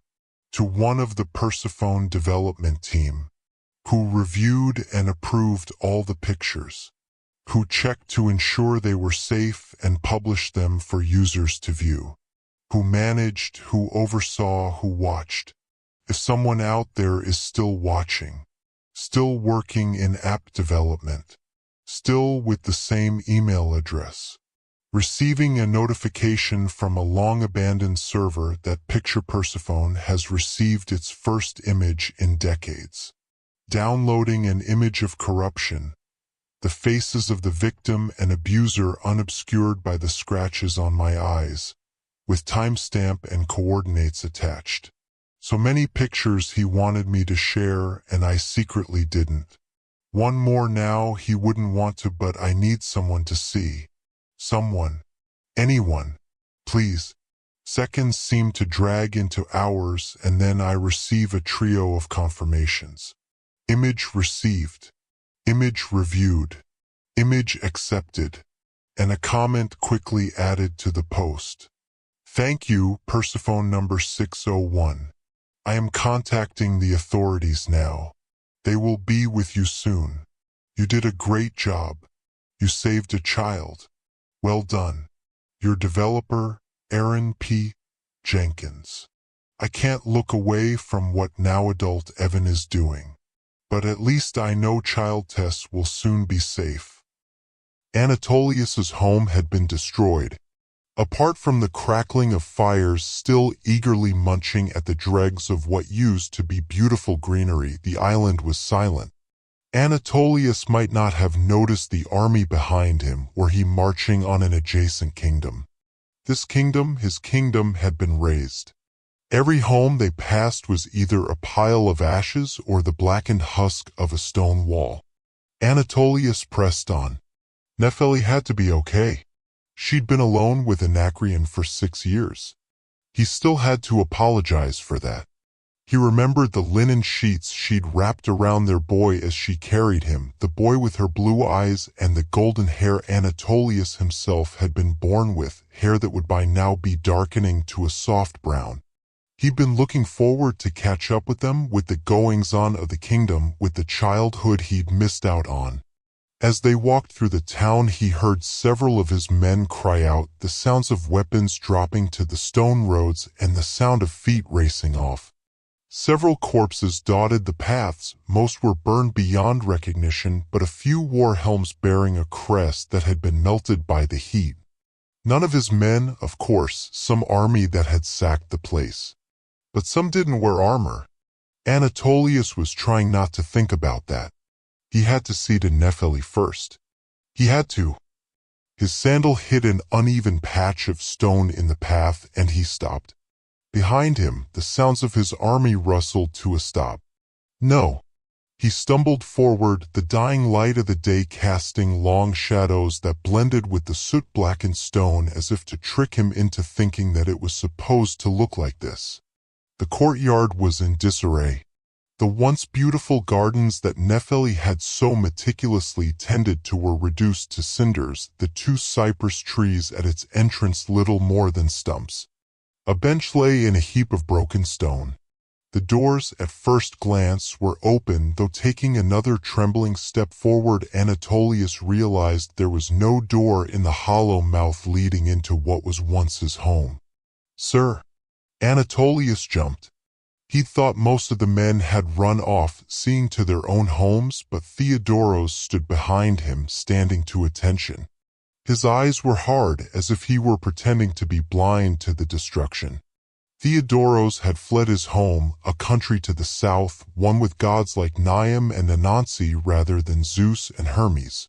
He remembered helping the man out of a shipwreck when they were boys, making a comment about being surprised he'd survived the wrath of Charybdis and realizing the boy couldn't understand his words. He didn't even have the language to tell Anatolius his name. Theodoros was the name they'd given him in lieu and the name that had stuck. Apart from Anatolius, he didn't really have a family here. "Theo," he said, stepping forward. He'd intended to make it a long, confident stride, but his foot skidded in the ash and rubble. "You don't have to see this." "I must," he said. His eyes grew soft as he regarded his king. "If only to keep you on your feet." Anatolius frowned at him, then took a deep breath and nodded. He ducked into the doorway. The humble palace was illuminated by a wide hole in the wall breaching through the ceiling of the upper floor. The smell of charred flesh, stale after days of abandonment, still hung faintly in the air. Anatolius pulled up his cloak to cover his nose. "There could be survivors," he said doubtfully. "Check the cellars. Someone could have hidden there from the fire." "I'll go check my bedchambers." Theodoros opened his mouth to argue, then closed it again, giving his king a nod. He ducked into the kitchen and disappeared from view. Anatolius put one foot on the bottom step, taking a deep breath to steel himself, regretting it immediately as the odors seemed to coagulate in his nostrils. He readjusted his cloak about his nose and headed up the stairs, dreading what he'd find at the top. They could still live, he tried to reassure himself. If they're not up here, Theo might find them in the cellar. Perhaps Anacreon was hiding between the wine barrels when they came. He paused on the steps. They? Who was they? The city had been burned to the ground intentionally. There were dead soldiers among the townspeople. But who on earth would have this big a problem with him? He almost turned around to go find one of those dead soldiers and examine the corpse more thoroughly, but he shook his head and took another step up. "Don't distract yourself." As his words echoed in the still air, he froze. The sound of something rustling in the rooms overhead were distinct now, a scuttling of feet and fabric. Someone was here. One hand on the hilt of his Xiphos, he charged up the stairs. It could be Nepheli, but it could be someone else entirely. He threw his shoulder through the remains of the door, barging into his rooms amid a shower of soot. He then froze. His chambers, now a single room with the walls burned or knocked over, were destroyed. He shook his head, refusing to let himself be distracted by the destruction, and turned to the bed. Their bed. His blood ran cold. Nepheli, thin and gaunt, staring at him in disbelief and fear, lay in the bed. At first he thought she must be tied there with how little she moved. But as she lifted her trembling hand, he realized she was simply too weak. With effort, she outstretched a finger to point at him. No, not at him. Behind him. He spun, in one fluid motion, drawing his sword. Initially he saw nothing but the darkened corner of the room, blackened by shadows and soot. Then a low, dark chuckle echoed, and two glowing pinpricks of red appeared from the void. "And here I was half expecting her to die before you arrived," said a smooth voice, a shape separating itself from the shadows and resolving into a strange figure. It stepped forward. Some kind of humanoid relative of Chimera, Anatolius thought. Its legs were smooth, dark red, scaled things. talons clinking on the stone floor between the tattered remnants of a pelt. The long, thin end of a reptilian tail whipped around. The figure's face remained in shadow, apart from its eyes, but Anatolius could just make out the shape of their head, adorned with wicked horns that swept back and arched up into points like some cruel wave. "Who are you?" he demanded in horror. "Not what?" The being chuckled, bringing a hand up to rest on their hip. It had those same dark red scales, same hooked black talons, clashing with the clean white of the creature's exomus. "Most people ask me what. I've had many of these conversations, King, yet you're the first to ask after my identity first. I'll commend you on that. I know what you are. You're a monster. You brought your army here to destroy my people, and I will know why. Speak." The figure, infuriatingly, remained still, another chuckle rumbling in their chest. Anatolius could practically hear Nepheli's bones vibrating as she trembled in fear or exhaustion, perhaps both. What had this thing done to her? "It's quite close to dark," they said, drawing his attention back. "Are you certain you want to strike now?" "What's that supposed to mean?" he shot back. One more dark chuckle, one more tremulous heartbeat. The sun was barely a blood-stained sliver cresting the windowsill. Then it was gone, the light dying from the room. The figure swept toward him. Only his reflexes saved him, his foot swinging out as he pivoted, trying to catch the creature unawares. The first thing Anatolius had learned in war was that a soldier's sword wasn't his only weapon. An instant later, he was staring at the ceiling through star-clouded eyes, wheezing for breath. The creature's tail tip unwound from his ankle, and the thing stepped over to look down at him, a silver grin cracking the violet dusk light. "You should have gotten her and gotten out," they said, and lunged down at him. Pain greeted him as he woke. Head muddled, he groaned, reaching up to rub at a crick in his neck. A hand grabbed his wrist, and he cursed under his breath. "That thing. Let go." The words, though attempted to be forceful, came out as a pained hiss. He glared up at the figure above him, reaching for his sword. A moment later he realized it wasn't the thing from earlier, but a more familiar face. Theodoros. Anatolius relaxed. "What happened?" Theodoros loosened his grip on his wrist, readjusting to help Anatolius sit up. There was a pain in his eyes, Anatolius realized. Or was it guilt? He shook his head to clear it, feeling a lot like he was nursing a hangover without having drunk the wine. "I am sorry, Your Majesty." Anatolius looked around the room. It was still in the same disheveled state as before, only now a huddled mass lay on the ground beside him. The creature, he realized. Its tail was still coiled lightly around his leg, but it lay in a puddle of blood, and Anatolius realized with shock that the sword whose handle he'd been reaching for was buried in its chest. Looking over the thing now, it seemed so much smaller, so much less imposing. He could see its face clearly now.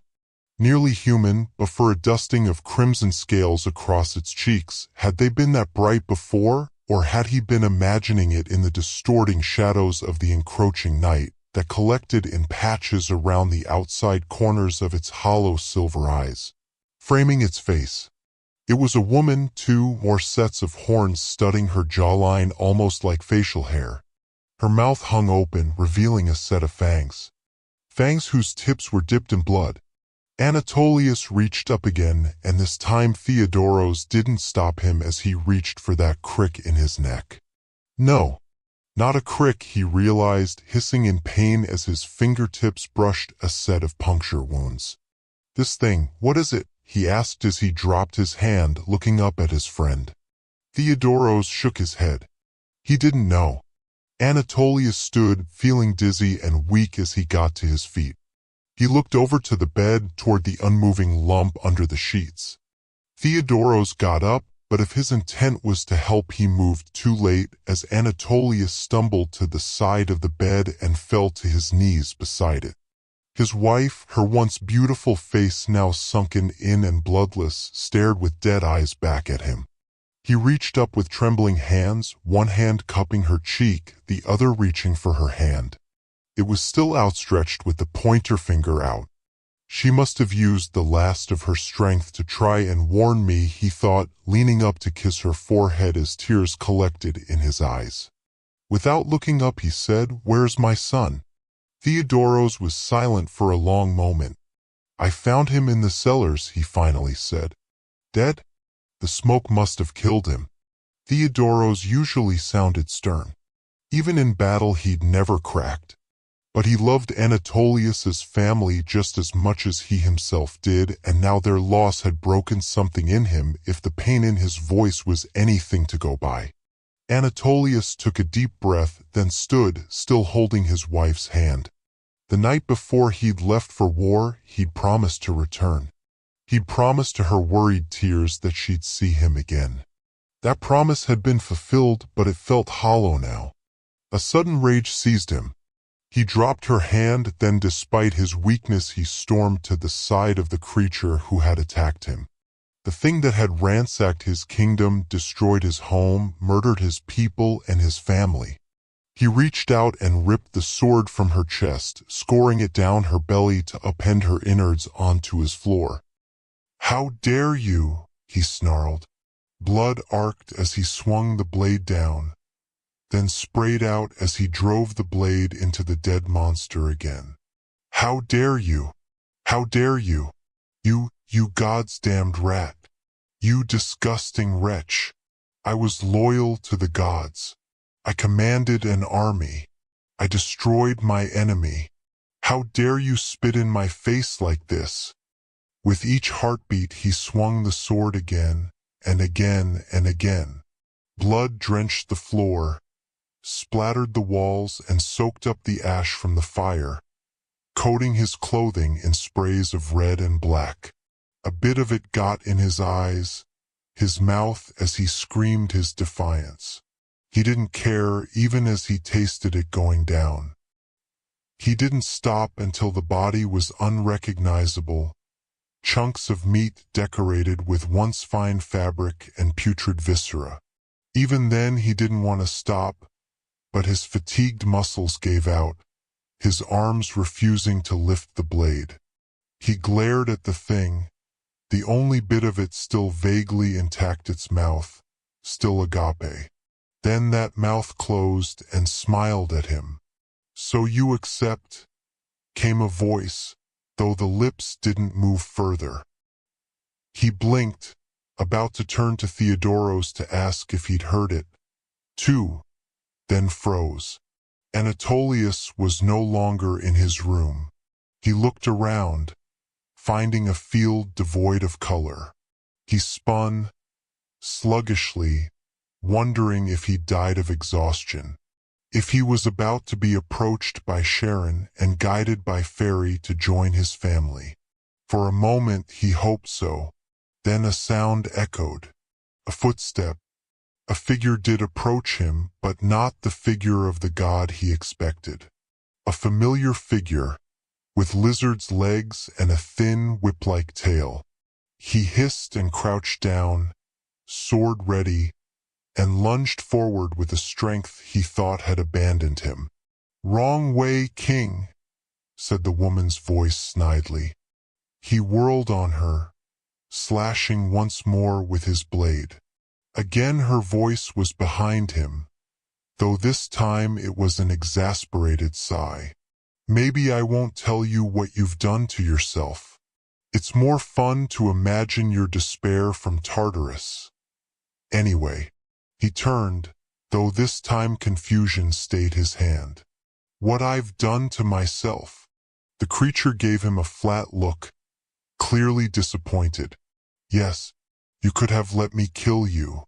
I came to your kingdom, destroyed it, slowly drained your wife and let your son choke on his own death in the cellar. And you didn't bother to ask me why. I'm insulted, Your Majesty. He curled his lip. Why would I want to know why? You deserve death. Oh, I'm already dead. Good job on that, too. Though if you'd been a little quicker, you might have escaped. What? He paused. She'd opened her mouth, tongue tracing his blood off her fangs. He reached up, finding the wound she'd given him, though in this strange place touching the area didn't hurt. I've made you immortal, she said smugly, hands on her hips. That wasn't my goal, though. I am very old, Anatolius. I was hoping to die. I was just glad for a little fun on my way out. Why seek me out for that? He demanded, hands still on the wound, as if by covering it he could avoid the immortality she promised. Something told him it wasn't the immortality he might have wanted. I've heard of the wars you Greeks wage, she said conversationally. Lifting one hand from her hip, she cupped the air, and Anatolius jumped back as a lithe flame danced in her palm. I carry a power to make them more destructive, as made evident by what I did to your home. The power of one creature's rage. I did not bring those soldiers, Anatolius. That was one of your allies sending their army to defend your people. They failed. His mouth went dry. You did all this on your own? She grinned, crooking her fingers around the flame in her hand. Upon closer inspection, that flame was bigger than it appeared, bright orange bleeding into a pinkish hue and then darkening to black as they curled around her cruel grin. That was my power, Anatolius. And now it's yours. She swept forward soundlessly, then suddenly her hand was on his chest, the tips of her claws digging into his flesh and caging the flame against his skin. He screamed, but before he could swing his sword again, she'd pressed it into his chest. Everything became blinding pain. The fire seemed to consume his heart, then flood through him along the paths of his veins, setting him alight. That strange flame morphed him into a human-shaped bonfire. Everything was flame. All he knew, everything he'd ever known, was that flame. It burned away every bit of him, leaving a smoldering hunk of coal in his place. Within himself, he saw two faces. His wife, smiling at him, her dazzling beam burning away the memory of her dead in her bed.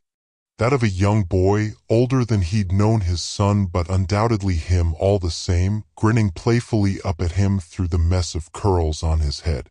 Though made of that flame, he reached out, pulling the both of them into an embrace. When he woke again, once more looking up at his own asham blood-flecked ceiling, once more with Theodoros's face looking with concern down at him, there were tears in his eyes. Anatolius's home had been destroyed. It's so nice, you'll never want to leave. I guarantee it.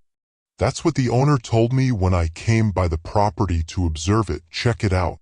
It was a quaint little cabin set in the middle of the Blue Ridge mountain range, perfect for a weekend getaway. Granted, it was colder than I would have liked, but we were in the mountains, so I didn't mind. At that point, I didn't care what the weather was like. I needed a cabin in the middle of nowhere, away from the stressors of life. I would have taken anything. Coming across this place was nothing more than luck.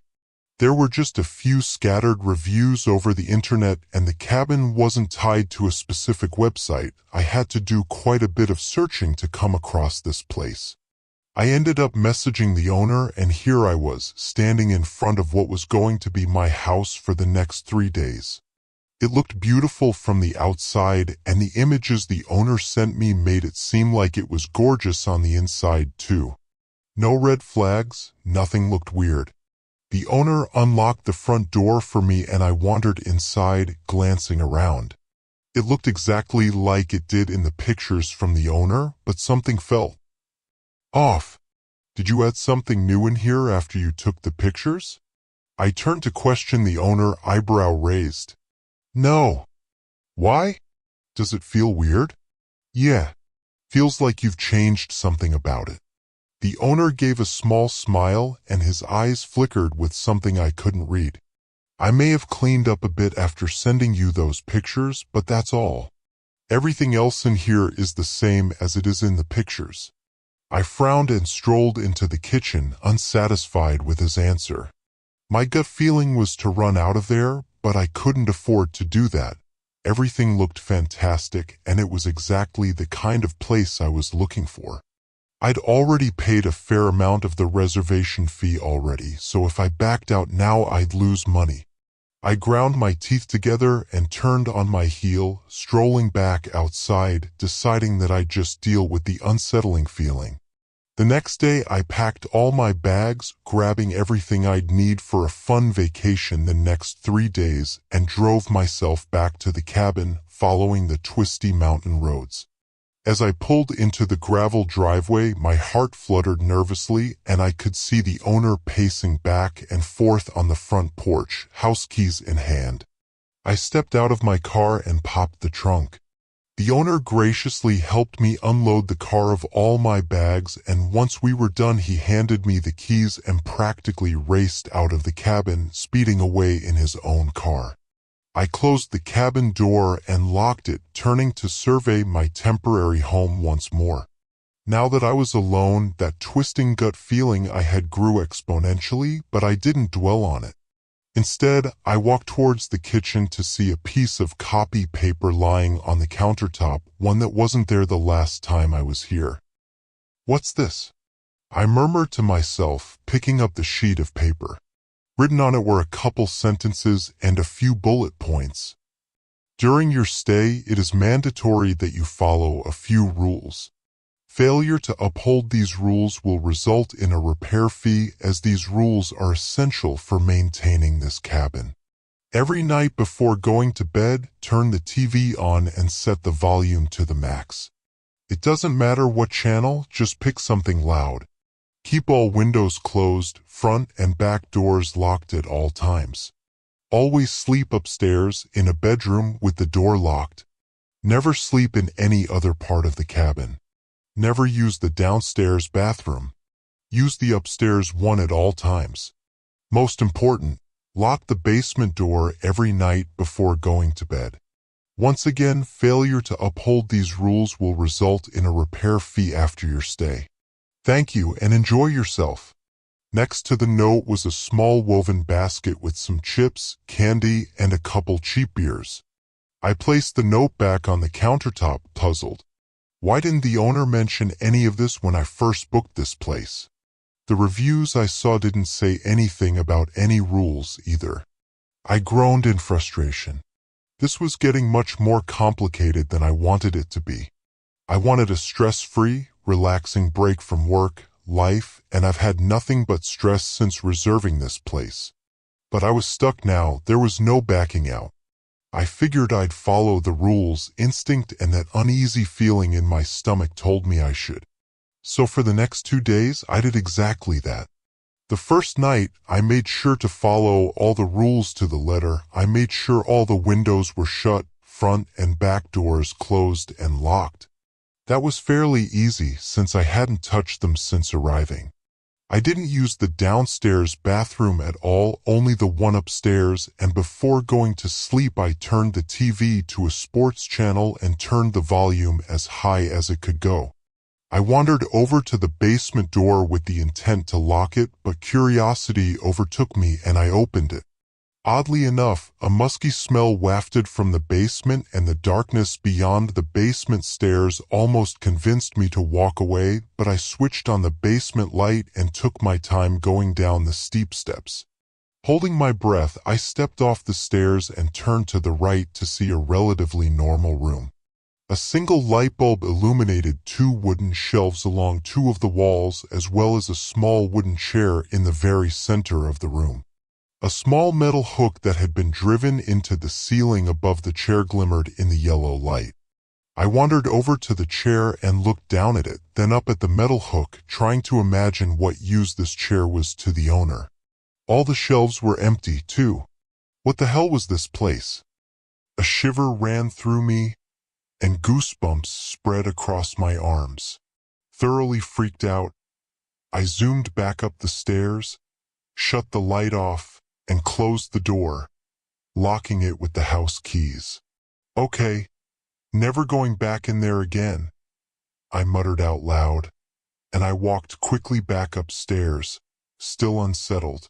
I finished getting myself ready to sleep and settled into one of the bedrooms at the end of the upstairs hall, closing the bedroom door and locking it. I slept like a baby that night. The next day, I mostly watched television and laid on the couch. I was planning on drinking the next night, so I went to sleep early. Of course, I did everything I needed to before falling asleep that night in the same bedroom upstairs. The one odd thing I noticed before settling into the bedroom was that the basement door had been unlocked somehow since the first night, even though I hadn't touched it.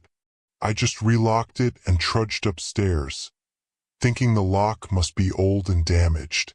The third and last day of my stay, I cracked open a couple beers, broke out my speaker and blared music at full volume, watching the various sports games they were broadcasting. I called a few friends who were watching the same games, and we cheered at various times, booed at others. By the time it had gotten late, I was thoroughly drunk, and I hung up the call with my friends, settling in on the couch for a deep, drunken sleep. By the time I woke up, it was well into the night. I woke up startled, the television still playing softly. I checked my phone. 2:45 a.m. Something was different. What was different? The rules. I forgot the rules. I sprang up from the couch in a panic. Was it too late? I ran around, double-checking that the windows were shut, the front and back doors locked. I ran back into the living room and grabbed the remote from the floor, pumping the TV to full volume, too full of adrenaline to care what channel it was on. I took the stairs two at a time and practically flew into the bedroom, and I was about to shut the door when I heard a loud creak of wood from downstairs. I paused, head spinning from my thoughts, heart pounding in my ears. I glanced at my phone. Time was 3 a.m. on the dot. Every fiber of my being was telling me not to go down there. I heard another creak from downstairs, like a floorboard, but it sounded closer, and I realized that, in my panic, I didn't lock the basement door. I cursed at myself. I knew I needed to lock that door, and I'd bet all my measly savings it wasn't locked. But no way in hell was I going to be stupid about it. I looked around for something, anything I could use as a weapon, and I settled on a small metal baseball bat I found in the bedroom closet, propped next to a baseball and small hat. Facing the empty hallway, clutching that small metal bat like it was my only connection to life itself, I moved quietly and slowly to the top of the steps. Even slower, I took the stairs one at a time and poked my head around the corner to the living room and kitchen. Both looked empty, so I sighed in relief and made my way cautiously to the basement door. The first thing I noticed was that the basement door was wide open. Whatever sense of relief I felt before was quickly washed away, and on the inside of the door I saw something I hadn't caught that first night. Grooves that had been dug into the wood of the door, almost looking like claw marks or fingernail scrapings. Some of them looked fresh, too. "Who the fuck's in there?" I shouted into the dark basement, my voice shooting up an octave from my nerves. Almost in reply, something wooden inside creaked. Did I really want to do this? I could just walk out of the cabin now, lose out on the money. But if there was someone else here, and the owner didn't know, would I be held liable? Or even worse, did the owner have someone else staying here at the same time? I tightened my grip on the bat and took a step forward, onto the first stair. But before I knew it, I was in the middle of the basement. I felt something tighten around my neck. Something was kicked out from under me, and I heard a sharp snap. The loud clattering of the bat hitting the floor filled my ears, and the last thing I saw was a man standing before me that I didn't recognize, neck bruised purple. The man smiled an unnatural smile and sauntered towards the small wooden chair just out of my reach, pulling it further away. I felt my arms fall limp at my sides, and all went black. The owner fidgeted with the cabin keys as he watched the young couple wander the inside of the cabin, talking with each other excitedly. They'd already made their reservation, and only a week after the last guest. His cabin was getting popular these days. Good for business and better for him personally. The more people in his cabin, the better. He guided the future guests upstairs and let them have a look at all the bedrooms, save for one. He hadn't cleaned that one out yet. It's so nice you'll never want to leave. I guarantee it. TW description of child deaths. You would not be the sixth. That mantra repeated in your head as you walked through the deserted streets of your neighborhood. Your father's knife was heavy in your back pocket. Dad would be furious that you stole it, but he'd understand once you came home. Your younger brother Michael desperately wanted to join, but you made him stay home. He cried and clutched your leg, sobbing about how he'd miss you if you died. Your heart twinged as you hugged him extra tight and promised to come back. The plan would be foiled if he came along anyway. According to the police, the thing in the truck only took people who were alone. It always came at the same time, just before a thunderstorm hit the neighborhood. When the smell of petrichor creeps in people's noses, when the wind picks up and has the slightest chill, when the first cold drop falls upon a forehead, people know it's time to shut themselves away. For when the clouds darken to a deep gray and the rain begins falling in earnest, the black truck comes into town, slowly creeping in search of stragglers. The first victim was Charlie, the town's resident rich boy. Famous for throwing his mommy's money around and wearing a bevy of designer clothes, he was never seen without sycophants, wannabes, and leeches around him. He said, "It's on me," or "put in on my card," so much they were basically his catchphrases. He was the type you envied and secretly worshipped in equal amounts. The one time he was alone, when he stumbled out from a local dive after a raucous party, was when the thing in the truck attacked. For a boy with almost no survival skills, he managed to free himself initially.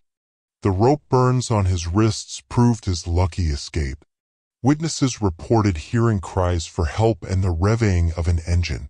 One woman was brave or stupid enough to try helping, but was met with the sight of the truck ramming Charlie against a light pole once, twice, 3 times. It seemed if the thing in the truck couldn't have him, no one could. None of those adoring fans attended his funeral, but you and Michael attended to give flowers to Charlie's grieving mother. She burst into tears immediately and sent you both home with hugs, profuse thank yous, and crisp $100 bills. The bouquets of daisies weren't anything special, but they were probably the only gifts Charlie had ever gotten from a friend. The second was Theodore, the sweetest little boy you've ever met. He rode his red bike every morning with his dog Rocket, delivering newspapers with a cheery wave and a massive grin. You remembered how his face lit up when you gave him $5 in exchange for the morning paper. "Thanks so much, mister," he'd squeaked. The energy from his smile could have powered the town 3 times over. One day, Rocket came home with no Theodore in sight. Half the town joined his parents in a frantic 2-week search. His mother finally found little Theo and his red bike half buried in the woods.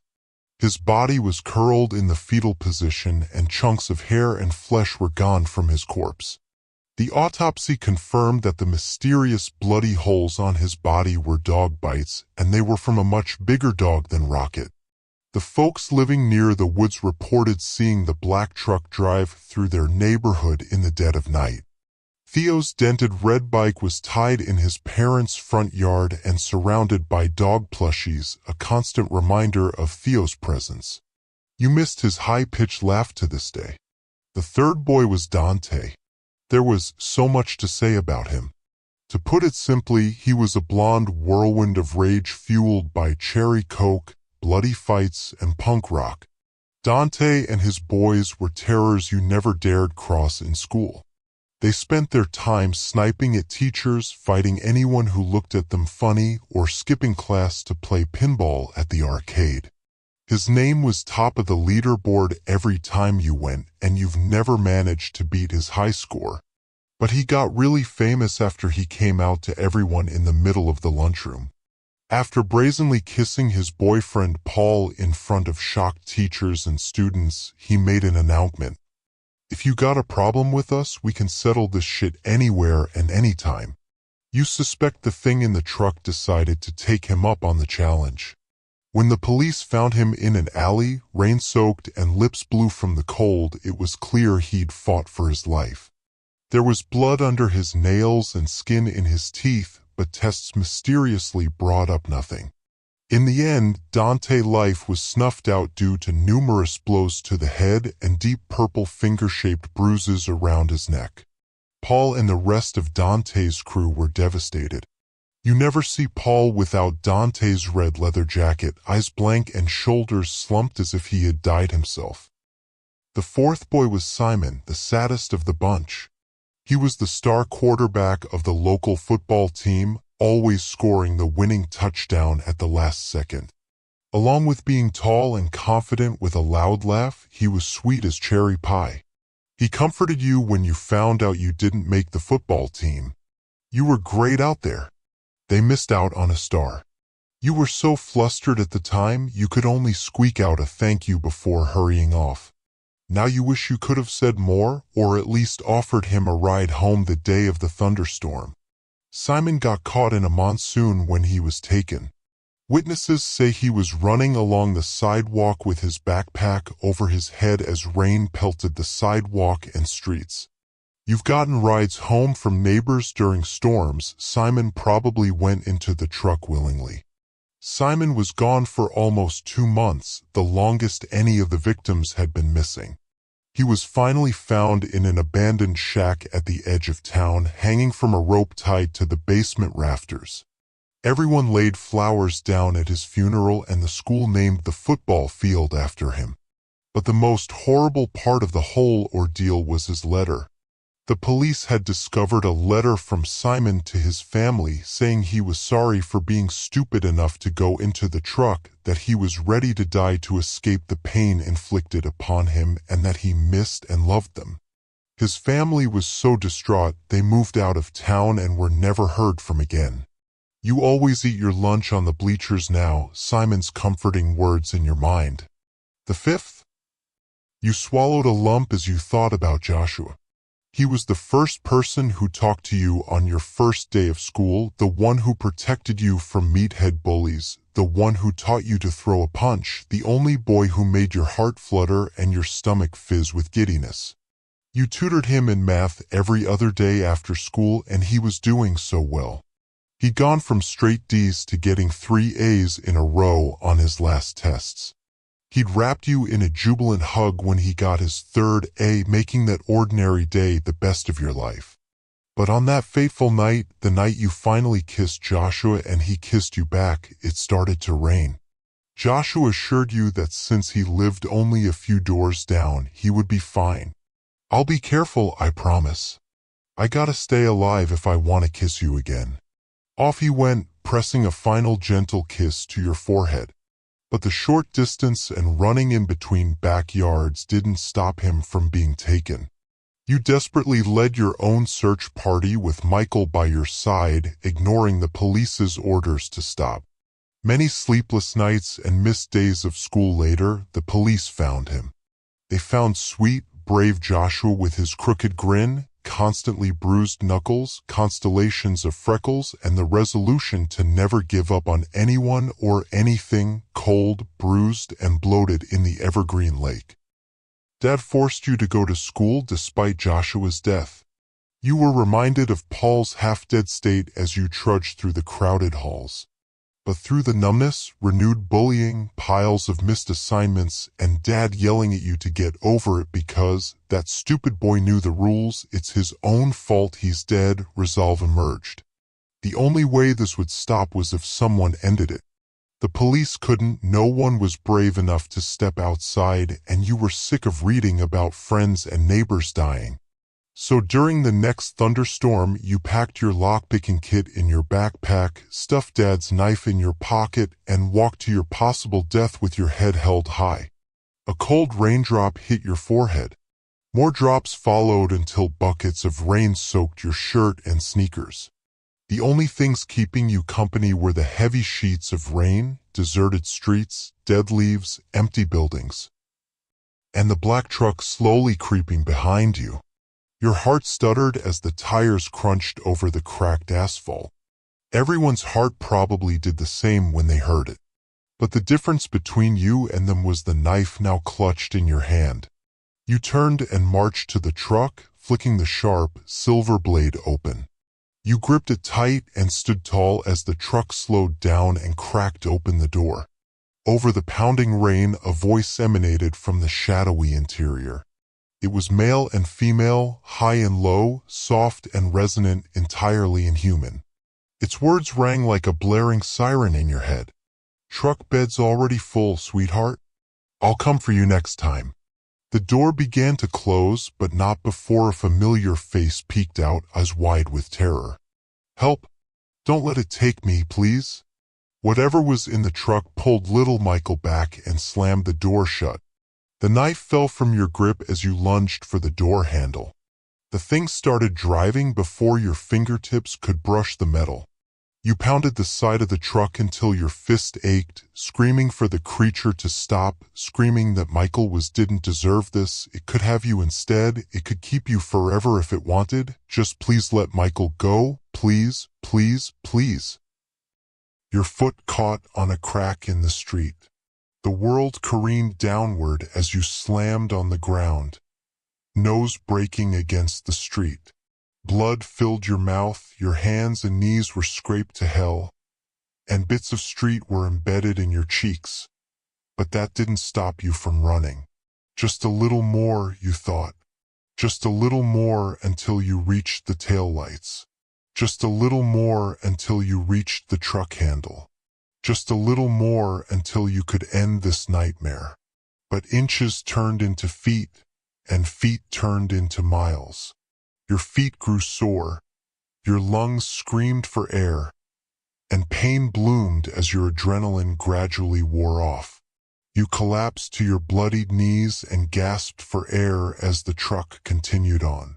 You were left cold and alone, and you could only watch as the black truck slowly disappeared into the gloom of the storm. You would not be the sixth.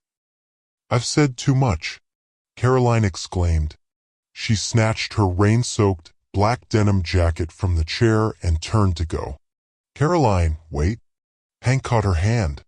Her slender fingers felt chill and damp against his. You can't expect me to believe. No, she murmured. No one would. And that's the point.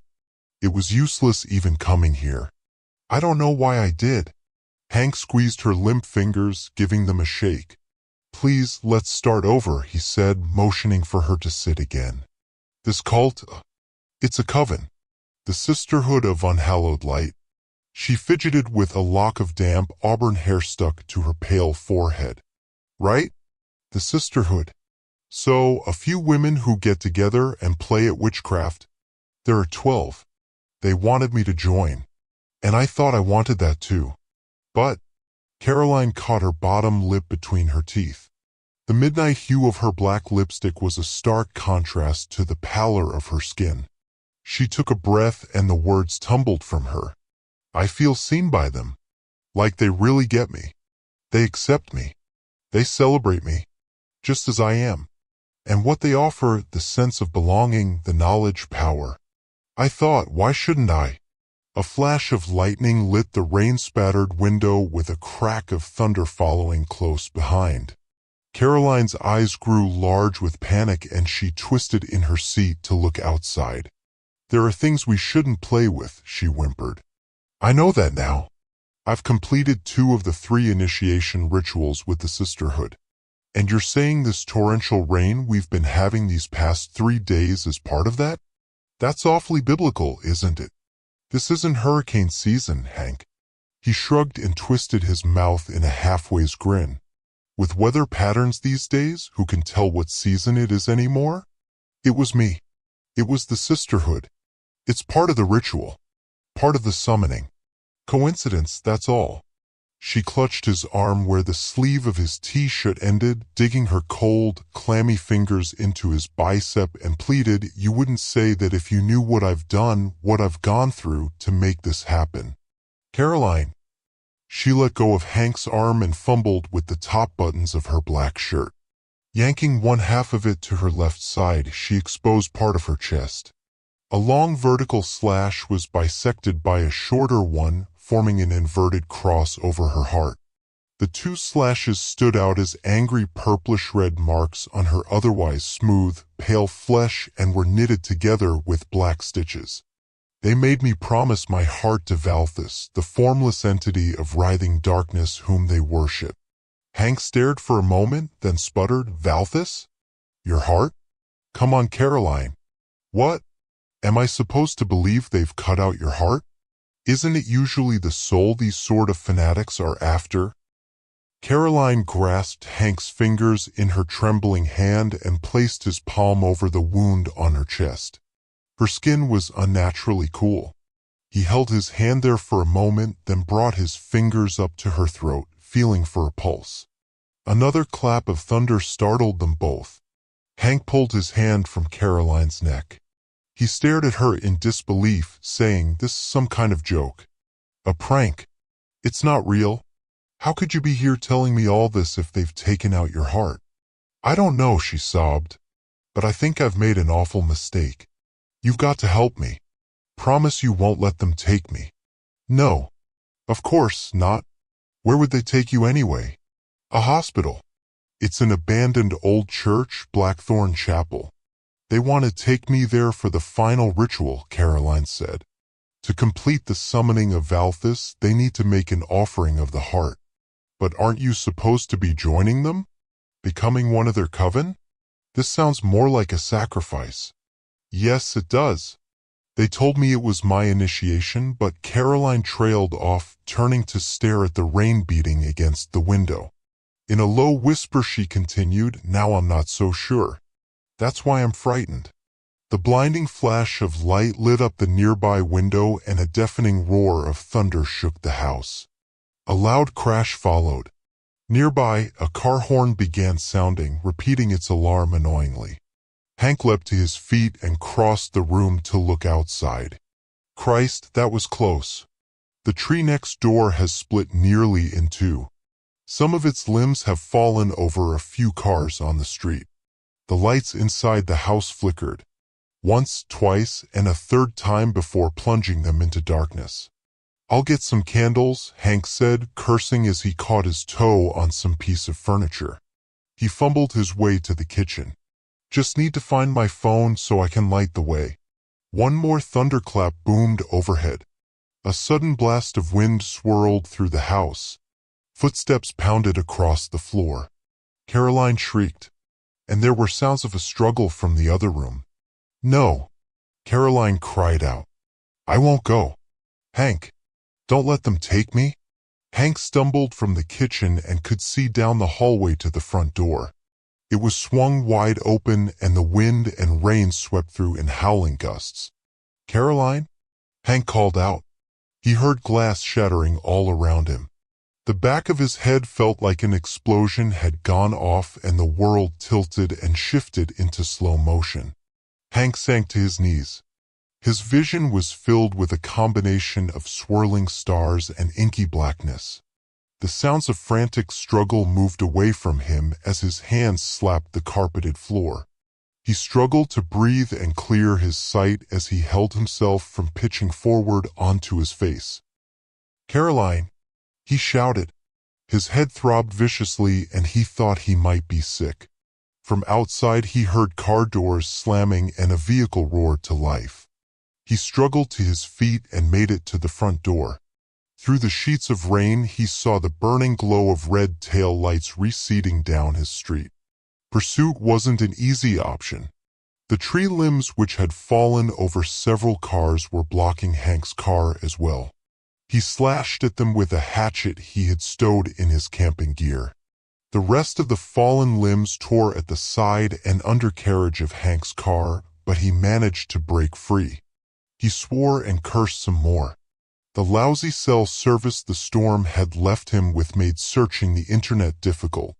After several minutes he found directions to and a description of Blackthorn Chapel on a website promoting ghost walks in the city. Once a place of worship, the old chapel had fallen into disrepair and the ground beneath was, so the locals claimed, cursed.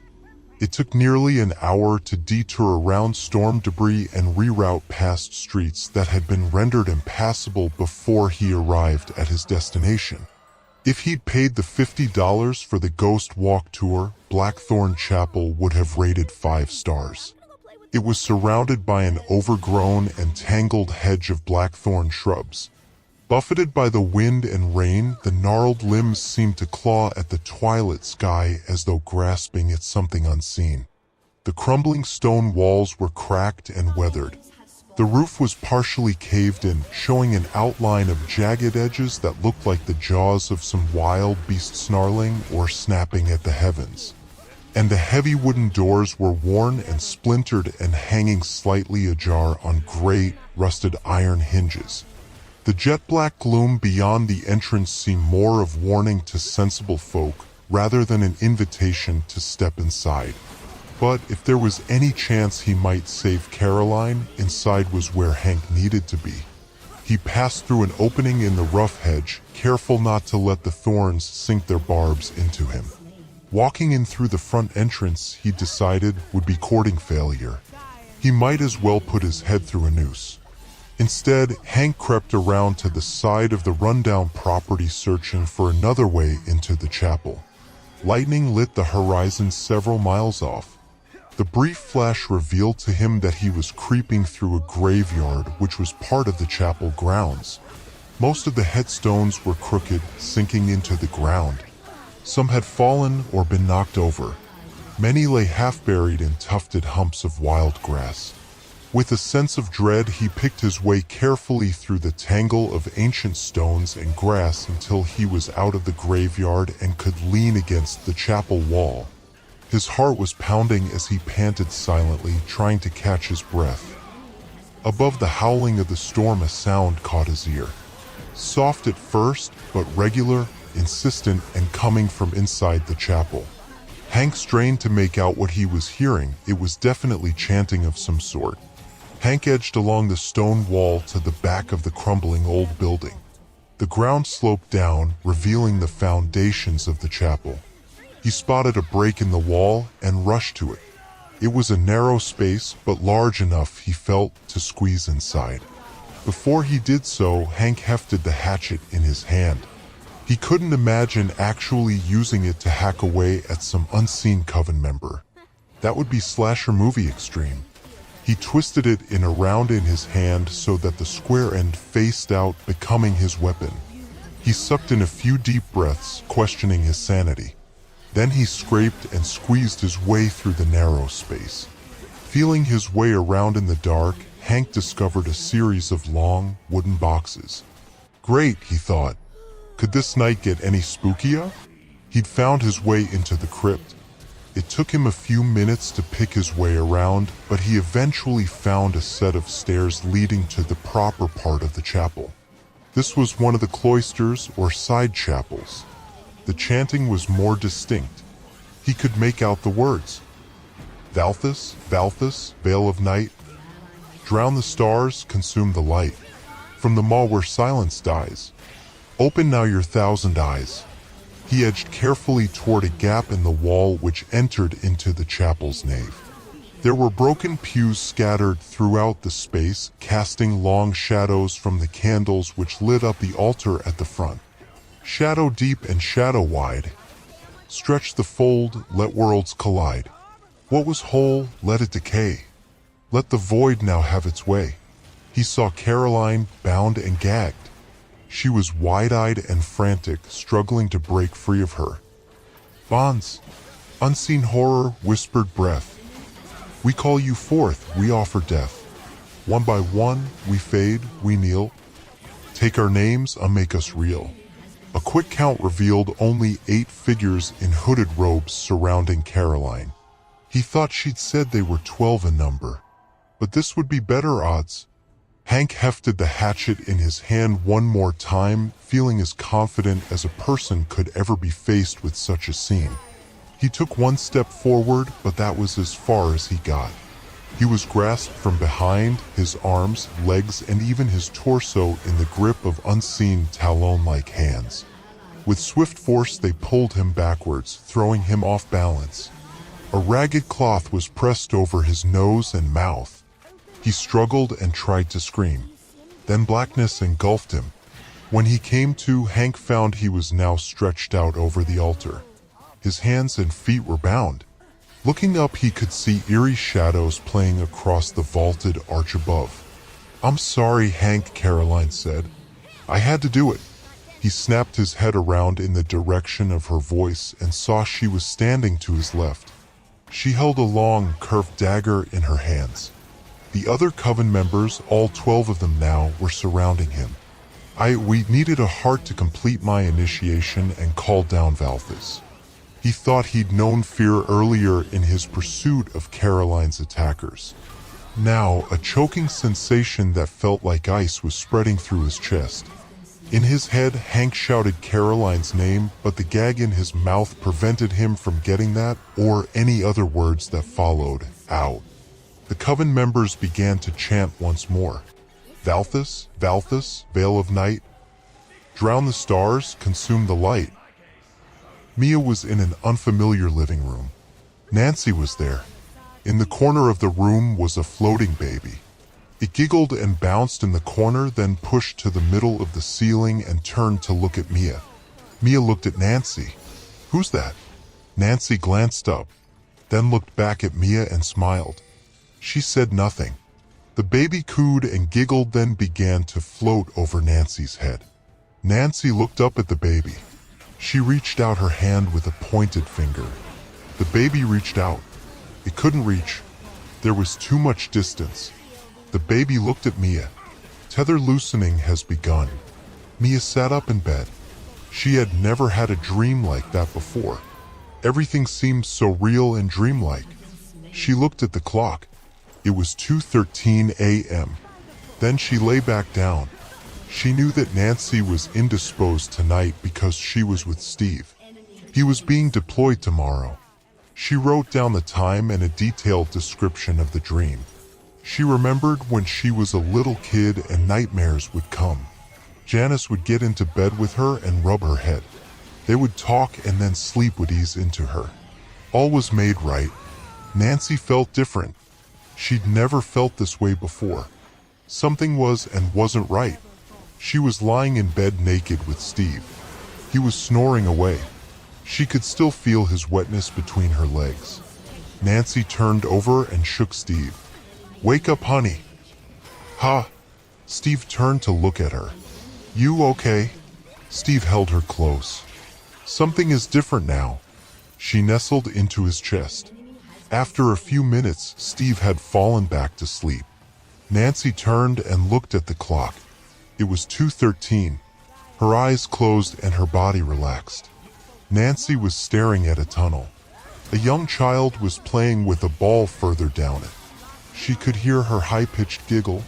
At a certain point, after throwing the ball against the wall, she put it against her hip and beckoned Nancy. Nancy walked into the tunnel. The child beckoned again. She walked towards the girl. The girl stayed the same distance away. Then she giggled again. The tether is loosening. Her voice was high-pitched and reverberated down the cylinder. The girl dropped the ball, turned, and ran away. Nancy followed her. She got to the ball. The girl kept running, getting smaller and smaller. Then next to her, she heard a voice clearly say, "How would you handle a paradigm shift?" Steve stood over her, his coffee in hand. "Today is goodbye." Nancy looked at him. He'd never seen that look on her face. Nancy walked into Metamorphosis right at 7. She headed over to their corner table. Mia stood. As they embraced, Mia inhaled. Nancy smelled pregnant. Mia smiled and knew she would say nothing. "Last night I had a strange dream." Nancy took a drink of her water. "Have you ordered our usual?" "I have." Mia smiled. Nancy explained her dream. Mia said nothing. When they were halfway through the appetizer, Mia took Nancy's hand and cradled it. She stared at her. Nancy could tell that Mia wasn't quite there. "This child represents a shift in us. The universe wants this. We need this." She let go of her friend's hand and took a drink from her margarita. Nancy could see the crazy seep from her best friend. Mia withdrew. "I've said too much." Nancy said nothing. She just ate another buffalo wing. 3 hours later, Janice's phone rang. She saw it was Nancy. "Hey kid, how are you?" "I'm pregnant." She knew Nancy well enough to know that this wasn't a joke. "Wow, congratulations." "Thank you." Both laughed. "It was a pleasure." More laughter, then silence. Nancy knew what the next question was. How did Mia take it? When I told her she was fine, and then she started to act strangely. How? She was acting the way she was before San Diego. Janice leaned back in her seat. "Okay." She looked at the hills. "That's not good." Another silence. "When are you due?" "April 15th. "What's your analysis of Mia?" "I think she's okay. But I wanted to give you a heads up in case this gets out of control, and something has to be done." "I understand. I'm going to be in your neck of the woods soon. Why don't we spend the day together?" "That sounds great. How long has it been?" "Since San Diego." Mia was at Nancy's apartment. It was late. Suddenly Mia sat up and got right close to Nancy. She reached out, rubbed Nancy's belly. "I'm inside of you. I'm here and there. But when the baby is born, there will only be one of me." Nancy looked her right in the eyes. "What are you talking about?" This was the parental voice that had been sharpened on Mia's previous nonsense. The loudness of the voice was having the cowering effect that it normally has. "I need your help to make the transformation smooth." Nancy stood up. "Where are you getting this shit?" "The night you got pregnant, I dreamt about the girl." She pointed to Nancy's stomach. "How do you know it's girl?" "I don't." Mia smiled. "You know Nancy." Nancy backed away. She hit her rocking chair and sat down. Then she put her head in her hands. "Mia, I do not need your fucking craziness now." Mia smiled again. "That's the hormones talking. Pregnant women aren't themselves." "No, Mia." Nancy paused. "What am I doing? I'm pregnant and you're nuts." She stood and walked out of the room mumbling. "It's the blind leading the blind" in 4G on Parker Street. Mia was back in the living room. Nancy was standing in front of her. She was naked and very pregnant. Nancy smiled. Suddenly there was a hand that appeared to be pressing out. Then another hand next to it. In between these two hands, a head appeared. It looked like Mia. The face was using Nancy's belly as a tight mask. "You cannot deny fate or destiny." There was a pause. Nancy rubbed her belly. When her hands were in front of the face, it appeared without its mask of Nancy's uterus and muscle. It had the same coloring as Mia. Eventually, Nancy's hands locked around her belly. The baby blinked. Its hands disappeared from the sides of the head. I am a mirror. See in me what you want. Nancy was staring at Mia. She finally spoke. Touch her, Mia. Touch me. Her stomach was large. Suddenly there was a hand that appeared to be pressing out. Then another hand next to it. In between, a head appeared. It looked like Mia. Nancy's skin became a tight-fitting mask. Mia reached out and put a hand over the face that was coming out from the belly. The baby closed its eyes. Then Mia closed hers. The face was in her head. Mia began to take her hand back. The baby reached out and gripped her wrist vice-like. The pain was electrifying her. Listen, Mia Smalls, you and I are connected in this dimension and all the other ones. I am your baby, not Nancy's. There was a pause. Mia opened her eyes. The baby was right next to her face. The uterine mask was all around it. I have always been your child. Then the baby reared back and lunged at Mia. She could feel its hands rip at her ears. Mia woke up like a shot. She was freezing. Next to her, she heard the baby say, March 15th. We shift. Mia woke up again. She was covered in sweat and freezing. This had happened in San Diego. She didn't know what to do. She got out of bed, ran to the bathroom, and vomited. After that, she leaned against the wall. Everything was too silent. She wanted her sister to fix everything like she always had. Janice! She began crying. Then she banged her head into the wall. Then she did it again and again. Mia walked out of her apartment. She had no idea where she was going. It was loosening. She wanted out. Mia walked 6 blocks down from her apartment, then down past Parting Park. She stood in front of Nancy's apartment. She grinned. The front door was glowing. She could see it take in a breath. Mia watched it for a while. She wanted to be naked. It was a nice summer night. She took off her shirt and threw it down on the street. Then her pants and underwear. She began to spin in the street. The wind felt good against her body. She spun and spun until she was dizzy. Then she collapsed on the stairs. Felt so good. She needed to tell Mia. She ran up to the door. It was glowing bright now. His breathing became labored. She pushed the door open and ran up the stairs to the 3rd floor. She pushed 409's doorbell. Then she turned and began to dance to an invisible beat. Her hips circled slowly, then faster. Nancy looked through the peephole and saw the gyrating. She opened the door. Mia! Her voice was part whisper, part yell. With that, she jerked her inside the hose. Mia let out a little kid yelp and wrapped her arms around Nancy. Then she leaned into her face. You have a baby inside you.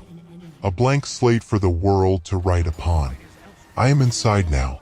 I will always be a part of you. Half of you and half of Steve. She released Nancy and began to twirl around the apartment. She was giggling now. Where are your clothes, Mia? I freed them, my love. She threw her hands up in the air and fell back on the sofa.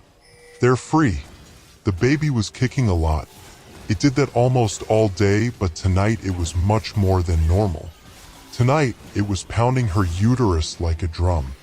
Can I feel Mia 2.0 in there? What do you mean, Mia 2.0? Mia twisted her back and then entwined her arms. Little Mia. Mia and Mia. We can be Eminem. The real Slim Shady. When did I say I was going to name the baby after you? I said you could help. You don't even know if it's a girl. This caused all of Mia's motion to cease. Seriousness flooded over her. It's a girl. I saw her. Our destinies are linked. Mia grinned. She told me that. Then an idea popped off in her head. MNM, Mia, Nancy, and Mia. Peanut goodness for all. She danced around for a few more minutes. The baby kicked even more. Then she sat down. It was then that Nancy noticed when Mia was sitting the baby didn't kick. When she danced around it went wild. She hoped this meant nothing but knew she was wrong. Finally, Mia lay back on the couch and fell asleep. The kicking stopped. Nancy went off to her rocking chair and sat down. She began to rock back and forth. Eventually, she got up and wandered downstairs to look for Mia's clothes. She was able to go down and pick them all up. As she stood from grabbing the underwear, her baby began to kick violently. Nancy knew that Mia was awake upstairs. As she rode the elevator up, she realized how crazy Mia had gotten. The whole time the baby was pounding against her. She walked into the apartment and Mia was up dancing around. Nancy threw her clothes on the couch. Do mama a favor and calm the fuck down. Then put your clothes on. Nancy sat back in the chair. She wondered how Steve would have dealt with this. Suddenly, Mia stopped. Simultaneously, the baby stopped kicking. Mia bent over. The sweat shone. I'm going to make us some tea. Mia returned from making the tea. You need help, Mia. Mia collapsed back onto the couch. I'm drifting off. Soon the transition will be complete. There was a quiet. You will help with the transition, won't you, Nancy? I'll do what I can.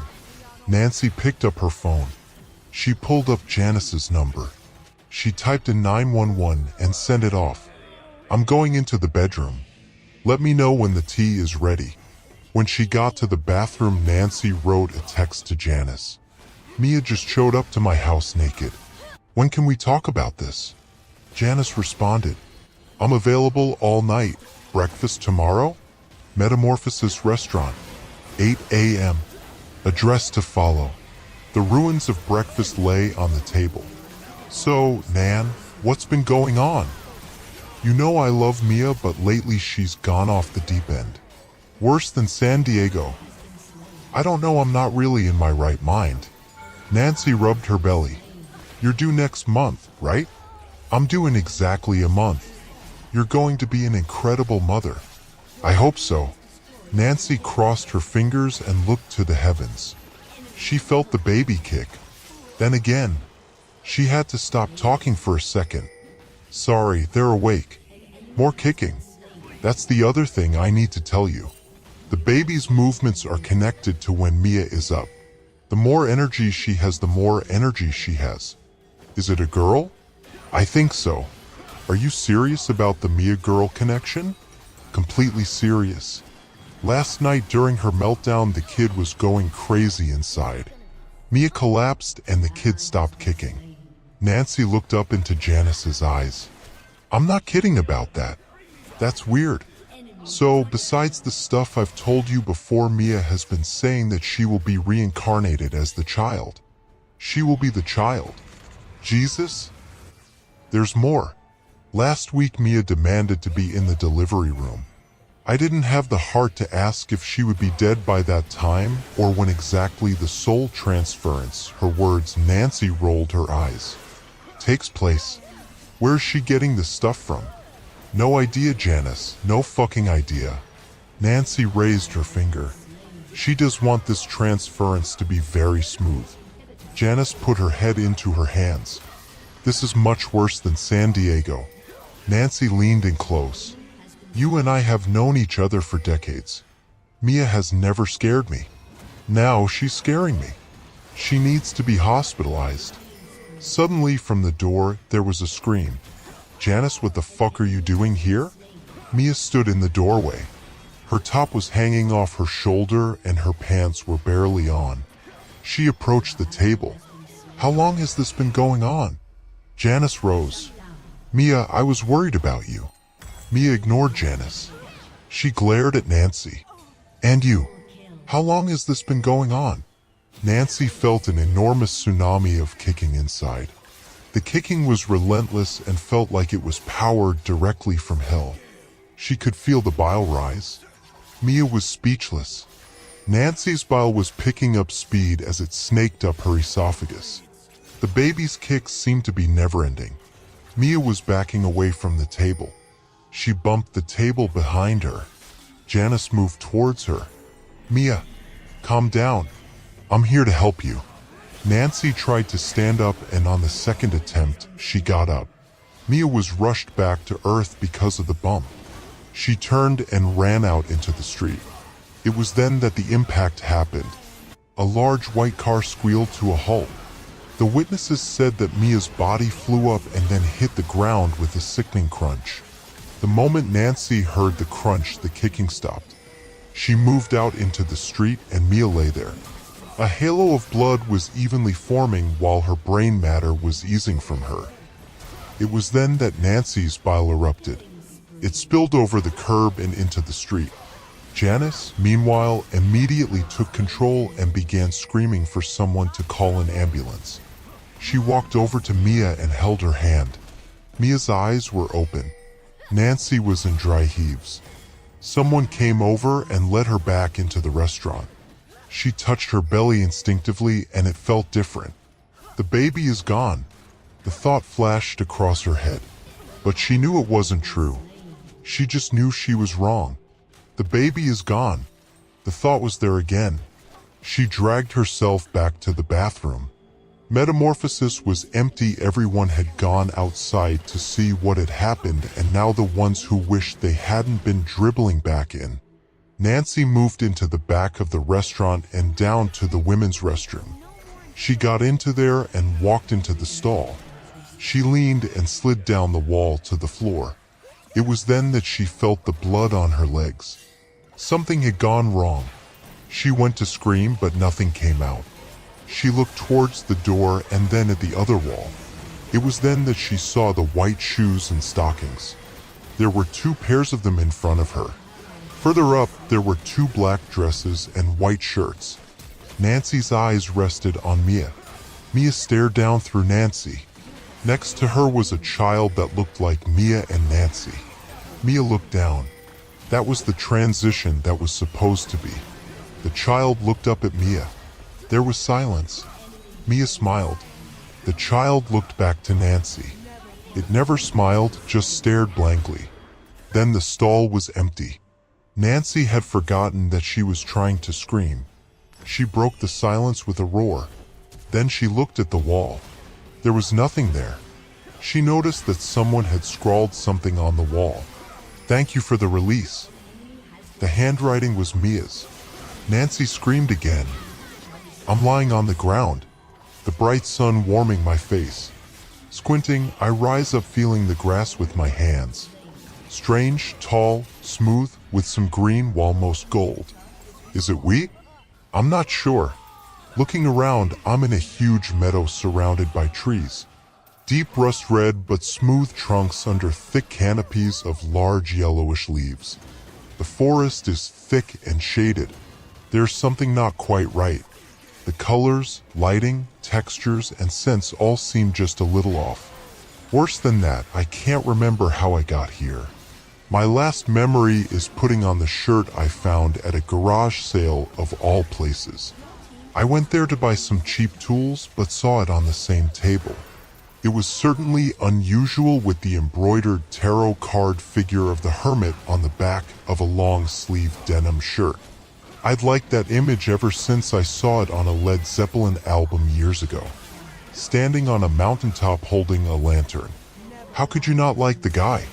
Amazingly, it was in my size and clean, so I did an impulse buy. I get home, try on the shirt, and don't remember what happened between then and my arrival here. Now I'm getting scared. What the hell is going on? Where am I? Standing up slowly, I turn in a circle looking for a path out. I see none. The grass or weed in the meadow is almost chest high. I walk in the direction that seems the shortest distance to where the forest starts. Before I get very far, I hear a faint voice through the background sound of birds and breeze. I adjust my walking towards the voice while wondering why I had not seen the source before. I get closer and the song is louder until I start to see the top of a woman's head through the weed ahead of me. She's not facing me and all I see is her long gold hair and the back of a gown in a color to match her hair. That's why she blended in. Her song is sweet, haunting, and full of longing. It suddenly stops as she senses my nearness. "Hi Charlie, we've been waiting for you. How do you know my name? Where am I?" She turns and smiles. Porcelain skin and piercing pale blue eyes. Strikingly beautiful, but there's a tinge of fear in me. "I know all about you and this is the place you were destined for." "What does any of that mean? Just give me some straight answers. Am I kidnapped? Is this some kind of sick joke?" I'm getting angry on top of the fear. She motions to low stone bench across from the one she sits on. I prefer to stand till I get some answers. "Suit yourself, but you may not like the answers. I'll take my chances." "Very well. You are in the meadow between worlds and I am the keeper. I maintain this place and look after the residents." "What residents? I don't see anyone but you." "Oh, they are all around Charlie and you are one of them now. That doesn't make any sense. What am I doing here?" "You were summoned. It's your time. The shirt brought you here. It called you, didn't you hear it?" "I didn't hear anything, I just like the shirt is all." "A shirt can't bring Samyan. It's all things to all people, becoming whatever people want it to be. Right now, it's a ring for an old woman in Dallas. A minute from now, it will be something else for someone different." The fear is rising in me. I start to realize beyond the shadow of a doubt that this place isn't Earth and the woman in front of me, as beautiful as she appears, isn't human. No kidnapping. No elaborate practical joke. I finally have to ask the question whose answer I fear the most. Am I dead? Is this the afterworld? Heaven or hell? Your girlfriend will find your body soon, so yes, you are dead. My mind is reeling. This is incomprehensible. I don't feel dead. I don't remember dying. What happened to the old Grim Reaper skeleton with the sickle and black hood? I don't do that anymore, Charlie. It just frightened people unnecessarily. I use the Auto Reaper you knew as your hermit shirt instead. That way I can spend most of my time with my harvest. I'm shaking, sweating, all the things a normal body would do when presented with death. How can I be dead? I feel my heart beating in my chest. How can I be dead? My heart is pounding and my body is solid. That is all an illusion to make your transition easier, Charlie. What about you? You don't look like death. Looks can be deceiving. She smiles, a mouthful of perfect white teeth in a drop-dead beautiful face. Are you going to hurt me? Is this hell or heaven? Why would I want to do that? This is neither reward nor punishment. Simply the place where souls go after death. What happens after death? I don't get. Are we just stuck in this meadow forever? No, periodically the boss drops by and removes some, but beyond that, I don't know for sure. Could be they're recycled back to be born again, or maybe even the heaven and hell thing. That's not my concern. My job is to bring souls here and then take care of them. Them? You mean the souls are stored in these stalks of grass or wheat? If so, I must have crushed thousands when I lay on the ground and then walked over here to see you. Doesn't seem like a good idea. Oh, whatever damage done has already been repaired. I look back at the way I came and there is no evidence of me walking through. Besides, the wheat is only illusion. The souls aren't literally in the wheat, but they are everywhere in and around this meadow. Unseen to the human eye, but I see them all. I sing to them while they wait for their fate, whatever the boss decides. Then she starts singing again. I suddenly feel peace like I've never known. No problems, no fear, all the work done, nothing to worry about. I feel light, floating. I see them now. We are content. It is always not too hot, not too cold, with a slight breeze. Her voice is always sweet and fills us with longing and contentment equally while we wait for the boss to come and get us. Jillian stumbles haphazardly through the ghost white birch trees, their shadows casting prison bars across the leaf-strewn forest with only beams of moonlight to pierce the veil of darkness. She winces as crisp leaves and twigs crunch and snap under her feet, the breeze blowing just hard enough to elicit a shiver as it makes branches send more leaves spiraling down into her hair. She shivers again, feeling eyes on her back, sensing she is being watched. She can hear quiet, sinister words among the whisper of the swaying trees. Freezing and standing perfectly still as a stone statue, she pauses. Dread builds up in her heart, her stomach squeezes with knots. They're everywhere. They're watching her. They're coming for her. And for no discernible reason, they hate her. Jill, honey? Would you like to hear a story? Her mom slowly opened the door to find her 8-year-old playing tea party with her stuffed toys. Jumping up in excitement, Jillian abandoned the tea party on the floor to hop into bed. Fables again? She laughs, her daughter nodding and squeezing her favorite stuffed animal, a fluffy yellow cow named Moo, in anticipation. Jillian was a sweet little girl with short, curly black hair like her MIA father and pale skin and blue eyes like her mother. She adored fables and stories, especially ones with cute talking animals. She loved animals and wished for a pet, for their apartment complex wouldn't allow it. She liked to imagine herself as a princess from the stories that lived in a forest cottage and had little animals to play with. Every night her mother would read her a story and promise to read her another one the next. Until one night, for the very first time, she didn't. Her mother, Annette Polken, was a tired woman. Her straight, dark brown hair had begun to streak gray, the only sign of age to an otherwise pale, youthful face. Being a single mother and working hard to support herself and her daughter had taken a toll. Because of this, she was always looking for a big break.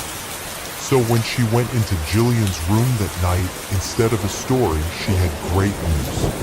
Annette's mother had finally decided it was time to go live out the rest of her years in a senior citizen center, leaving Annette and her daughter her small country home. Ecstatic to get out of the city and the dingy, overpriced apartment, they began packing right away. Annette had already located a job near their new home, and as soon as they could leave, they never looked back.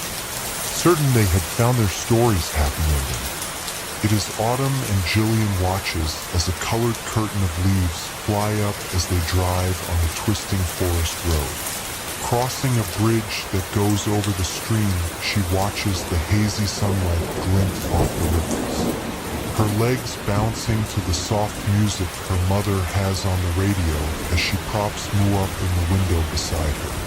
To Jillian, it felt as if the trip had taken several hours, but when they finally pulled up to their new home, she thought she would burst with joy. It was a 2-story house made of red brick with lots of windows. Jillian was immediately reminded of the eldest pig's house in the story of the 3 little pigs. It was surrounded by a dense forest of birch trees and had a large, crumbling, stone fountain in the front that didn't work and was filled with soggy leaves. The forest looked like the ones from her stories, the kind that contains princess cottages, fairies, and happy critters. With the last bit of sunlight, her mother unloaded all their few possessions. Thankfully, Annette's mother had left her the old family furniture, so they didn't have to worry about that. While she worked on this, Jillian ran around the house, inspecting every nook and cranny. For the first night, she slept on the same bed with her mother, intimidated by the building much larger than the apartment she grew up in. In the morning, her mother had to go to work for her first day. Jillian was used to being by herself when her mom went to work, but her mother's rule had changed from "don't leave the house under any circumstances" to "you may leave the house but can't go far."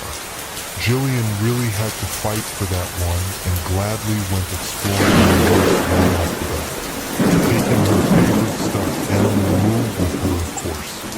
It was the first time she had been in real woods and not just the city park. The sheer number of towering trees filling her with awe.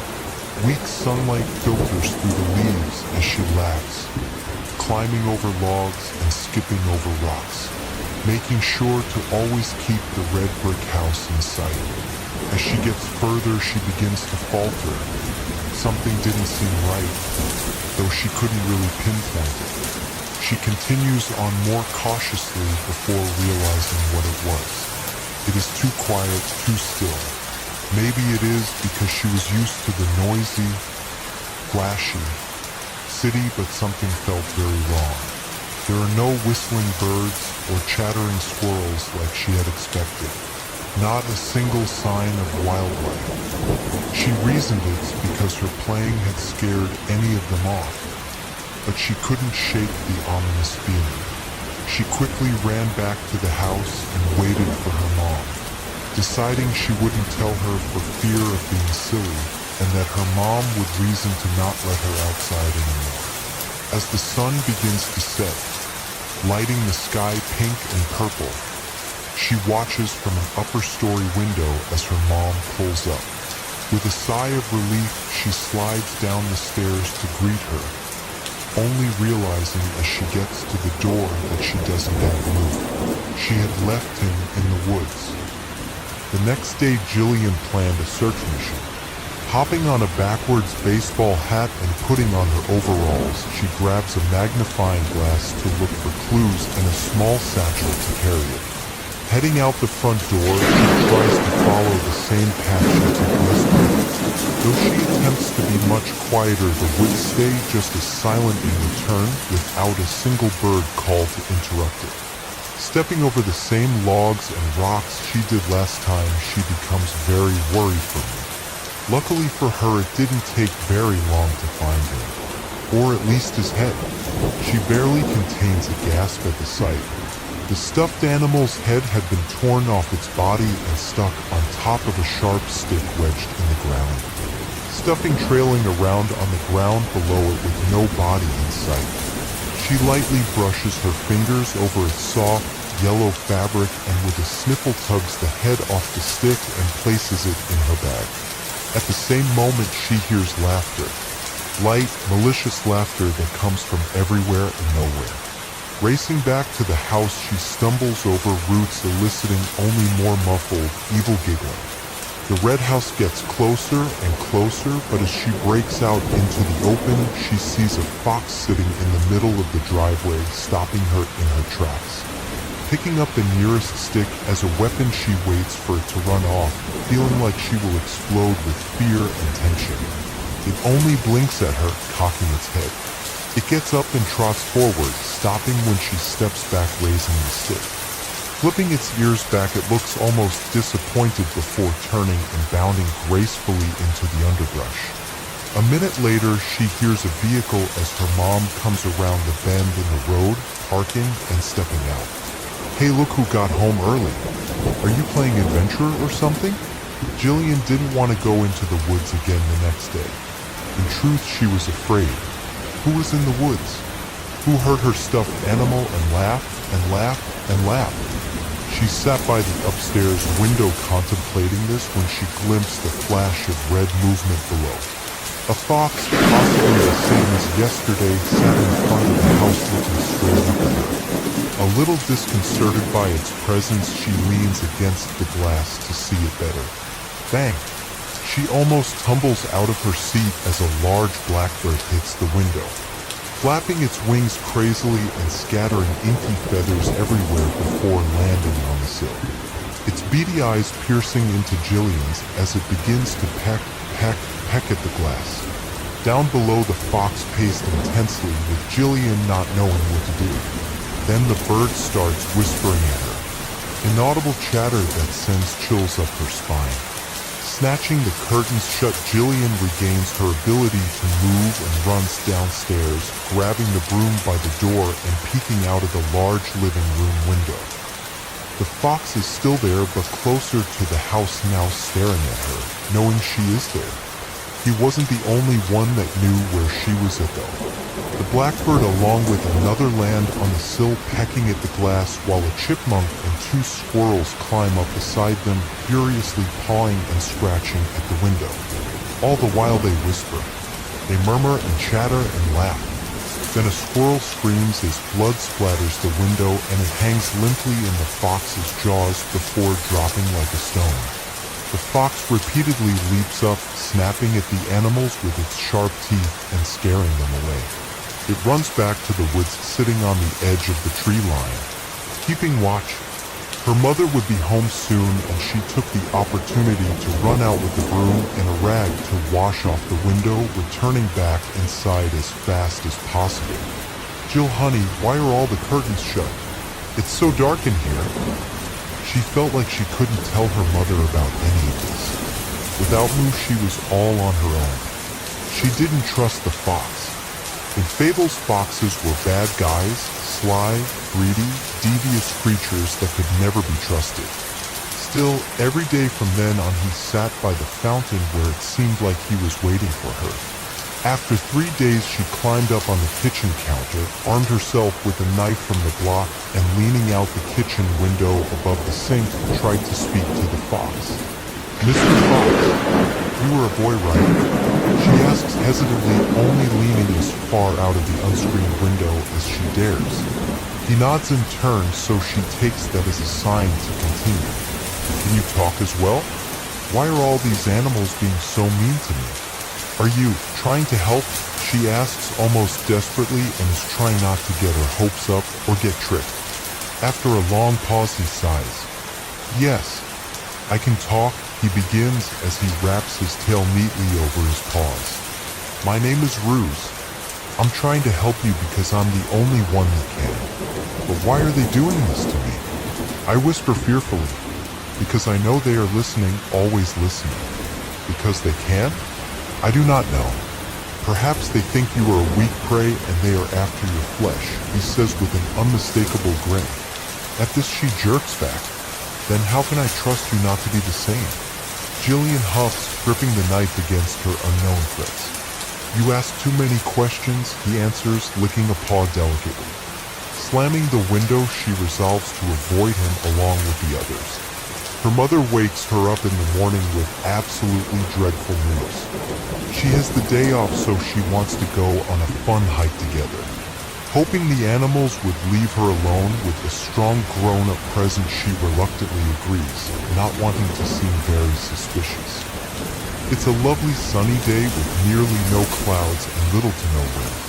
As they walk, her mother comments on the pretty bird song and points to some squirrels scrambling up trees, even a rabbit hopping across the trail.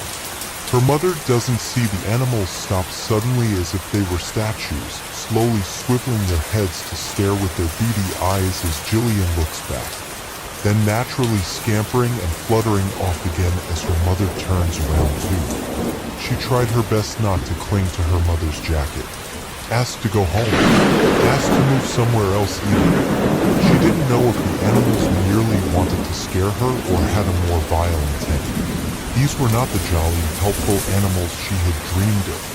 They were evil, and she was more a prisoner than a princess. It was as she was lost in these thoughts that she realized her mom had walked quite a ways ahead.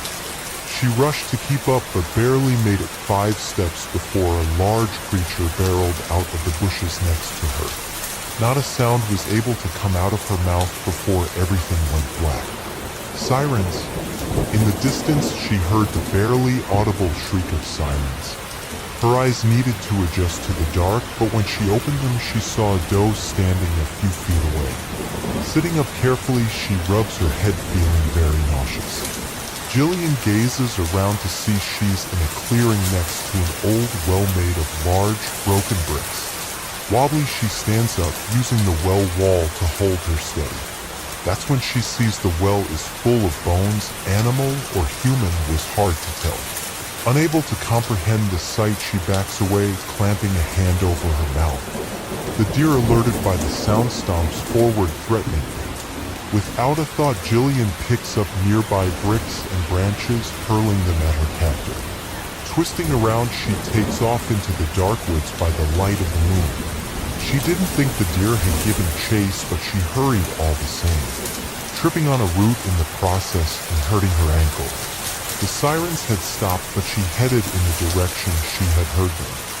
She could still hear the whispering chatter of animals, but she tried to ignore it over her pounding headache.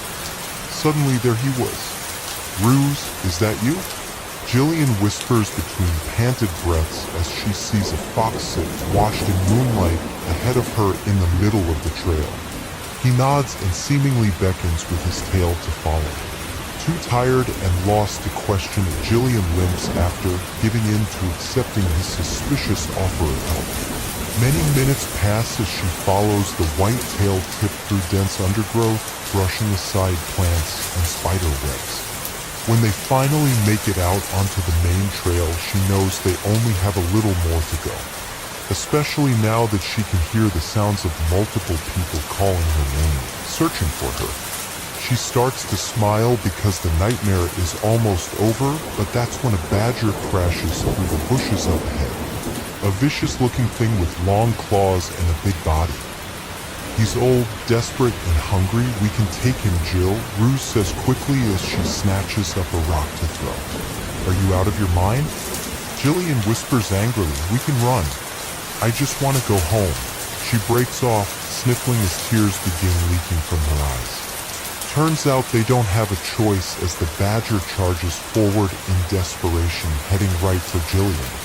Ruse rams into his side, sending him sprawling across the ground, kicking up dirt and leaves. He shakes, charging again, only for Ruse to pounce on his back and bite savagely at his throat and face. They tumble in a heap and the fierce fight settles soon enough, leaving the old badger slumped but breathing. "Now, Jill, you need to kill him. Use the sharp stone you have there," he puffs with labored breathing. But Ruse, she pleads, tears streaming down her face. "No. If you want the animals to leave you alone, if you want this to end, you'll do it," he growls ferociously.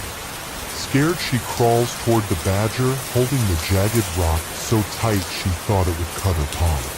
Lifting it high, she falters, looking to Ruse, who seems to grin sadly. "I won't be able to talk to you after this. Trust me, you're not the first kid this has happened to, and I'm sorry." "What do you mean, Ruse?" "The animals do this because we feed off innocence. It's been a long time since we have gotten here. Some of us are very desperate," he says quietly, gesturing to the old badger. "They like to scare their victims straight, bleed your innocence dry and kill you. I don't want to kill kids, believe it or not, and so I help them kill first. Either way, I'll lose my innocence." She gulps, her hands beginning to shake. "Yes, but this way you don't pay with your life," he finishes, staring her down as if he could force her hand. Staring back as if it were a contest, she suddenly whips around, plunging the rock into the animal's neck. "I see her. There she is." Annette yells to the nearby police as she rushes forward, the spotlights illuminating a silhouette in the trees of a little girl limping forward. Blood sprayed on her clothes and a determined look in her eye. She was no little girl, not a princess, a prisoner, or a child. She was Jillian. Beware, beware the creature's eye. She feeds from fear deep in your mind. The words carved into the cover of the disfigured leather book. Remnants of arson gnawed on the edges of its half-burnt spine, and traces of murder stained the once freshly cut birch pages with a stench of rotting flesh. The inspector closely examined the warning on the cover under fading light of his candle. Too hard to be penetrated by quill, yet the engraving lacked the precision of a blade. The madman had dug his own nails into the book as if the warning was for himself. The inspector paced uneasily across his office, his thoughts overshadowed by the thundering storm raging outside and the demonic wails from the jail cell. The cries belonging to the once brilliant zoologist Dr. Howe, who now was held charged for the murder of his colleagues and the destruction of his own blown-up laboratory. The inspector had involved himself with the most horrific killers and arsonists on the streets of his crime-infested city. Yet, there was just something about this case that haunted him, as if his investigation was shadowed by a sinister omen. His grip held tightly on the journal found in the mad doctor's possession upon his arrest.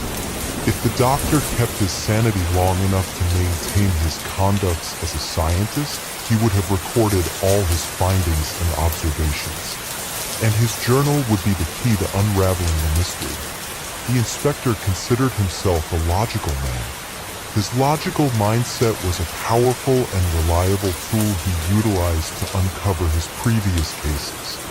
Yet he could not explain why he shuddered at the thought of the dark secrets he would uncover on the doctor's findings. Tea, his assistant offered with an anxious gaze. "Please," he replied as his fingers slowly slid under the front cover to reveal the first page. "I sense this night has much to offer." August 10, 1889. Upon my expedition in the sub-Saharan deserts, I happened to come across an archaeological discovery. I found myself in what seemed like a burial chamber surrounded by strange symbols and drawings, possibly hieroglyphics from the language of an ancient kingdom. At the center of it all was what appeared to be the most curious statue I'd ever seen. I initially thought it to be a deity of an old civilization, a mythological goddess. A human-like body, 6 arms positioned as if ready to pounce onto a prey with its spear-tipped claws. The body swarming with what appears to be eyelids mapped out like blood vessels. All eyes shut.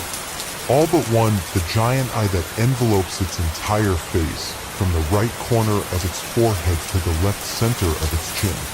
Stretched open as if it were a python swallowing its prey whole.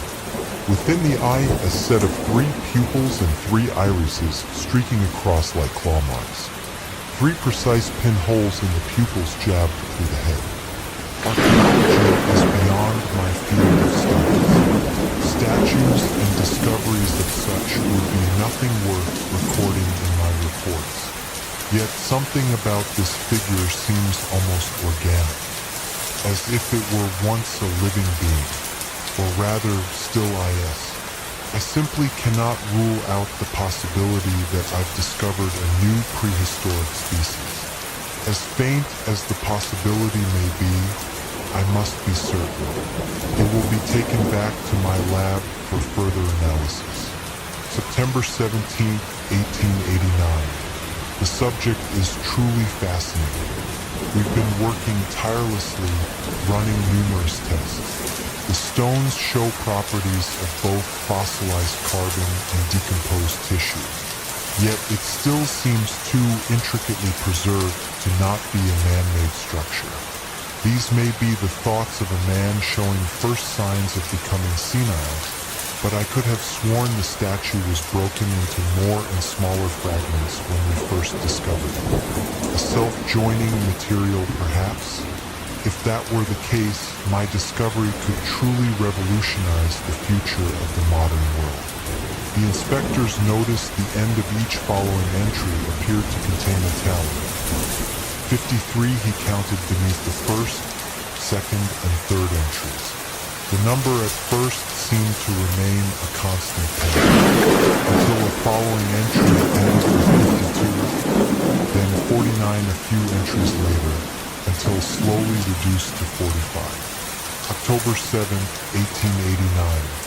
My suspicions were correct. There are fewer and fewer fragments on the stone, and the remaining pieces appear to be growing. The subject is self-healing. The material it consists of is indeed a self-repairing one.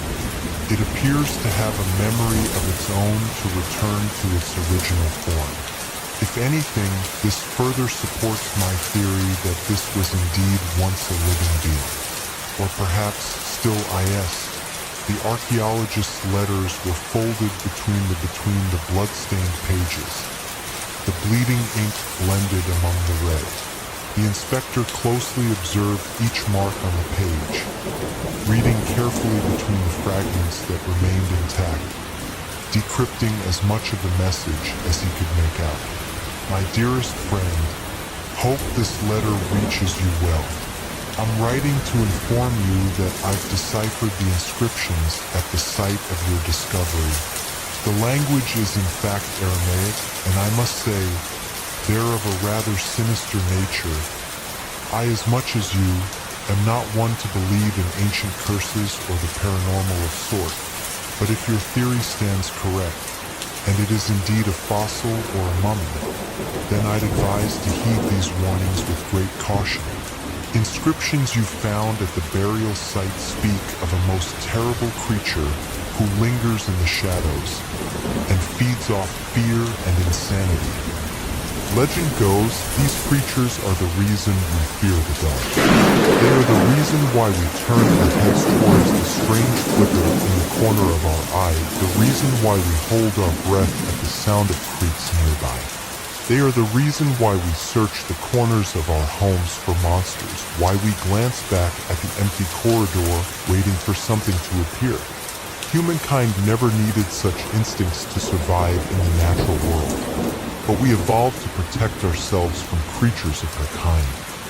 They called these creatures pterophaclin, or loosely translated insanity eater, mouthed the inspector. A sudden gust barraged through the window without warning, extinguishing the flames of the dying candles. The inspector shielded the notes with his body from the onslaught of rain pelleting though and heaved the lever shut. The storm outside raging stronger, as if cowering in fear at the words that left his mouth. If he believed them to be true, then this would mark the sign of a sinister omen. He continued through the journal under the fading traces of moonlight through the window. October 10th, 1889. I've identified the material, and my first guess was correct. The subject appears to be an exoskeleton of some sort. Perhaps I've spent too much time with the subject, or my friend's message has my mind playing tricks on me. But it's the most peculiar thing. If I stand close, my breath seems to echo back to me from within the subject. And if I listen carefully, it's almost as if I can hear it calling my name. Inspector. He froze at the ghostly whisper in his office. He could sense it. It wasn't merely the murmur of the wind. Something had entered the room. He held his breath and slowly shifted his gaze onto the figure before him. Your tea, sir. Made you a strong cuppa to plow through the night. You gave me quite a fright, he chuckled. Didn't hear you come in. Well, you left the door open, sir. Thought you'd be expecting me. He raised an eyebrow at his assistant, gesturing his confusion. He hadn't left his desk since he began reading.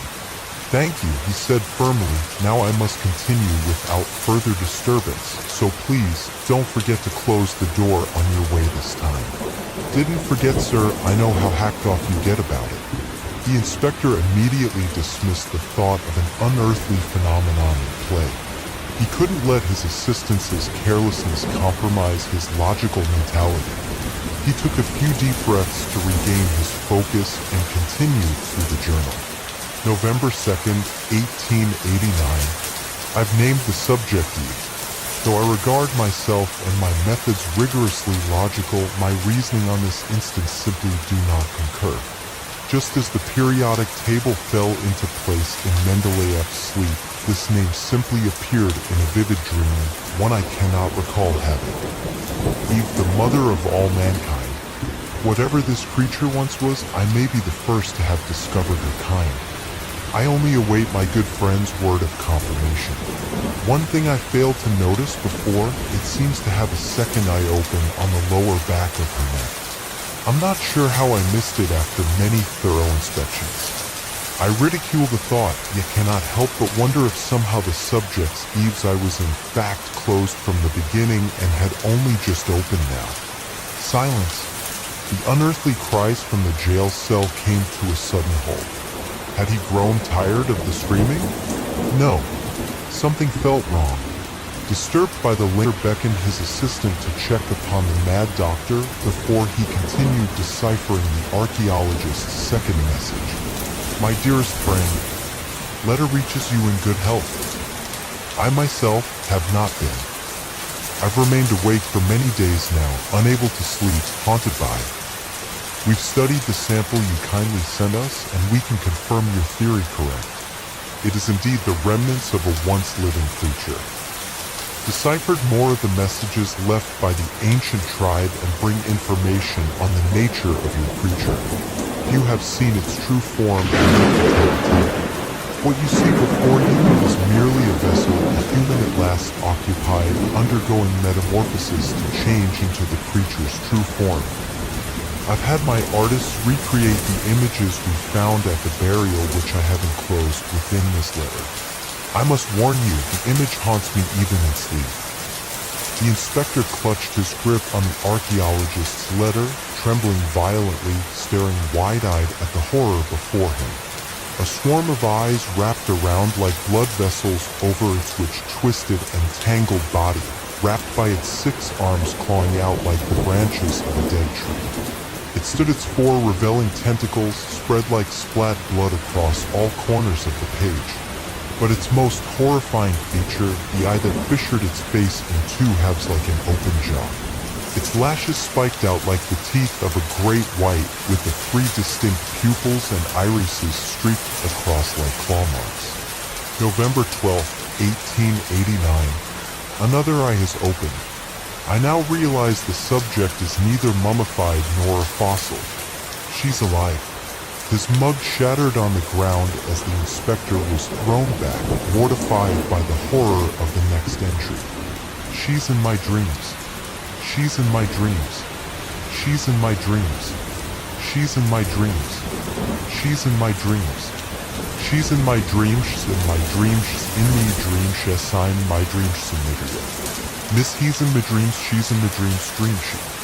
Sin my dreams. She's in my dreams. She's in my dreams. Dreams. Sin my dreams. She's in my dreams. She's in my dreams. She's in my dreams. She's in my dreams. Share. He's in my dreams. She's in my dreams. She's in my dreams. This has in my dreams. The same words repeated page after page, forming lines, then spiraled in the form of an eye. His frenzy then drew other strange symbols and shapes as the letters all clumped over one another, each page reflecting his increasing insanity. As the ink ran dry, the doctor began to carve the letters into the book, until finally his frenzy ended on a double page with words that rendered the inspector's blood cold. And she is Beautiful. November 21st, 1889. I write this war. The entry was missing, torn off by the doctor in his frenzy. The inspector shuddered at twisted thoughts the madman must have recorded as he read the final entry on the doctor's journal. December 1st, 1889. More of her eyes have opened. She is breaking from her slumber and will roam the shadows once more. I cannot allow anyone to disturb her as she recovers her true form. She tells me I am blessed to become her new vessel. She will awaken, and she will feast on mankind's insanity forevermore. He's dead, cried his assistant as she slammed open his office door. Her face carrying petrified dread, her arms rigid, shaking in uncontrollable spasm. He ain't breathing, his heart ain't beating, I dunno what to do, what to do, help him. The inspector reached for his lantern and keys and darted after his assistant. He stopped at the door of his office.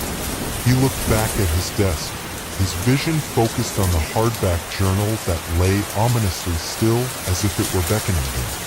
He grabbed the book and sprinted after assistant.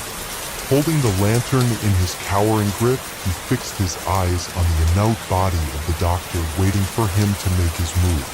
But he continued to lie catatonic. Call the paramedics, he commanded as his assistant raced down the hallway. He watched as she was consumed by the darkness, her scurrying footsteps fading to silence. He was alone now. Eyes transfixed on the doctor, he cautiously turned the lock on the cell door, his hands as cold as the steel that held the madman within. Lest the doctor suddenly attacked, he left the door inched open, only wide enough to make his escape. For the inspector, however, it would be his gravest and final mistake. He gently turned the man on his back, slowly crouching down to shine the flickering, fading light on Doctor's face. Holding his gaze on the time blue, dead expression on the face before him, he reached for the doctor's clenched fist to feel for his pulse. No pulse, only a note. The inspector reached into the doctor's fist for the crumpled ball of paper. He noticed the torn corner as he unfurled the note. The shape of the tear matched the missing entry in the notebook. The inspector held the missing pieces against each other, dreading the dark secrets he would unravel. November 21st, 1889. I write this warning while able to hold the final fragments of my sanity. She has taken my mind hostage. She lives within the depths of my fear, my insanity, feeding. For now she only exists as fragments in the minds of those who have gazed through her eyes. She cannot be allowed to recover to her true form. So long as she continues to repair her former vessel, she will grow stronger as each eye opens the more she feeds. Forgive me. It is too late to save them. I must sever her connections to all who have fallen prey to her gaze. I must take drastic actions to prevent her invading our world once again, any means necessary. My final warning: do not gaze through her eyes. It uses its eyes to trap its prey and latch onto their minds. Once her eye is embedded into its host, she hooks herself in the victim's brain and projects herself in the shadows, triggering fear and paranoia within her victim, feeding off the insanity. Those who gaze through the holes pierced through her eyes fall mercy to her grasp. She's taken control of my mind, and she's had me draw her image in the book. Do not look through the image.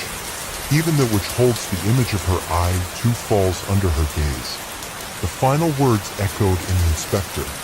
Overwhelmed by dread, he frantically flicked back page after page, back to where the insanity took its clutching grip on the doctor. Beware the creature's eye, the warning droned repeatedly in his mind.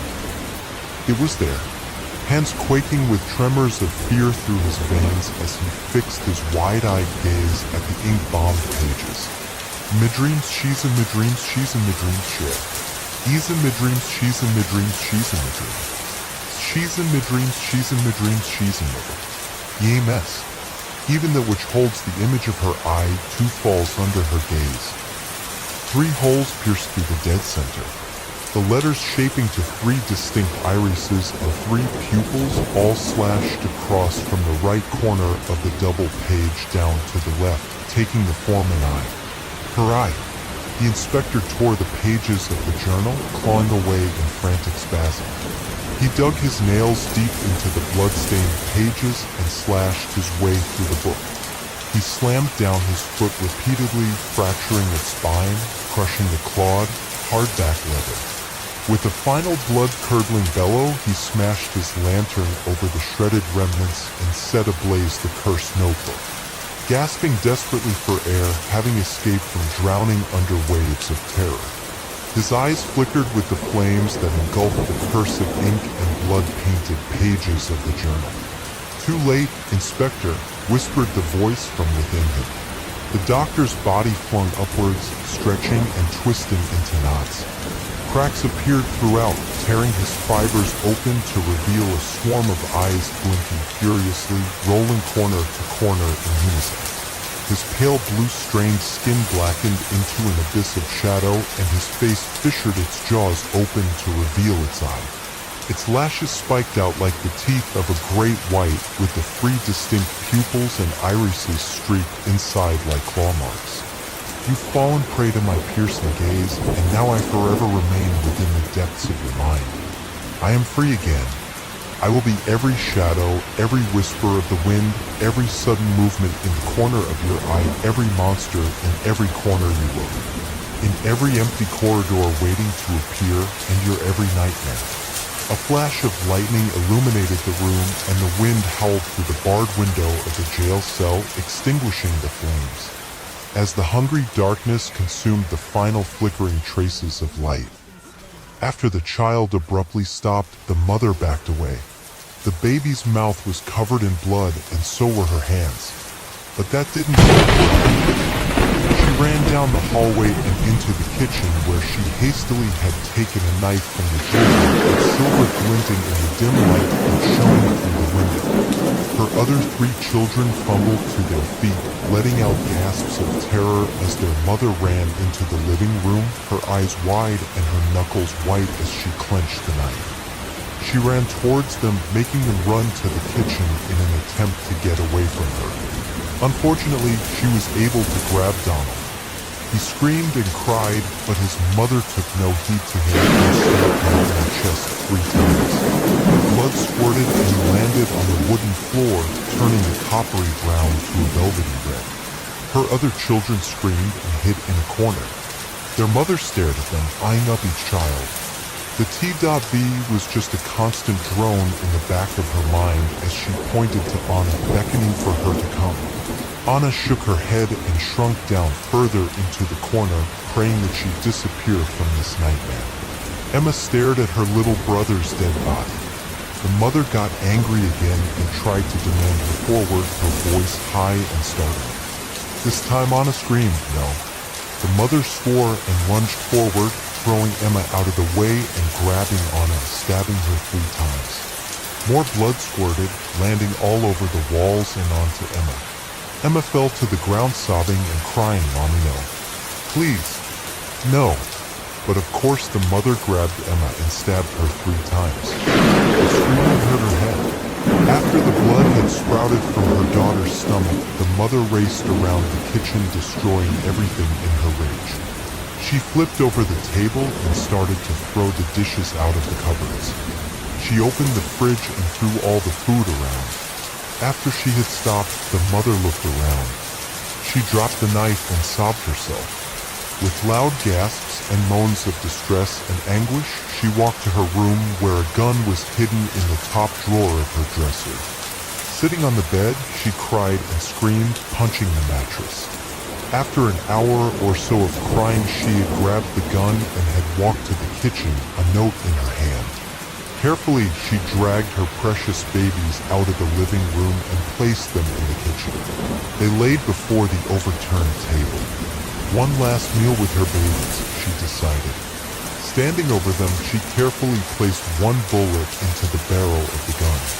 Looking into the black hole of her salvation, she began to sing, the finger on the trigger. My sweet baby, all fresh and pure. I see nothing sweeter than my babe before.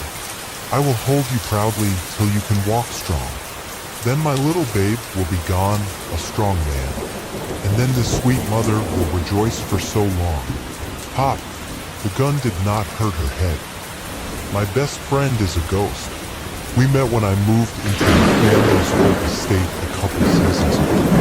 My mother, Pamela Worth, and her sister, Patricia Aberforth, recently married out of the Worth family name, are house flippers. They take old estates from families, make them look modern, and then resell them for a fortune. Vivica told me she doesn't mind. I asked her since I know from some stories that ghosts dislike when people mess with their resting places. It wasn't until today that I was fully informed that the house is not, in fact, Vivica's final resting place. Vivica is my best friend. Vivica Hudnall is her full name. The Hudnalls were your average ancient lordships. Her father was very important to some generals in Austria or such. I don't really remember which country they served. When I was doing research on Vivica, she wasn't mentioned a whole lot. She claims it's because she went away to boarding school. I know she definitely didn't live past 19. She can't remember how old she was when she died, but the way her spirit looks is frighteningly young. From a family photo I found, she had long dark hair all done up, rosy cheeks, and kind, dark brown eyes. The only difference now is that her hair floats down around her now, and the rest of her living features no longer exist. My name is Primula Worth. I'm 16, 17 in July. I have the fiery red hair of the Scots thanks to the family tradition of being Scottish, lots of freckles from being out in the sun, and the brightest blue eyes you've ever seen. I have the weirdest name in my grade, but I'm not bothered by it. My name in Vivica's is partially why we get on so well. I should tell you about the Hudnall final resting place. Her entire family is buried in a large mausoleum not too far from the main house. I can ride my bike to it. I've never been in it, but Vivica told me that her family is there. Or at least, what bits they could find of them after whichever war they fought in. What Vivica didn't tell me is that her remains need to be in the mausoleum. I was surprised to hear they weren't in there to begin with. It all happened like this. She had a hard time finding me today. I told her to meet me in the parlor, and I waited for her for a while before I went looking for her. Eventually, I found her in the dining room examining her old family crest carved into the mantel of a drafty fireplace. "Viv," I said to meet me in the parlor. I scolded. Vivica obviously had something on her mind. It was troubling, the feelings her aura was giving me. In addition, her clothes as a ghost looked a little more torn, and her face seemed to go decrepit. She could barely talk, as most of her mouth had started to go missing. I need to tell you something," she said, gliding towards me and, as best as ghosts can do, taking my warm hands in her frosty ones. "I am fading. My centenary of death is approaching." I fear her voice caught.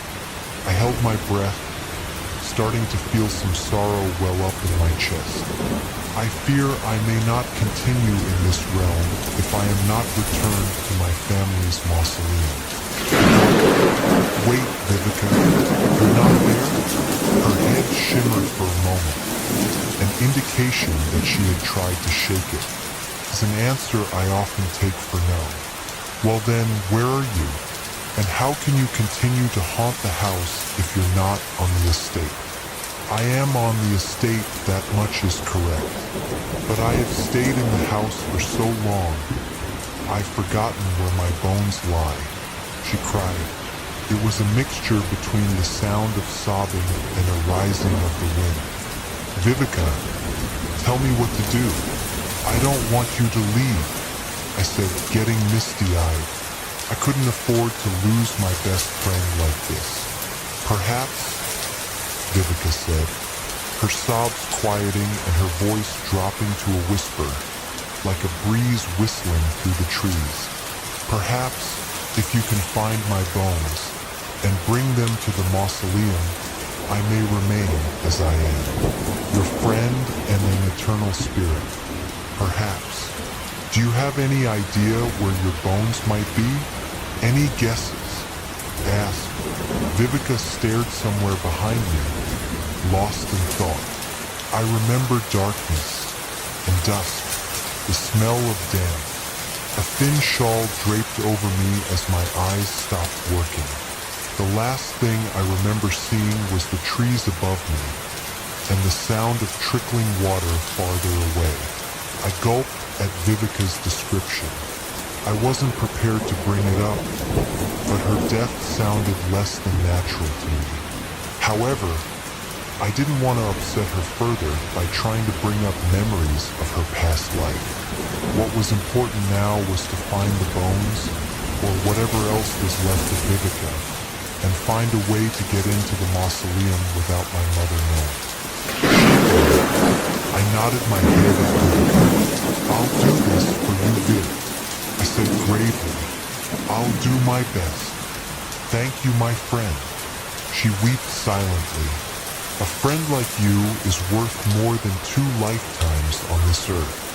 "Right, well, so it sounds like my search starts in the woods then," I said mostly to myself. There was a patch of woodlands on the estate, and where the estate ended was fenced off. It shouldn't be too difficult then, considering she said her body was still on the estate.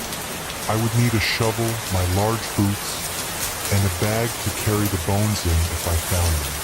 I bid a hurried goodbye to Vivica as she started moaning a song to her bones, trying to call them back to her. I retrieved a large duffel bag from my room and my boots. I didn't know how many bones I was trying to find, so I felt a duffel bag was a good choice.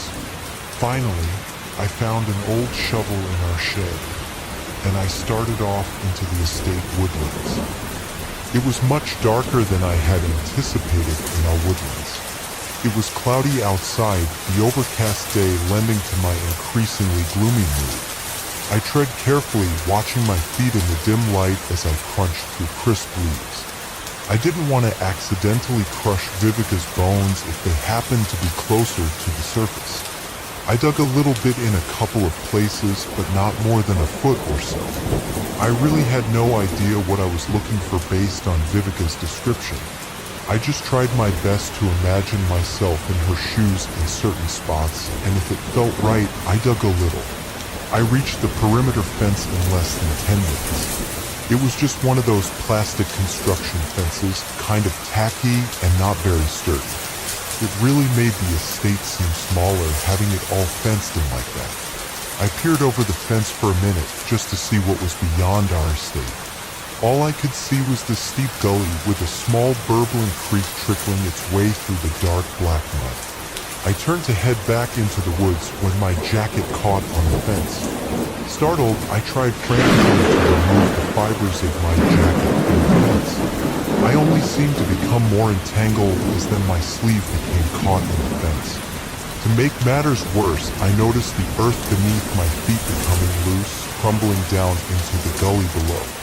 Frustrated and in a panic, I waved my arms, ripping my coat from the plastic fence, only to lose my balance.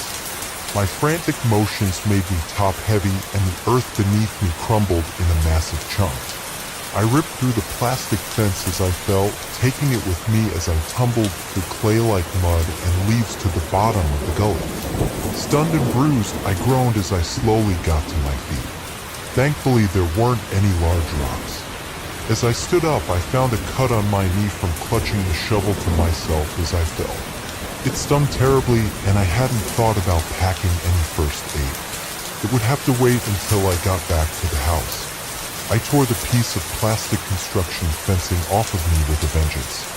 Then I took in my surroundings, trying to figure out the best way to get back to the estate.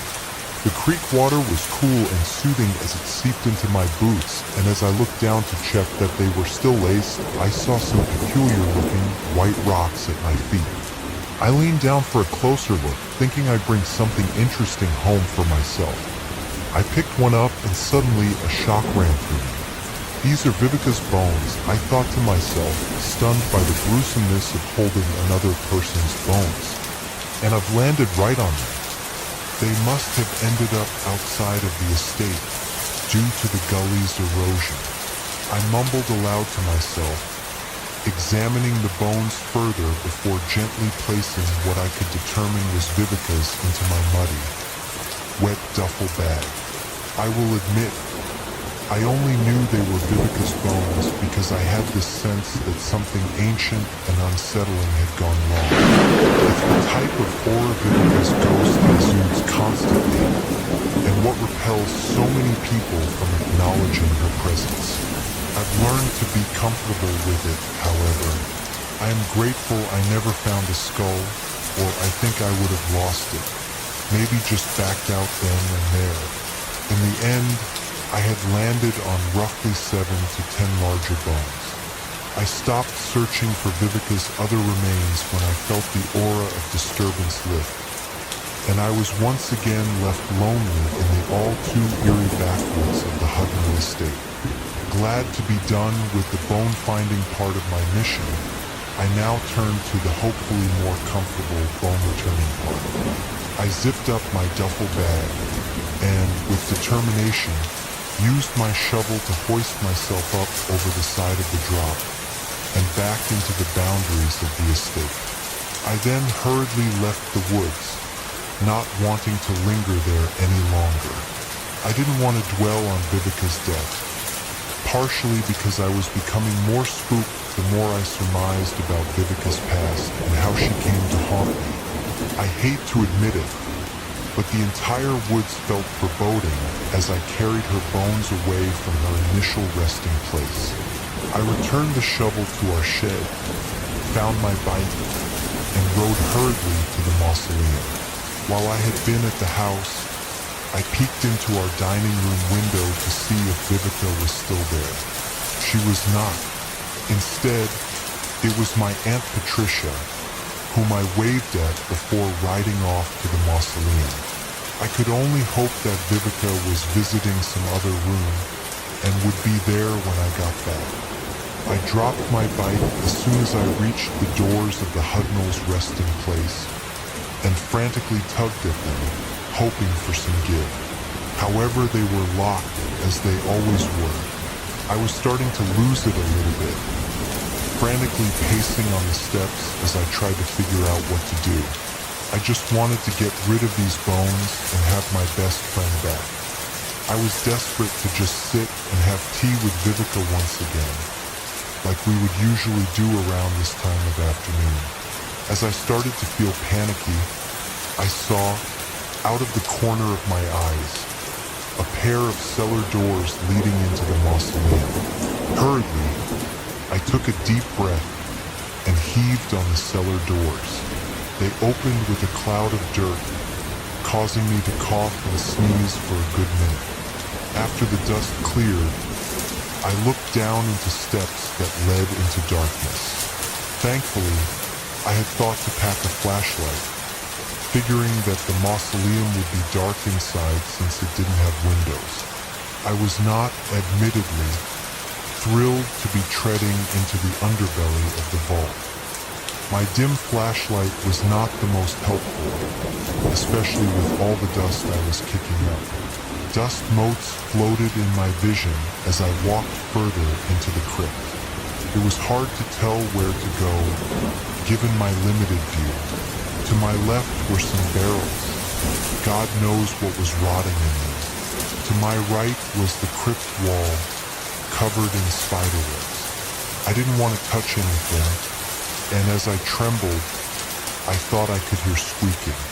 I scuffed my feet on the floor, trying not to trip on any loose stones. My eyes watered as I tried not to sneeze, but I was also fully fearful that I would find something else stuck down here in the crypt. Perhaps the bones of one of Vivica's siblings, hiding out down here to escape some horrible fate, only to have wasted away. My imagination ran wild with thoughts like these. Suddenly, I heard a clattering from my left, as if something had been knocked over. The barrels started to tumble, hitting the wall behind me with loud thumps as they hit the wall and splintered. Amongst the ruckus, I could have sworn I heard footsteps and the faintest sounds of someone breathing. I shrieked, the noise echoing off the crypt walls and piercing my own ears. I ran for the other end of the room, carefulness be damned, and ended up running into the railing of a dilapidated staircase. Scared out of my wits that something was still coming to get me, I ran up the staircase. The staircase was so old that as I ran up it pell-mell, with the weight of my living flesh and the added weight of Vivica's bones, one of the steps splintered apart and shattered beneath me. If I hadn't had my other foot on the next step and my hand on the rickety railing, I would have surely fallen through and broken something. I cried out in alarm as I fell suddenly, and groaned in pain as my pants tore and my leg became scratched by splinters. I gulped back my tears of panic and wiped my hair back from my now sticky, sweaty face. I could feel a cool breeze blowing down from the top of the stairs. I was almost there. I just needed to be careful. Slowly, I removed the duffel bag from my shoulder and threw it to the top of the steps. It hit the back wall and fell with a loud clatter. I winced. "Sorry, Vivica," I whispered.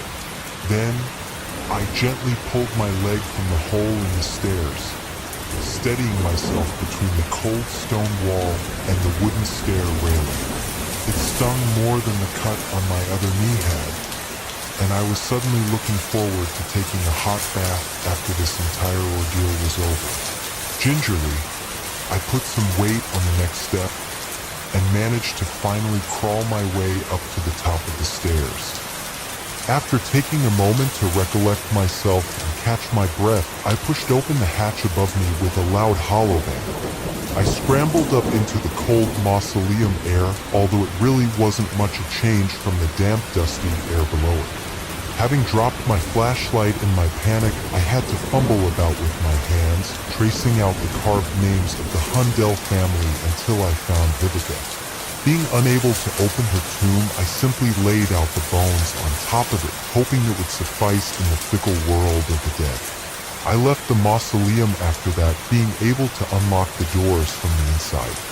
After struggling to push the heavy doors closed, I retrieved my bike and soberly rode back to the main house. My mother certainly was in a state of shock when she saw me. "Primula, my goodness, what happened to you, darling?" I burst into tears as she rushed to my side. I cried because, truthfully, I had been through a lot, but also partially because I couldn't feel Vivica anywhere. I made up the story about getting tangled in some barbed wire in the woods, and my mother and aunt fixed me up just fine, with a little concerned scolding here and there. They made me promise to never go into the woods again. I told them that wouldn't be a problem.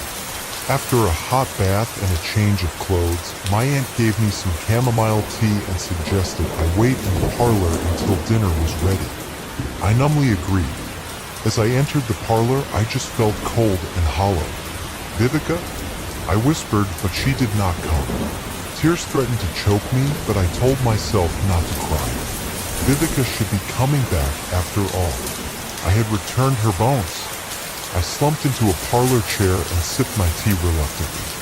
As my shock from my ordeal began to wear off, I turned on the lamp next to me and called out to the room.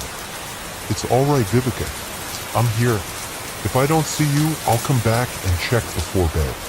I grabbed my book and tried to read, looking up every so often for a sign of my best friend floating across from me, even though I was deeply uncertain that I would ever see her again. Before it can get its bearing, I hit it again, forcing it back. I go to hit it once more when it grabs the end of the stick and rips it out of my hand. It then wraps its hand around my throat, lifting me into the air. I try to pry its hand off, but it is too strong. I hear Maki shout as he runs towards us with a stick of his own. The Naki easily knocks him away and brings its other towards my left arm. It takes my arm and brings it towards its mouth. I try to resist. Suddenly there is pain shooting up my arm as the creature takes a bite. My scream fills my ears and the air. Taking its mouth away, the Naki looks at me with a blood-stained grin. Then it goes for my shoulder, its sharp teeth tears into my skin. The pain is absolutely excruciating, and I can feel it through my entire body. My body is weakening and black spots fill my vision as it continues to feed from my flesh. The shouts of my friends echo in the background, but I know it's useless. I am going to die tonight. All I can think about is my mother and the fact that she will be heartbroken. I'm sorry I didn't keep my promise, Heidi. I think as I start to fade out. Suddenly, the teeth and pressure around my throat are lifted. As I fall to the ground, I gasp and cough as air rushing back into my lungs. A screech fills the air once again, but this one is filled with pain. Still weak, I can only lift my head a bit to see. Another screech reaches my ears, even louder and longer than the last. The Naki is on the ground with several arrows sticking out of it. Still screeching, it tries to crawl away, but another arrow finds it. This time, piercing what I believe to be its heart, causing it to go quiet. A sense of peace fills me at the creature's silence. I may be dying, but at the very least, my friends will be okay. As I begin to black out, familiar emerald green eyes lock onto my own. The smell of lilac fills my nose and soft hands caress my face. My sweet baby, all fresh and pure. I seem nothing sweeter than my babe before. I will hold you proudly till you can walk strong. Then my little babe will be gone, a strong man. And then this sweet mother will rejoice for so long. Aged arms caressed a soft child as the song was hummed with a raspy voice. The child slumbered as his mother slowly put him down into the crib. Sunlight streamed into the room, flooding the wooden rocking chairs, the body-sized mirror, and the sleeping babe in a golden warmth. The woman, who had graying hair and soft facial features, walked slowly around the room, her white sundress flowing behind her. She had her right arm over her stomach and her left elbow on top of that. Her hand reached up towards her mouth. 3 Finch. Iti, I whispered. I see a small smile settle on her face. Olin Pahalani, she stated softly, tears running down her face. I told you to stay out of the woods. I know, I'm sorry. I tell her. Rest, she says. I close my eyes and surrender to the darkness. She stopped on a picture, a cold hand clenched her heart and let out a loud gasp. She pushed the book off the table and stood, her breathing becoming shallow. The photo album flopped to the ground with a sharp thud, the terrible picture lying face down in the dust that covered the floors. 2 police officers stood in this picture with body bags, and a woman who resembled too much of her was handcuffed, bloody and angry. Running towards the baby's room, she rushed in and darted for the crib. Grabbing the railing, she looked down only to let out a raspy scream. Instead of a baby was a thing of rotting flesh and vile-smelling decay. The mother felt her hands and body go numb. Shakily, she looked down at her hands, dried blood covered every inch of them. Looking down, she eyed her clothing, which were covered with the crimson sin. She noticed more coming from the hallway. Frantically, she followed the bloody trail back into the kitchen. Her photo album still laid face down, but everything had changed. Dishes were all over the floor, the table was overturned, fridge door was open, and 3 little children lay dead on the ground, bathing in crimson puddles. A knife lay within them. The mother tried to scream, but only an agonizing squeak came out. Shaking her head and waving her hands, she started to get up only to fumble and trip over something solid instead. Looking at it, fear filled her eyes.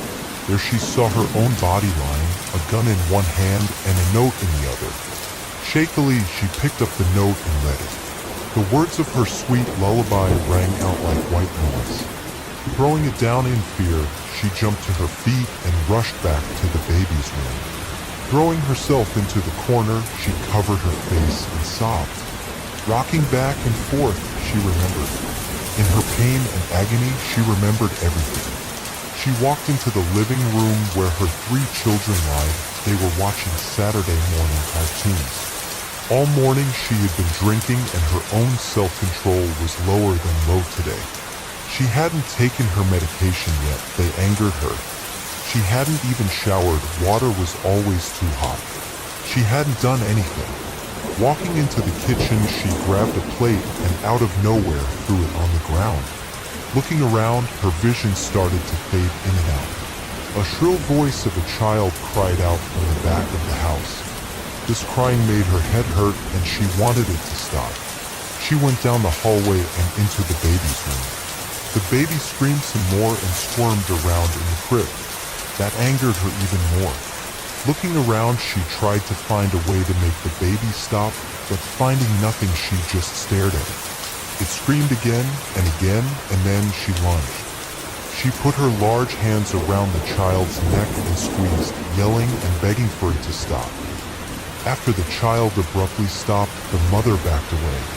The baby's mouth was covered in blood, and so were her hands. But that didn't stop her outrage. She ran down the hallway and into the kitchen, where she hastily had taken a knife from a drawer, its silver glinting in the dim light that shone through the window. Her other 3 children fumbled to their feet, letting out gasps of terror as their mother ran into the living room, her eyes wide and her knuckles white as she clenched the knife. She ran towards them, making them run to the kitchen in an attempt to get away from her. Unfortunately, she was able to grab Donald. He screamed and cried, but his mother took no heed to him and stabbed him in the chest 3 times. Blood squirted and landed on the wooden floor, turning the coppery brown to a velvety red. Her other children screamed and hid in a corner. Their mother stared at them, eyeing up each child. The T.B. was just a constant drone in the back of her mind as she pointed to Anna, beckoning for her to come. Anna shook her head and shrunk down further into the corner, praying that she disappear from this nightmare. Emma stared at her little brother's dead body. The mother got angry again and tried to demand her forward, her voice high and startling. This time Anna screamed, no. The mother swore and lunged forward, throwing Emma out of the way and grabbing Anna, stabbing her 3 times. More blood squirted, landing all over the walls and onto Emma. Emma fell to the ground sobbing and crying, "Mommy, no. Please, no." But of course the mother grabbed Emma and stabbed her 3 times. The screaming hurt her head.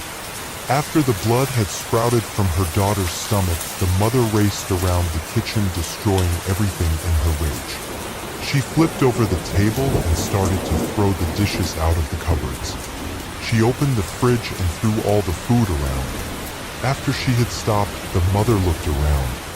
She dropped the knife and sobbed herself.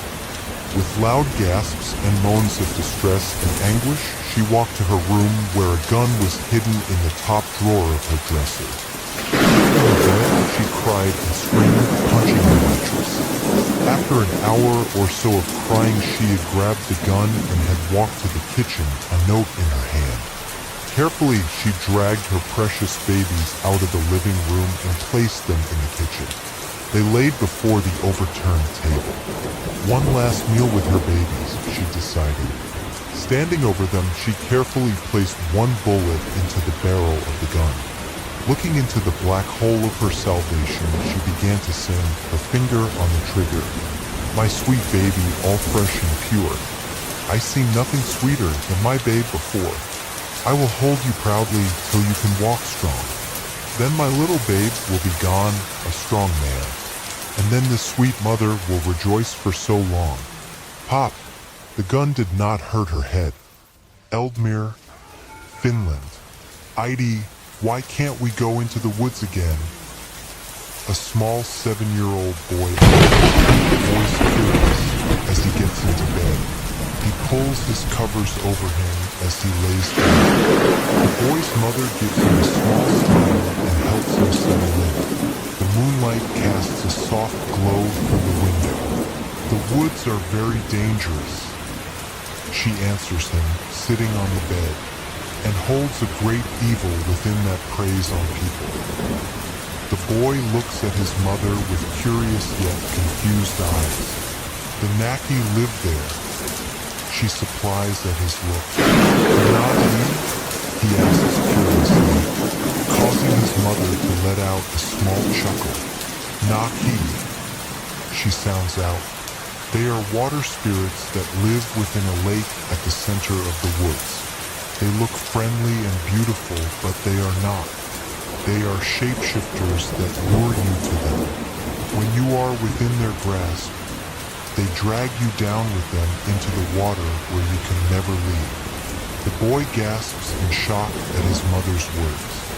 "Never?" he asks. "Never. Once they have you, they eat you," she finishes.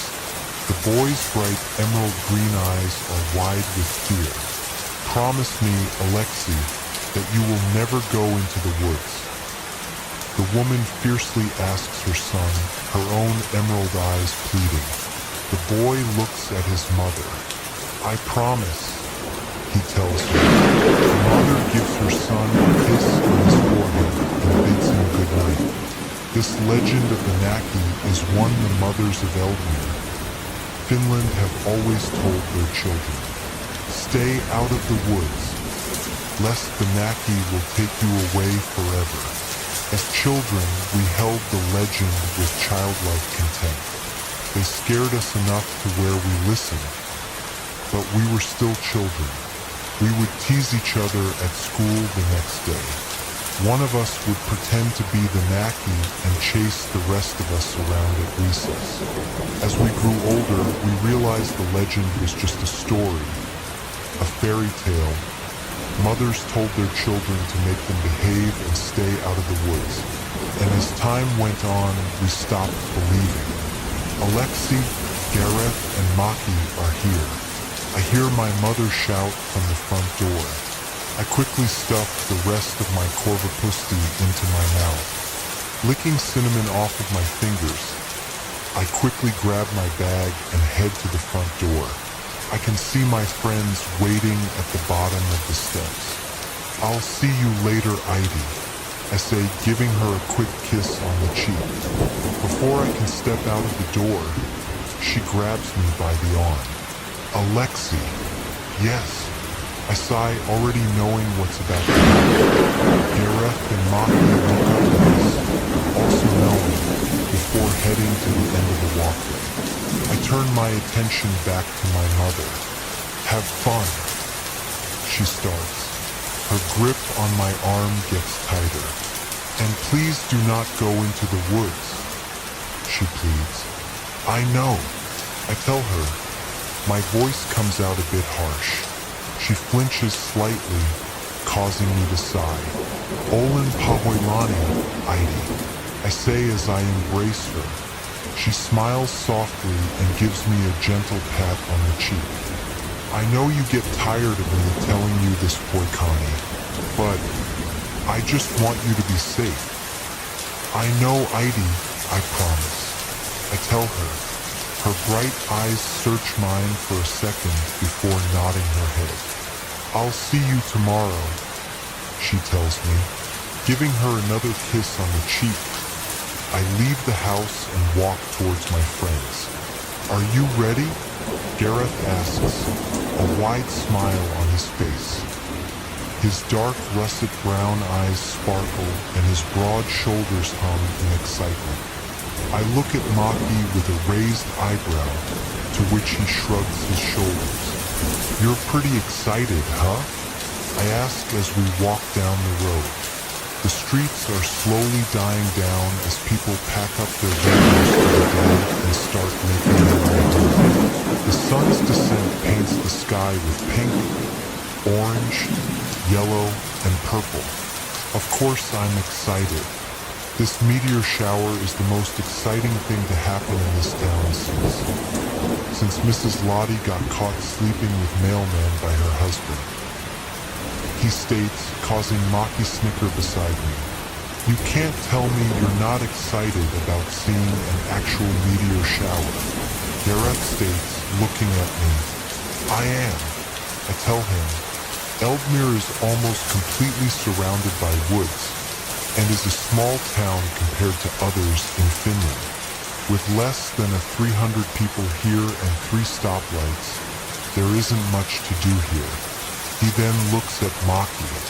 With a roll of his cornflower blue eyes, he gives us Gareth a nod. It is exciting, and it's nice to get out of the house. He tells him, "Is your mom still fighting with your sister?" I ask him, "When are they not fighting?" He sighs. "It's gotten even worse over the past couple of months with Ein's new boyfriend, who I'm pretty sure she's dating just to irritate Mom. Ein is a little over a year younger than Maki and has always been difficult.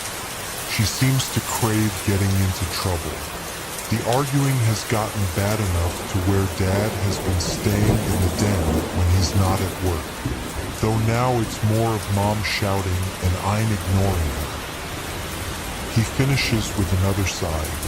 "Well, this will be a good distraction," Gareth tells him with a pat on the back.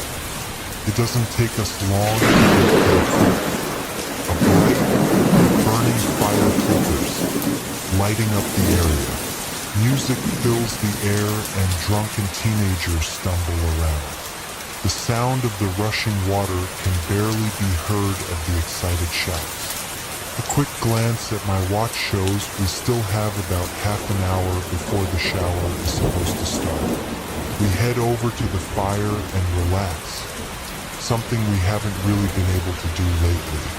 I'm talking to a classmate when bright lights flicker across my sight, causing me to look up. The sound of excited cheers and shouts fill the air as the meteor shower begins. It is quite a beautiful sight. Streaks of light shoot across a star-filled sky. Wow, this is amazing. Maki states in wonder, the first genuine smile I've seen in weeks settling on his face. Before I can agree with him, I feel Gareth pull on my sleeve. Isn't that Ein? With Kali? He asks, pointing off to the side. Following his finger towards the creek, I spot the familiar long, blonde hair vine. She's holding Kali's, a teen of questionable motives, hand as they step into the creek. Are they going into the woods? I ask. Ein. Maki shouts, but she doesn't hear him. With a scowl on his face, he runs towards them. Gareth and I look at each other before chasing after him. By the time we reach the edge of the woods, the two teens have already disappeared inside. Maki shouts her name again, but there is no response. He takes a step forward, causing Gareth to grasp his arm. You're not seriously thinking about going in the woods? He asks, voice incredulous. Out of all of us, Gareth's mother is the most superstitious, driving into his head about the evil that lives within. I can't just leave her in there, especially not him. Maki states. His voice is hard, but a tiny tremble in his voice reveals his fear. He's right, Gareth. I start walking up beside Maki. Besides, the Naki is superstition. Just something our mothers made up. We'll be fine. He still looks hesitant, but he steps forward with a nod. Together, the three of us enter the woods for the first time. The trees seem even more daunting up close. They stand tall, with moonlight filtering through their thick foliage. Our phones offer more light. As we walk through, a heavy sense of foreboding fills me. I feel like we've made a mistake entering the woods, but it's too late to turn back. Maki continues to yell for Ein, his voice echoing. The only other sound are the fallen leaves crunching under our feet. Am I the only one silently freaking out? Gareth whispers. I go to respond when I hear something. I quickly shush both of them and put a finger to my lip. A couple of seconds pass when I hear the sound again. A sound almost like screaming.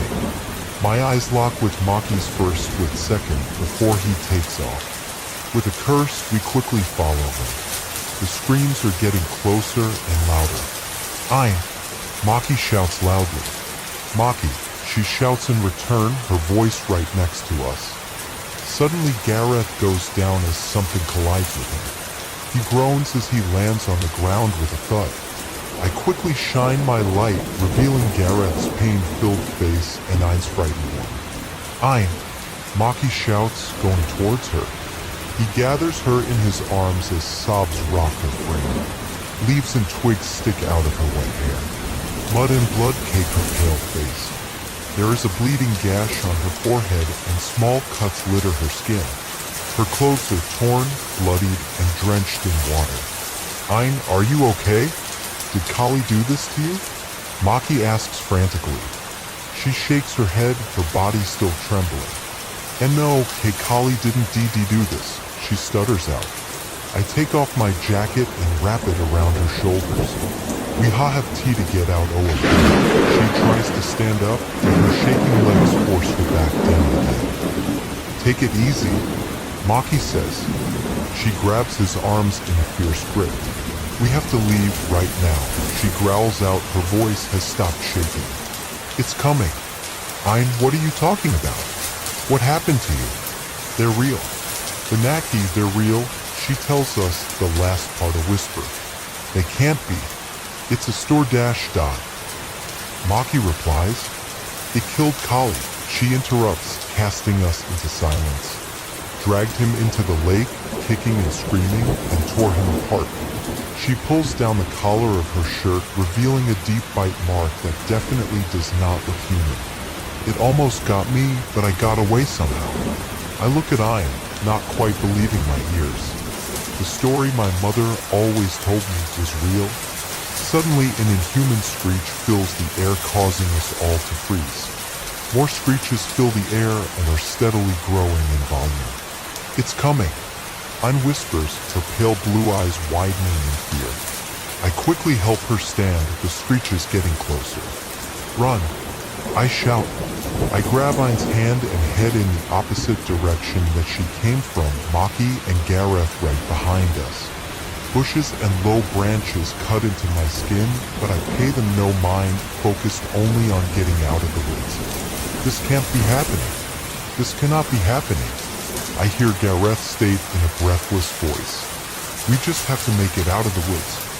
I tell him when suddenly the screeching is right beside us. Before I can say anything, a black mass rushes at me, knocking me down. I feel pain as my body hits the ground. I'm disoriented at first, but my vision clears, revealing sharp teeth coming towards my face. I quickly kick my feet out, sending it away from me. Grabbing the closest intervening thick stick, I scramble to my feet. The Naki has taken the shape of a beautiful, naked woman. Its hair is long, white, and drags upon the ground.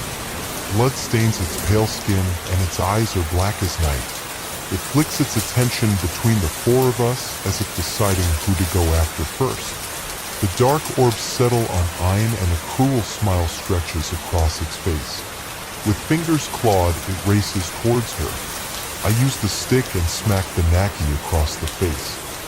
Before it can get its bearing, I hit it again, forcing it back. I go to hit it once more when it grabs the end of the stick and rips it out of my hand. It then wraps its hand around my throat, lifting me into the air. I try to pry its hand off, but it is too strong. I hear Maki shout as he runs towards us with a stick of his own. The Naki easily knocks him away and brings its other towards my left arm. It takes my arm and brings it towards its mouth. I try to resist. Suddenly there is pain shooting up my arm as the creature takes a bite. My scream fills my ears and the air. Taking its mouth away, the Naki looks at me with a blood-stained grin. Then it goes for my shoulder, its sharp teeth tears into my skin.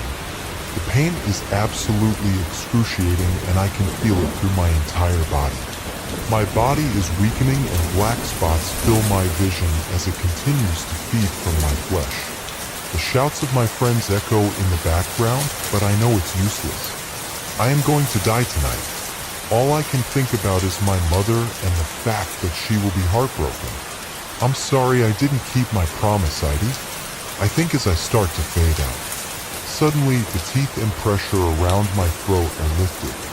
As I fall to the ground, I gasp and cough as air rushing back into my lungs. A screech fills the air once again, but this one is filled with pain. Still weak, I can only lift my head a bit to see. Another screech reaches my ears, even louder and longer than the last. The Naki is on the ground with several arrows sticking out of it. Still screeching, it tries to crawl away, but another arrow finds it. This time, piercing what I believe to be its heart, causing it to go quiet. A sense of peace fills me at the creature's silence. I may be dying, but at the very least, my friends will be okay. As I begin to black out, familiar emerald green eyes lock onto my own. The smell of lilac fills my nose and soft hands caress my face. Aiti, I whisper. I see a small smile settle on her face. Olin Pahalani, she states softly, tears running down her face. I told you to stay out of the woods. I know, I'm sorry. I tell her. Rest, she says. I close my eyes and surrender to the darkness. Daniel ran his fingers over the cracked surface of the old canvas, the scent of aged oil paint and mildew thick in the air. The antique shop's dim lighting barely reached the corners of the room, casting the painting in uneasy half-shadow. This was nothing new. He had spent years salvaging forgotten art, breathing new life into the discarded. But something about this piece unsettled him. Beautiful, isn't it? The shop owner materialized beside him, an elderly man with eyes that seemed to catch and hold too much light. Not many people can see its potential. You have the eye for it. Daniel nodded, uneasy. The technique is unusual. It's more than technique. The old man whispered. Some paintings aren't just created, they're awakened. This one's been waiting for the right restorer. His thin fingers brushed Daniel's wrist. Someone who understands what it means to be incomplete. Maybe it was the half-formed brushstrokes, as if the artist paused mid-thought. Or maybe it was the gnawing feeling that he had seen it before. But most unsettling was how the old man's words seemed to open something inside him, a hunger he'd kept buried. "I'll take it," Daniel said, ignoring the prickle at the back of his neck. "Just another restoration project. Another piece to reshape, repurpose." The shop owner smiled too widely. "It's already yours. Has been for some time, I think." Hashtag. Back in his studio, Daniel set the painting up under the glow of his desk lamp, the one that burned long into the early hours. He had built his life on reclamation, on the idea that anything, art, careers, even people, could be scraped back to their core and reimagined. It was what kept him moving forward, what kept the past from swallowing him whole. Failure had always shadowed him. His work was never enough, never striking, meaningful, or the kind that made people stop and feel. No matter how many pieces he restored, the truth remained he had never created something worth remembering. A small leather-bound book had been wrapped with the painting, the original artist's journal, the shop owner had explained. Daniel flipped through it now, finding sketches and feverish notes about technique and vision. One passage stood out. "The paint speaks.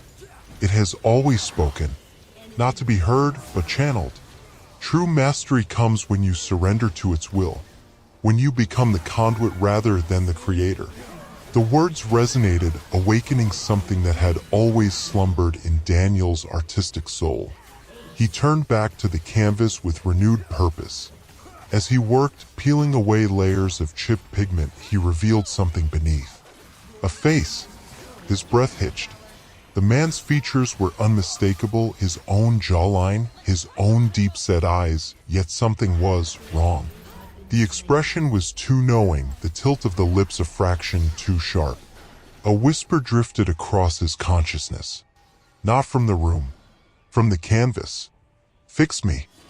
Daniel pushed back from the painting, pulse pounding in his ears. A trick of the mind. Fatigue. Nothing more. Yet, as he turned away, the whisper returned. "You see it, don't you? What could you be?" He went to the journal, frantically searching for answers. The pages seemed to turn themselves, leading him to an entry near the end. "The boundary between artist and art is thinner than anyone knows. Each brushstroke is an exchange. You give form. It gives purpose. Great work demands great sacrifice. This is the secret they don't teach. True immortality requires true transformation." Hashtag. The next morning, Daniel avoided the studio. He wandered the city instead, his thoughts restless. At a cafe, an old woman sat across from him uninvited. Her voice, low and steady, cut through his unsettled thoughts. "The crimson pigment is not something you chase," she said. "It finds you." Daniel blinked. "Excuse me?" She didn't look at him, only stirred her tea. "You've already started, haven't you? The painting. It's watching." Her eyes, when they finally met his, were the same uncanny shade as the shop owner's. "He's taught others before you. None of them understood what he offered." A chill ran down his spine. "Who? What are you talking about?" "The mentor, the guide, the one who opens doors." She smiled, revealing teeth too perfect to be real. "Every great artist needs someone to show them the way. He chose you because you're ready to become something more than human." He opened his mouth to demand an explanation, but the woman was already standing, leaving him with nothing but the echo of her words and the gnawing sense that she had known something he didn't. Hashtag. When he returned home, dread curled in his stomach. He stepped into the studio. The face in the painting was different. It was smiling now, and then as he stared, it spoke. "You're not done yet." Daniel staggered back, knocking over a cup of turpentine. The sharp scent burned his nostrils, but his eyes remained locked on the portrait. Had he painted that? Had he given it so much detail? The journal lay open on his desk, pages rippling without wind. A new passage seemed to have appeared, written in ink that glistened wetly. When you understand that creation and destruction are the same act, that's when you'll finally make something lasting. Give yourself to the canvas. Let it remake you. The mirror in the corner of the room caught his reflection, a pale, sleep-starved version of himself staring back. As he turned away, the mirror flickered with movement. His reflection hadn't moved with him. His pulse pounded. Slowly, deliberately, he turned back to the painting. The face in the portrait looked at him, no longer merely observing. It was waiting. "I can teach you what they never could," it whispered. "How to create something eternal. How to matter." The brush was in his hand before he even realized it. His fingers trembled, but the strokes came effortlessly. Each movement felt guided, inevitable. With every line, his breath shallowed, his heartbeat slowed. Because this time, the work mattered. This time, it was real. He found himself turning again and again to the journal, which now seemed filled with secrets meant only for him, techniques no living artist knew, visions no ordinary mind could conceive.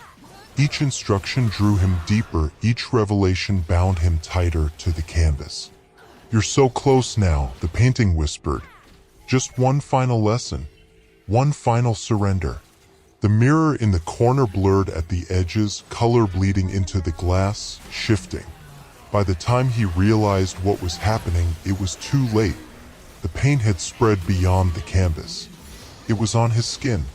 Daniel gasped, his body seizing up, his limbs stiffening as if his flesh had turned to oil and pigment.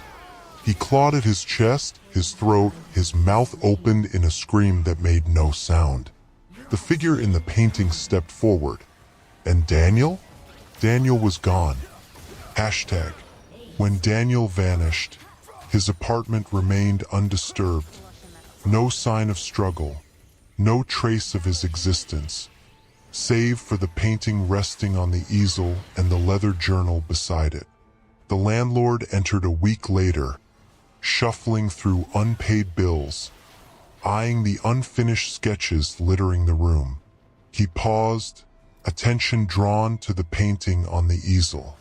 The subject, a man captured in a moment of revelation, looked impossibly lifelike. The terror in those deep-set eyes seemed to flicker, as though the figure might blink at any moment. Then the colors shifted. A whisper curled through the air, soft, almost pleading. "Fix me."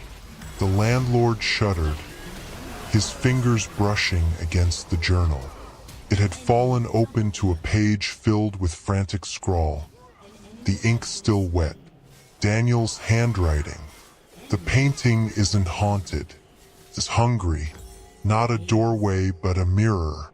If you're reading this, it's too late." The words blurred, the ink bleeding like fresh paint.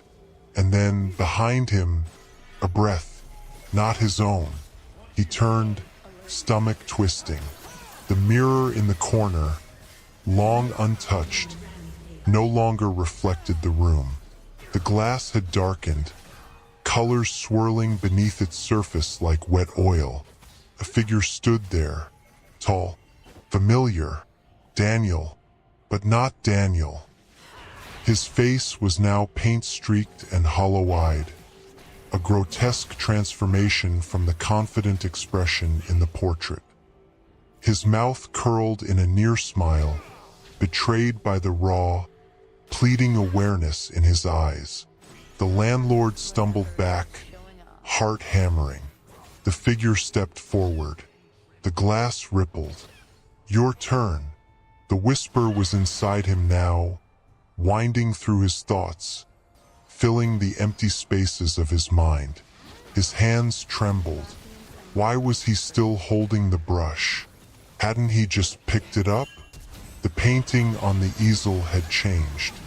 It wasn't Daniel anymore. It was him. Outside, the city moved on, unaware. And in the dim light of the studio, the oil stirred, reshaping, reaching for new hands, for new art, for something unfinished. The cycle had already begun again. A great artist once said, "Color, what a deep and mysterious language, the language of dreams." Depending on the situation or distraction, this philosophy unquestionably plays an integral part in Herbert Truelove's meandering existence. Floating and gliding from one state of contented, colorful contemplation to the next, regardless of the consequences. It is Tuesday. Spring has just about sprung, and a dapple of weak sunlight is finally threatening to break through the clouds that have been in perpetual domination since last October. At least it seems that way to Herb, who as we speak is in a daydream of sorts, caught between the grim reality of his humdrum day job and the fantastical scenes that his mind is playing out to him. Today, softly tinted marshmallow cats and dogs with expertly curated mustaches and jaunty little hats are fleeting across his venturing mind. Everything is soft and hazy around the edges. The sun's faint rays kiss the scene with hues of pale yellow, blue, and pink, and across the dusty blue sky, cloud-like forms are enticing him away to somewhere far beyond the gray walls of reality where Herb's flesh and bones exist. Truelove, shrill and pointed as ever, the bespectacled and suited Geraldine Ledbetter, a storm cloud personified, marches across the office and places herself between the window and Herb's reverie. She casts the darkest kind of shadow across the desk, perhaps the sort you might encounter in a terrible nightmare. Are the figures for the board meeting ready yet? The words thunder reverberating in Herb's ears, but he is not easily fazed. Herb has learned that it is best to do whatever is asked of him. Herb knows that it's wise to keep his head down and complete his work to an adequate standard so that it attracts minimal attention. Herb knows where his mind would rather be. The mustachioed marshmallow cats and dogs saunter away towards the rapidly graying clouds, and Herb, rubbing his eyes, waggles the gray plastic mouse to motion his laptop back into life.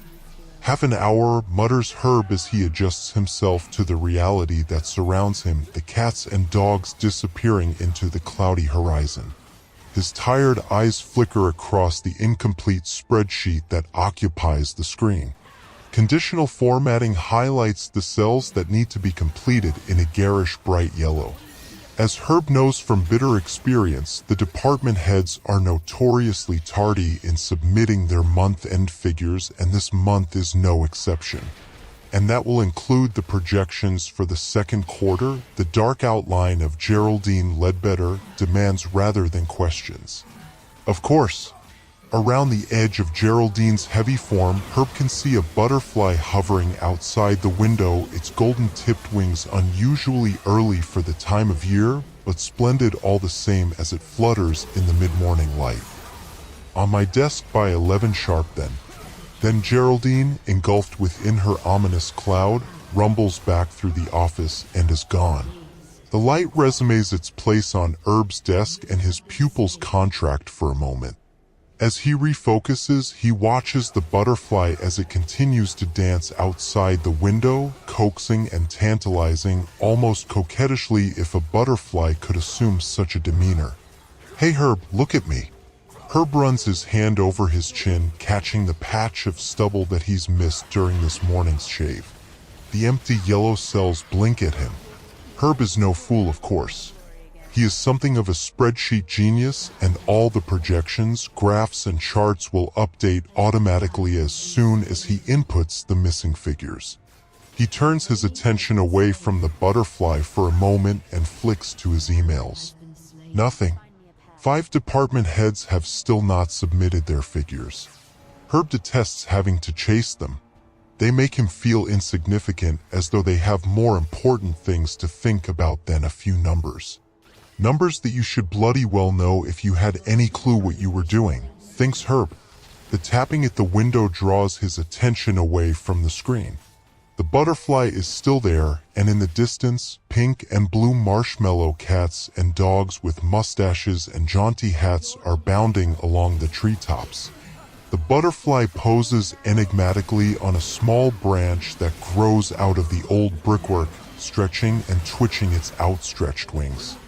Herb is so overwhelmingly compelled by the creature that he moves cautiously round to the other side of the desk and crouches down, the thinning fabric of his trousers straining at the knees as he does so. The glass separates his nose from the butterfly by less than an inch. Over the hills and the meadows, golden yellow with rapeseed and sunflowers, far too early for the time of year but glorious all the same. The countryside is ablaze with color as Herb and the butterfly soar, dipping and flying over the landscape below. Hanging on tightly to its wings, delighting in every swirl and swoop, Herb is surprised to see strange markings on the insect, not usual for this type. In between the clouds, the cats and dogs nod and doff their hats as he passes, and Herb strains his eyes against the wind, fascinated by the butterfly, curious to examine more closely its squiggles and shapes. Back at his desk, Herb recalls the markings, which were in fact numbers. 5 of them etched in fine flowing lines across the butterfly's wings. He opens the spreadsheet and, compelled by something he knows not, he enters the numbers into the bright yellow cells, which immediately reformat to corporate gray. The bottom line updates, the graphs and charts complete. All is done, but the cell containing the overall projection for the next quarter is now red. This doesn't surprise Herb, the second quarter is always like that, so he prints off copies for the board meeting, slides them onto Geraldine's desk whilst she's in the washroom, and disappears for an early lunch. Outside, the sun has burned away the hazy cloud of earlier and the day promises to be a little warmer than of late. Herb buys a takeaway sandwich and coffee, then in the small memorial garden down the road from the office he finds an empty bench facing the sun. He sips the coffee, letting the warm milky substance trickle down his throat and warm his insides, the caffeine tingling through his veins. Herb closes his eyes. Blotches of red, orange, and green fill his vision as the light from the sun leaves its mark. The green shapes begin to move in slow swirling motions, bumping off the red and orange like a crooked kaleidoscope. Herb recalls holding his eye to the brightly decorated tube, turning the colored beads reflecting in the mirrors. In the distance his mother is calling him in from the living room to go through to the kitchen for his dinner. The kaleidoscope falls to the floor and the green swirls fill his vision as a formation of leaves and petals spin clockwise and then anti-clockwise, alternating until a purple snake pokes its head through the center of the arrangement. It smiles. It's a pleasant enough smile, though perhaps verging on the sinister, and the corners of Herb's mouth twitch slightly. People passing through the memorial garden give him a wide berth. Herb sips the last of his tepid coffee, eats the ham sandwich which is now lukewarm, and stretches his legs before heading back inside. As he passes the office window, he checks his reflection, reasonable enough if a little worn around the edges, but he notices that his shirt looks an odd color. Herb shakes his head, just the light, and heads back into the office. Herb's stomach sinks as, returning to his desk, he sees the familiar outline of Geraldine against the window. But as he gets closer, he notices an expression on her face that he's never seen before. Not the usual storm cloud, more like a break in the weather, a lightening of the day. There's a faint flush of color to her cheeks, a softening of her usually harsh and critical eyes. Her blouse, usually a nondescript, department store shade of grayish beige, now seems to emit a slight hint of pink. Not bright enough to be obvious, but just enough to make Herb look twice. The board meeting went well, she says. The projections were in line with expectations. Good work, Truelove. Herb nods, not sure how to respond. She has never called his work good before. Ever. I need you to run some modeling, she continues. Future projections based on recent trends. A few different scenarios. I want to see what we're looking at for the next couple of years. She turns to leave, then pauses. By the way, she adds, looking Herb up and down in a way that makes him feel like he's transparent, I like that shirt on you. You had a dark blue one on before, didn't you? Herb looks down. His shirt seems pale and washed out, and he's not entirely sure what color it had been earlier, his morning routine being somewhat chaotic. The first shirt out of the wardrobe usually suffices. Herb sits at his desk. For a moment he glances towards the window as temptation draws him to contemplate for just a little while. But Geraldine's demeanor has startled him, setting him off balance. For the first time since starting with the firm, he feels compelled to produce what she wants as accurately and as promptly as he can. Herb exhales slowly and turns to the spreadsheet. Numbers and formulas are a place of comfort and security for him, and he begins to plan out the equations and tables of data that he needs.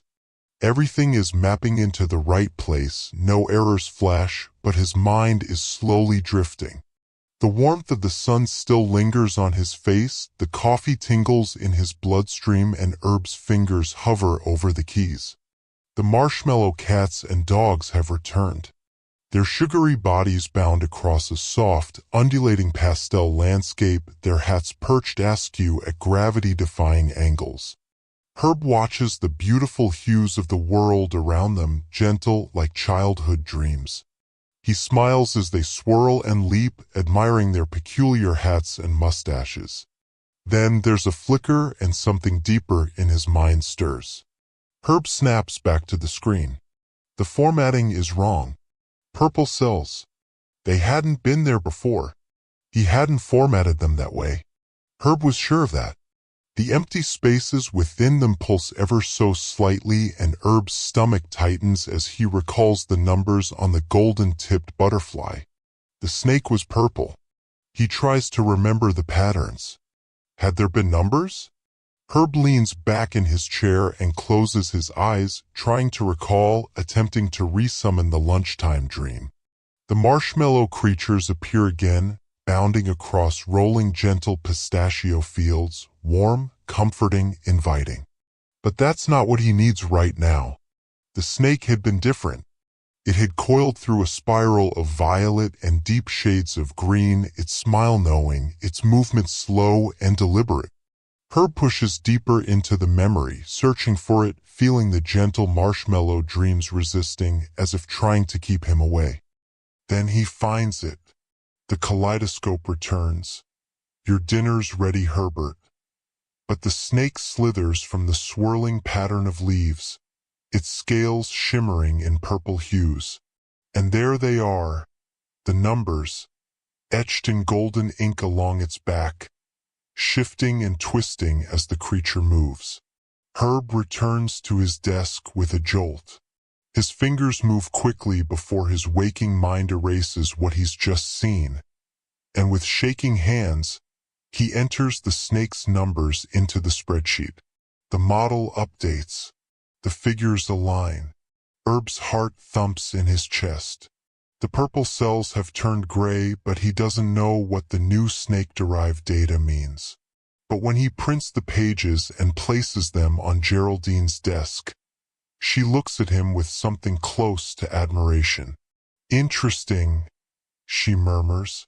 Geraldine chews her freshly painted lips as her eyes move across the sheets. This changes things. Leave this with me, Truelove. Then a pause as she adjusts the chain of magenta beads that seem to have appeared around her neck. Thank you. Later in the week, we find Herb reflecting on the events of the last couple of days. He's continually surprised and a little bewildered at the changes he sees in Geraldine's persona, gaining subtle hints of color in both her wardrobe and her demeanor. With every financial forecast or model that she requests, amidst wild daytime dreams and flickering spreadsheets, Herb delivers the goods. He knows he's making a good impression, but his daytime reveries are changing, showing him things he's never seen before, and he isn't sure how he feels about that. The faded and worn knees of his trousers have thinned further, now nearly transparent, and when he catches his reflection in the washroom mirror, the patchy stubble on his chin seems to be developing a rather gray tinge. Herb's comforting daydreams full of soft and gentle color seem to come less readily, and the pink and blue creatures keep on vanishing over the darkened horizon. The spring that threatened to flourish just days earlier has retreated back into winter, and a bitter easterly wind whips around every building and street corner. Today it is Friday and Geraldine wants the latest figures to review over the weekend. As ever, Herb is on point to deliver. It seems to him that the department heads have faded into obscurity. They approve the files that Herb emails to them, without a second glance, and Geraldine continues to be enthralled, enchanted almost, by the tables and charts that Herb sets on her desk at every demand. This morning, Geraldine's blouse is a vibrant cornflower blue, her smile brighter, her voice lighter. She calls Herb into her office. Herb, she smiles. Did she just call me Herb? The board members have noticed your work. They want you to take on some more experimental forecasting. Herb's eyes drift past Geraldine's shoulder. Through the window, he sees a slender man in a tight red suit balancing on the edge of the window ledge. He's grinning at Herb, opening and closing his suit jacket, revealing something, a code perhaps, and then quickly concealing it, smirking as he does so. Behind, in the distance, the soothing colors of pastel fields flicker as marshmallow cats and dogs try to draw Herb's attention. The scarlet character outside the window watches, waiting. Herb. Geraldine's voice punctures Herb's distraction. This could mean a promotion. More pay. More prestige. Think about it over the weekend. Herb rattles his head, bringing himself back into the moment. I'm sorry, Geraldine, it's been quite a week. He looks down at his hand. It looks paler than before, almost translucent under the harsh office lights. He swallows, his throat dry. I'll get those figures to you this morning, ready for the weekend. The spreadsheet gapes at Herb. It flickers. Cells that were accurate earlier are now showing #REF. And other disturbing error codes that Herb has never seen before. Other cells are suddenly formatted in red, their borders animated, serpents slithering around each red cell. Herb looks out of the window across the gray sky where trees bend and sway in the wind and litter from the street blows up in gusts. The red-suited man peeps impishly around the corner of the window just enough that Herb sees his menacing grin. Then he steps fully into view. Herb notices the purple snake wrapped around the man's left leg, and on his right shoulder sits a butterfly with golden-tipped wings. Somewhere in the distance, in what feels like another world, a dream within a dream, the blue and pink marshmallow creatures are trying to reach him, their little hats bobbing as they bounce over clouds. But the scarlet presence is looming closer, toying with the buttons on his red jacket, open or closed, it mouths through the glass. The butterfly flaps and the snake slithers, its purple scales gleaming, waiting for Herb to notice the fresh set of numbers along its back. As Herb closes his eyes, he finds himself at an unfamiliar crossroads. One path stretches away in soft, gentle hues. It feels familiar and safe. He can see the marshmallow creatures playing in the distance, their hats bobbing as they bound through a pastel-tinted world of sunlit clouds. They wag their tails, tweak their mustaches, urging him to join them. But they are fading, their edges blurring. In the opposite direction, shadows twist into deeper, richer colors, purple, red, gold. The air sparks with energy that Herb can't see, and the red-suited man stands, waiting, his smirk widening as he temptingly holds his jacket open, revealing an array of numbers and equations. Herb rubs his eyes, looks again in each direction. Herb is compelled by something unfathomable, but he thinks he understands. At his desk, Herb works feverishly, head down. He is focused on completing the spreadsheet for Geraldine. By lunchtime, he has succeeded in his task. Geraldine is happy. She pats the papers on her desk fondly like a favorite pet. She'll look at them over the weekend, she tells Herb. She trusts him to have done a good job. We rejoin Herbert Trulove the following morning. It is Saturday. His tousled head emerges from beneath the bedclothes and he greets the weekend with a yawn, blinking at the light creeping between the gap in his thin bedroom curtains. He has slept well, remarkably well in fact. It has been the best night's sleep Herb has had in a very long time. A colorless world. I am a nameless protagonist in a never-ending story set in a bleak and desolate place. This world has lost all color. Even the vibrancy of my memories has completely faded. Whatever spectrum once existed, or whatever spectrum I thought existed, has long since been corrupted and decomposed. I see only in black and white and gray. And red. So much red. Red fire. Red blood. Red thoughts. The world around me has become infected. It is sick. It is dying. I can see the black necrosis creeping over everything. Creeping over me. I can smell it and taste it. It is the only thing I can smell or taste. Nature has been replaced by machinery and death. Grotesque trees with branches and petals of paper and metal. Endless bird songs of buzzing drones.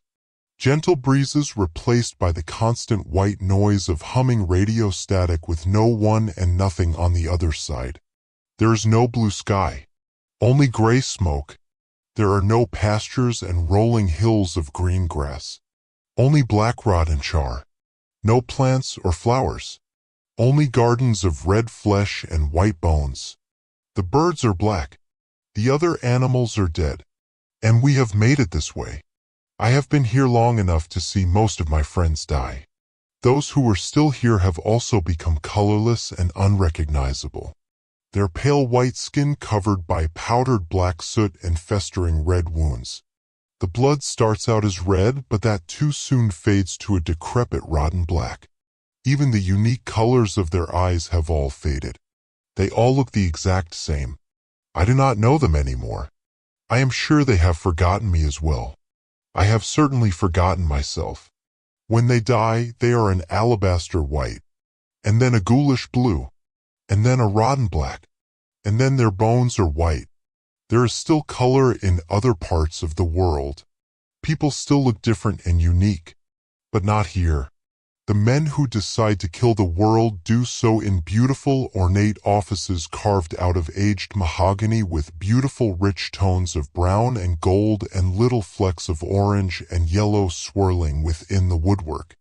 They wear supple suits and ties made of vibrant tonal textiles. Navy blue with burnt orange, forest green with midnight polka dots, deep maroon with silver and onyx plaid. Their hair is platinum blonde and dark brown and strawberry red and jet black. Their eyes are ocean blue or hazel green or rich chestnut brown. But here, everything is colorless, because of the men who kill the world, and because we kill it for them.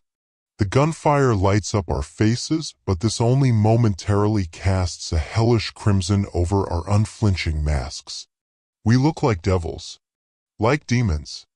These flashes reveal no emotions, no happiness, no fear, nothing. only ghostly white faces covered in vile black filth and visceral red gore.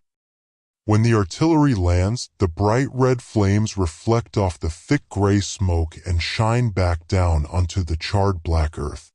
Everywhere I look, all I see is black and red and white and gray. If it weren't for the fact that I can feel my feet planted beneath me, I would not be able to tell which way was up or down. But I do not bother to look up or down or left or right.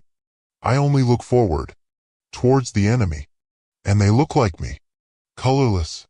The black and gray metal machines of war crawl past us like exhausted lumbering beasts. They are just as broken and beaten as we are, caked in umber mud and ash and viscera. They buzz with deafening sounds and spit dark, opaque black plumes of smoke, polluting the air with toxic fumes from gasoline and oil. They drip dark viscous fluids which seep deep into the mud and kill every living thing they come in contact with, blackening the earth. When the mortars land, they blast choking gray smoke and dark charred dirt up into the sky. It rains back down upon us. Sometimes when the mortars hit their mark, it rains red too. Slick, metallic, crimson, and dark. What goes up must come back down, on top of us. And so we lose even more color. Some of us still hope for color. Maybe color will come in death. Maybe color will come when the fighting is done. But maybe the fighting will never end. Maybe death is black. Maybe color never existed at all. Maybe the color of life was an illusion all along. I've been colorblind for so long I can no longer tell. And I no longer care. And it no longer matters. And maybe it never did. When I die, and I will die, I think I will embrace the black. Not because I am unafraid to die, but because I am afraid to continue living in this colorless world that I have helped to make.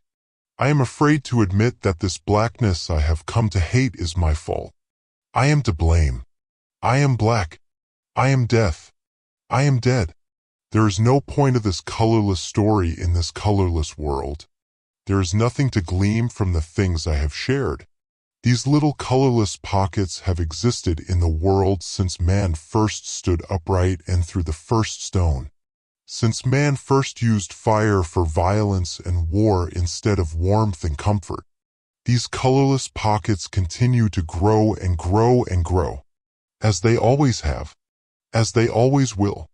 Because despite whatever color may exist on the surface levels of shared human existence, when enough time comes to pass, the blackness is exposed.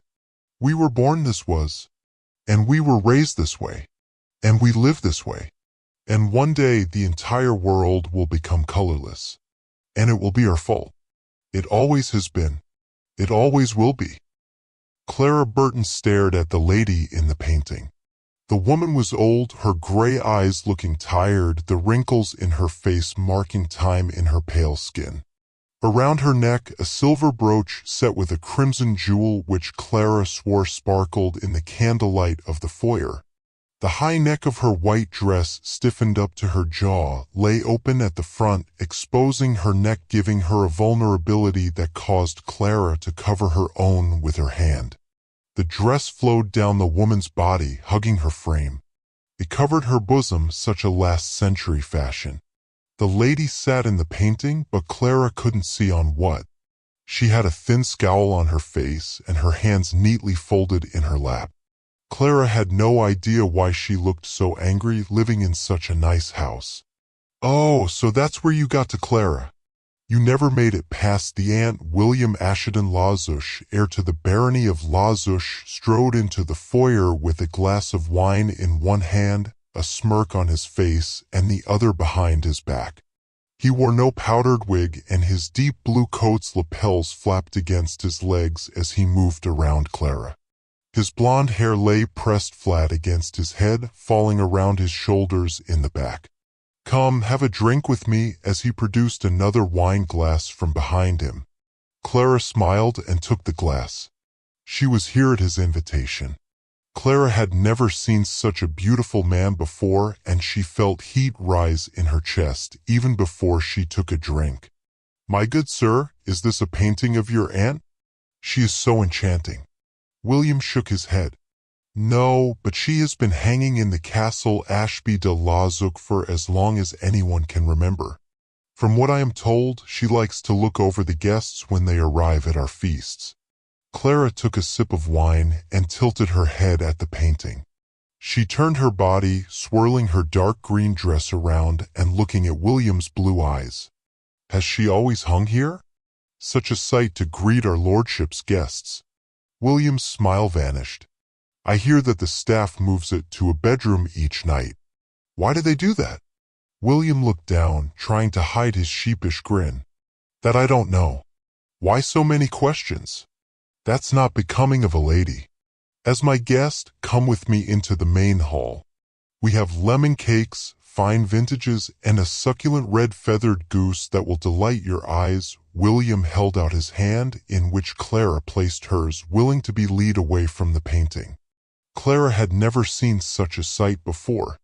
Lords and ladies danced around to lively music. Servants plied trays piled high with tasty treats. A bard sang a ballad that picked Clara's feet off the polished wooden floor. William spun her around, the lights blurring as she twirled. A pillar of red glided into Clara's view, and when she stopped whirling, it became the Lady Harriet and Curzon. Just who is this William? A common girl from the fields? William laughed. No, dear Harriet. This is the Lady Clara Burton, daughter of millwright James Burton and Mary Burton. She is quite an eligible lady here in Ashby de la Zouk. Doesn't she have the nicest brown curls? Harriet hiccuped and tugged at her red dress. I guess you could call it that. She does have a certain ruddy beauty in a common way. Anyway, I would like to introduce Sir Geoffrey Morgan. A tall, dark and handsome man walked towards the group of them. A red scar ran down the side of Geoffrey's face, beginning near his violet right eye, ending in a pink puckering of scar flesh just above his upper lip. Geoffrey's grin was truly malicious, and Clara felt more warmth in her body, this one a bit lower than her throat. You have the look of a dangerous man, Sir Morgan.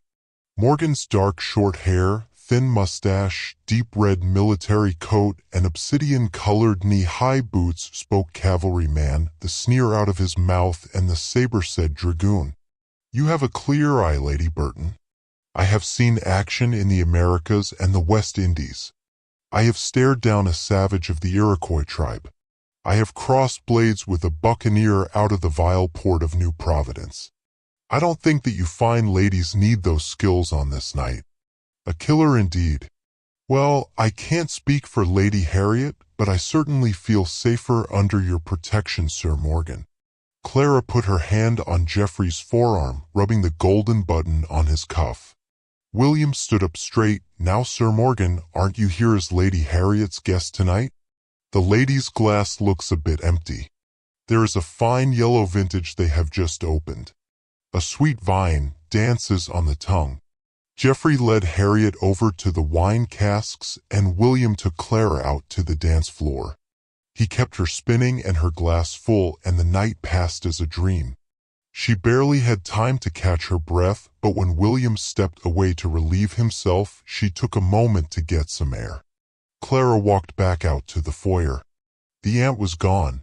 A brown outline of varnish shone where it hung not a few hours before. Clara walked back into the main hall and spotted two servants carrying a covered bundle into a hallway. She tread lightly, her tan slippers making no sound on the gray flagstones. Torches illuminated the passageway, their amber light letting Clara follow them with ease. They came to a door on the right-hand side of the hall and carried it inside. She waited until they exited the room carrying the brown burlap covering with them. Clara returned to the main hall and watched the two servants come back. She was of a mind to go to that room, but William grabbed her arm, spiriting her away to another dance. The food ran out and the wine ran dry. Many of the guests had retired and Clara's eyes had trouble staying open. William led her down that same torchlight hallway, bringing her to that same door she spied on earlier. But he turned her around and Clara saw a door on the opposing wall. Is this to be my room? William bobbed his head. Yes, Lady Clara. I am to make sure that you get in it and get a good rest tonight. Clara wanted to sleep, but she also needed to know. Who is staying across from me? I want to know that I'm safe. William smiled and bent down to kiss Clara's hand. Sir Morgan is. There is a bell inside your room. If you need anything, just ring it. Help will be quickly. He reached behind her and unlocked the door. William pressed the key into her hand. In a true chivalric fashion, he closed the door behind her, and then Clara was alone. There were a few candles in the room, just enough light to get ready for bed. Clara reached into her single pocket on her dress, pulling out her rosary. It wasn't fashionable to be a Catholic in England. Clara was pretty sure they couldn't arrest her for it, but she didn't need to flaunt it. She knelt before her bed and she said her prayers as quickly as she dared. She didn't want to fall asleep during them. Clara woke with pale moonlight coming in through the narrow window. She rose out of her bed and walked to the opening. A small crack in the window let in cool night air. On that breeze, Clara could hear a low whine, a distant sound that she didn't place. She often heard wolves and foxes in the night, but it didn't feel like that. Something about it, though, caused her hand to shake. She immediately went to her green dress, laying against a chair, and placed her hand in the pocket. It was still there. God would protect her. She pulled it and put it around her neck. She crawled back into bed and under the sheets. That sound crept into her room even in her bed. She clutched the cross at the end of her rosary, closed her eyes, and said the Pater Noster. Darkness took her soon after. Yellow sharp light woke Clara, her hand still around her cross. On the dresser lay a brush and a small brown bottle, its contents smelling of lilacs and strangely iron. Clara straightened her hair and dabbed a little of the perfume on her. William met her in the hall, many guests breaking their fasts with assorted fruits and slices of meat. He led her to a spot and she sat down, a servant filling her goblet with ale before she could blink. Clara ate and looked around. She spied Lady Harriet a few benches away, wearing a tangerine dress, complemented with a brass choker set with a blood-red ruby. She sat alone. Clara gave her a little wave. My lady, you are unescorted this morning? Where's Sir Morgan? Harriet looked puzzled. Sir Morgan? Whom do you speak of, Miss Burton? Do you think that in my father's house I must be attended to by guards? You have shown that you don't belong here, Miss Burton. I think it would be best for you if you were to leave. William chimed in, his mouth full of food. Now that's too hasty. I think tonight will be the night, yes, I think. He swallowed. It's going to be a wonderful feast indeed tonight. Clara, please say that you will remain here with us for one more day. Clara couldn't believe her ears. She hadn't even dared to believe that William was interested in her. She felt that warm feeling throughout her body and swayed a little. Oh, of course, my lord. I had such a wonderful time last night, and I know that tonight could be more special. I can't wait. Could he be thinking about marrying her? She didn't know what to think. He was a nobleman, and Clara thought he would marry a noblewoman. But her father was an important man in Ashby de Lazouk. She knew that among the village girls, she was the most beautiful and sought after. Maybe he would ask her to marry him? Her father gave her no warning. She would have some things to say to him when she returned. Clara finished her meal and walked to the foyer. The ant had been returned to her perch, and to Clara's eyes, she was different. She appeared less wrinkled, her cheeks rosy and her eyes violet now. Her scowl now was a smile, hiding behind her mask of an unfeeling face.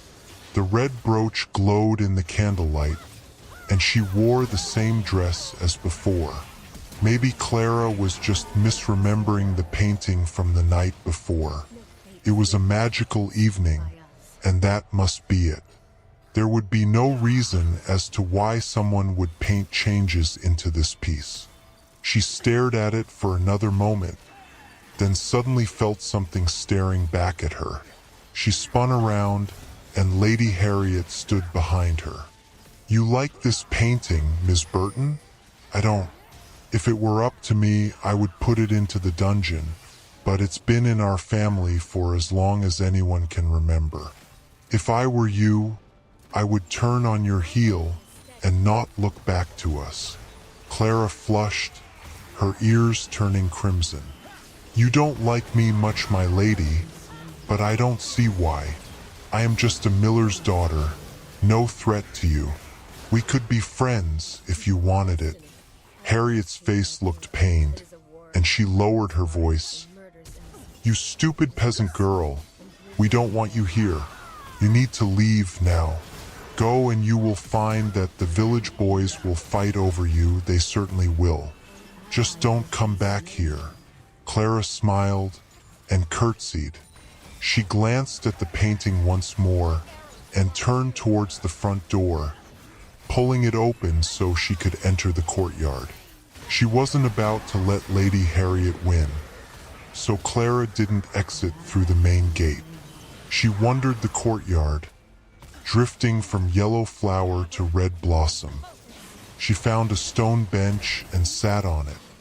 A sweet fragrance filled her nose, and her heart, which pounded since her discussion with Harriet, began to slow down. She reached inside her pocket and began to pray quietly. She felt the wood of the beads between her fingers and calming presence of God in her heart. No one bothered her as she completed the entire rosary. The second night of the feast was as enchanting as the first. William kept Clara on her toes, spinning on the floor, and goblet filled with fine wine. She though kept an eye on the foyer, and saw servants bring the painting through the room and into the hallway where their bedrooms lay. This time she couldn't get away to see which room they put it into. A chill went up her spine as she pictured the aunt being hung in her room. She banished the thought as soon as she could, finishing the goblet. William took her arm in his as he led her down the hall at the end of the night. The torch's amber glow seemed dimmer. William's blue doublet didn't sparkle like it did before. His face looked drained of blood. "Here we are, my dear. Have a wonderful night." He fumbled the key as he put it into the lock and opened the door for Clara, ushering her in. She heard the door close behind her, and she moved to the bed to get ready to go to sleep. She turned towards the dresser, and there it was, the aunt, placed in her room. She had returned to the original look from the night before, and a twinge of uncertainty left her unsettled. Clara kept her rosary with her when she climbed into bed and blew out the last candle. Clara awoke in the middle of the night, her breath visible in the chilly air, far colder than it was outside.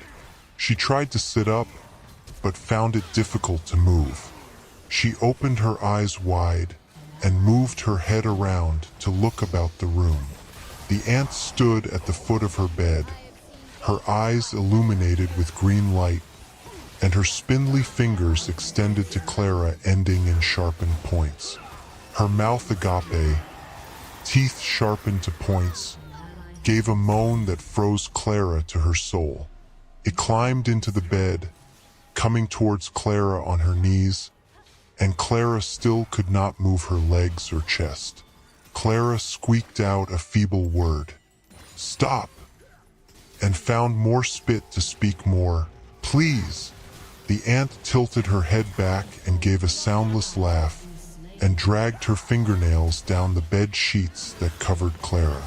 Even though her head still swam from the wine she drank, Clara knew that her end was near. She needed a miracle. All Clara could do was to watch the aunt crawl up her body, her claws scraping at her bosom. Her heart froze, and all Clara could do is wet her lips to say the Pater Noster once more.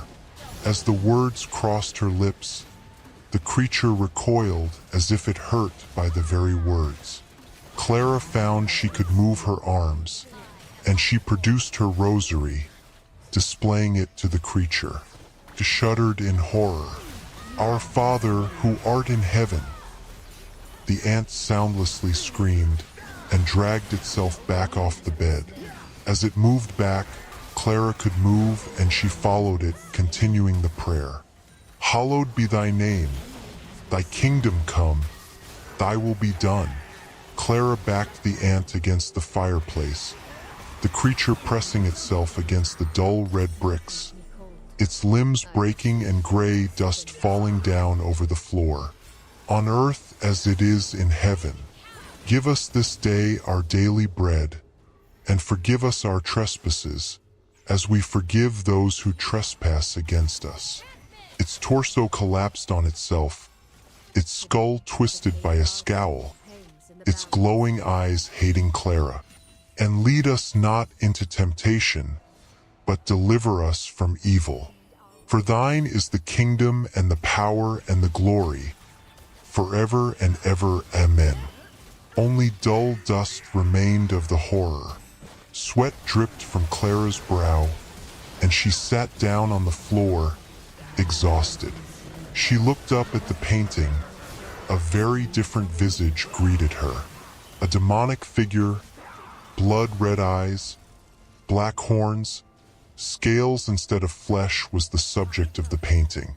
It wore a doublet, dark as an abyss, which strangely left its red throat exposed as the original painting did. She felt nothing but revulsion from it, the true danger vanquished. William waited for the servants to come. It wouldn't do for him to carry what's left out of the room, but maybe a quick peek first. He put the key into the door and opened it. She stood there, as if nothing at all happened last night. "Oh, William, you shouldn't gape like that. Not becoming of a nobleman. I certainly enjoyed myself, but I must be going. Please thank Lady Harriet for me. I don't think that I am interested in coming to more parties. I can see myself out." Clara smiled. William said nothing about the gray dust on her verdant dress. She thought it made her sparkle. She picked up her pace. Clara didn't want to be late for Mass. "I used to always adore the color purple, always a soft yet royal color. It had a calming feel to it and reminded me of lilacs, lavender, sunsets, Kool-Aid, and childhood. Of a simpler time when I could just be free and think about my next adventure. Of my next story. When I didn't run to my room to hide from the screaming downstairs. It was a safe color, and maybe that's why I painted my walls that rich color. A common favorite. Almost everyone liked purple. There was a day when that color wasn't my sole favorite anymore. I was laying in a cozy, warm, twin-sized bed, cuddled up to my stuffed wolf named Kitty that I got a couple weeks prior at Bass Pro. Covered in a tan cigarette-burned blanket that nobody really knew where it came from, wrapped up like a burrito. Hiding underneath, my arms stretched out so I could see my own false starry sky. I was 11 or 12 then. Recently moved to a new home with a new parental figure, and school had been out due to COVID. I remember resting my eyes, letting the darkness envelop me in a comforting blanket. I woke up standing. Everything around me I didn't recognize, not the streets, buildings, sidewalks, flowers, sky, or billboards. I was confused and alone in a large, bustling city. I remember the girl. Her hair was a long, wavy chestnut. Her icy eyes were glued to her phone as she scrolled through social media, not bothering to pry her eyes from her beloved makeup videos as she stepped out on the street. Her foot never landed on the dark gray asphalt, which was nearly a black that seemed freshly done, now freshly painted in crimson. Her legs split in two, fumers out for the world to see. Her fingers reached out in all directions as her ribs became one with the car. The driver was unable to see over the deep, thick crimson paint. The silence broke with screeches and screams. The freshly redone roads were ruined by the desperate swerves of the driver as they panicked from the carnage. From being a murderer, all they caused was an ambulance to lose its course.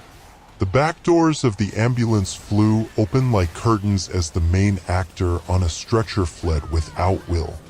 His screams of terror as he headed towards a bustling street full of panic were like my inner symphony. Metal against metal, bending together with limbs painting each car and sidewalk with the beautiful red. My heart pounded in my ears as my throat closed, holding in any screams of terror-filled excitement. My stomach twisted as each scream of civilians became guggled struggles against natural crimson paint. The carnage didn't end in the streets. Helicopters crashed into landing planes, each ignited as they descended with families inside praying. Buildings burning with bright colors reminded me of the sunsets back at home. The fire painted a beautiful picture over the carnage. Deep, rich crimson river running through the streets. Limbs scattered throughout the streets. Metal mangled until you couldn't tell where it came from. It reminded me of a zombie apocalypse movie, yet pretty. My mouth tasted of that rich copper I licked off from wounds as a young child. My guts twisted into a pretzel, but my lips turned upright. I felt sick and warm pleasure from the carnage. The girl's videos still playing a couple feet from her mangled corpse. If only she had just looked up for a second, then she'd still be watching her makeup videos. The city was all dead except me. I was now truly alone among the dead. Putting a foot in front of the other, I walk over to the phone. The screen glowed despite being cracked and painted with the blood of its prior owner. Using my sleeve, I wipe off the screen and look at my face. Blood splattered against my cheeks, lips cracked and peeling. Eyes as dark as the night sky but with a childish gleam. My lips upturned in a small sadistic smile. Of course that was all a dream, and I woke up in a cold sweat, drenched from the gore-filled nightmare. As I crept into the living room, all I saw were crimson dots in my vision. Sinking into the couch, my mind wandered to the days I'd pick at my scabs and lap up the warm blood from the freshly picked wound. How I adored red velvet cake and cookies, adoring the rich taste and color. How I saw red when my parents fought, when they separated, when my younger sister misbehaved, when I was punished. How I saw red with each punch, each slap or nail dug into my milky chocolate skin. How I saw how it glowed a bright red through my tears when I finally stopped.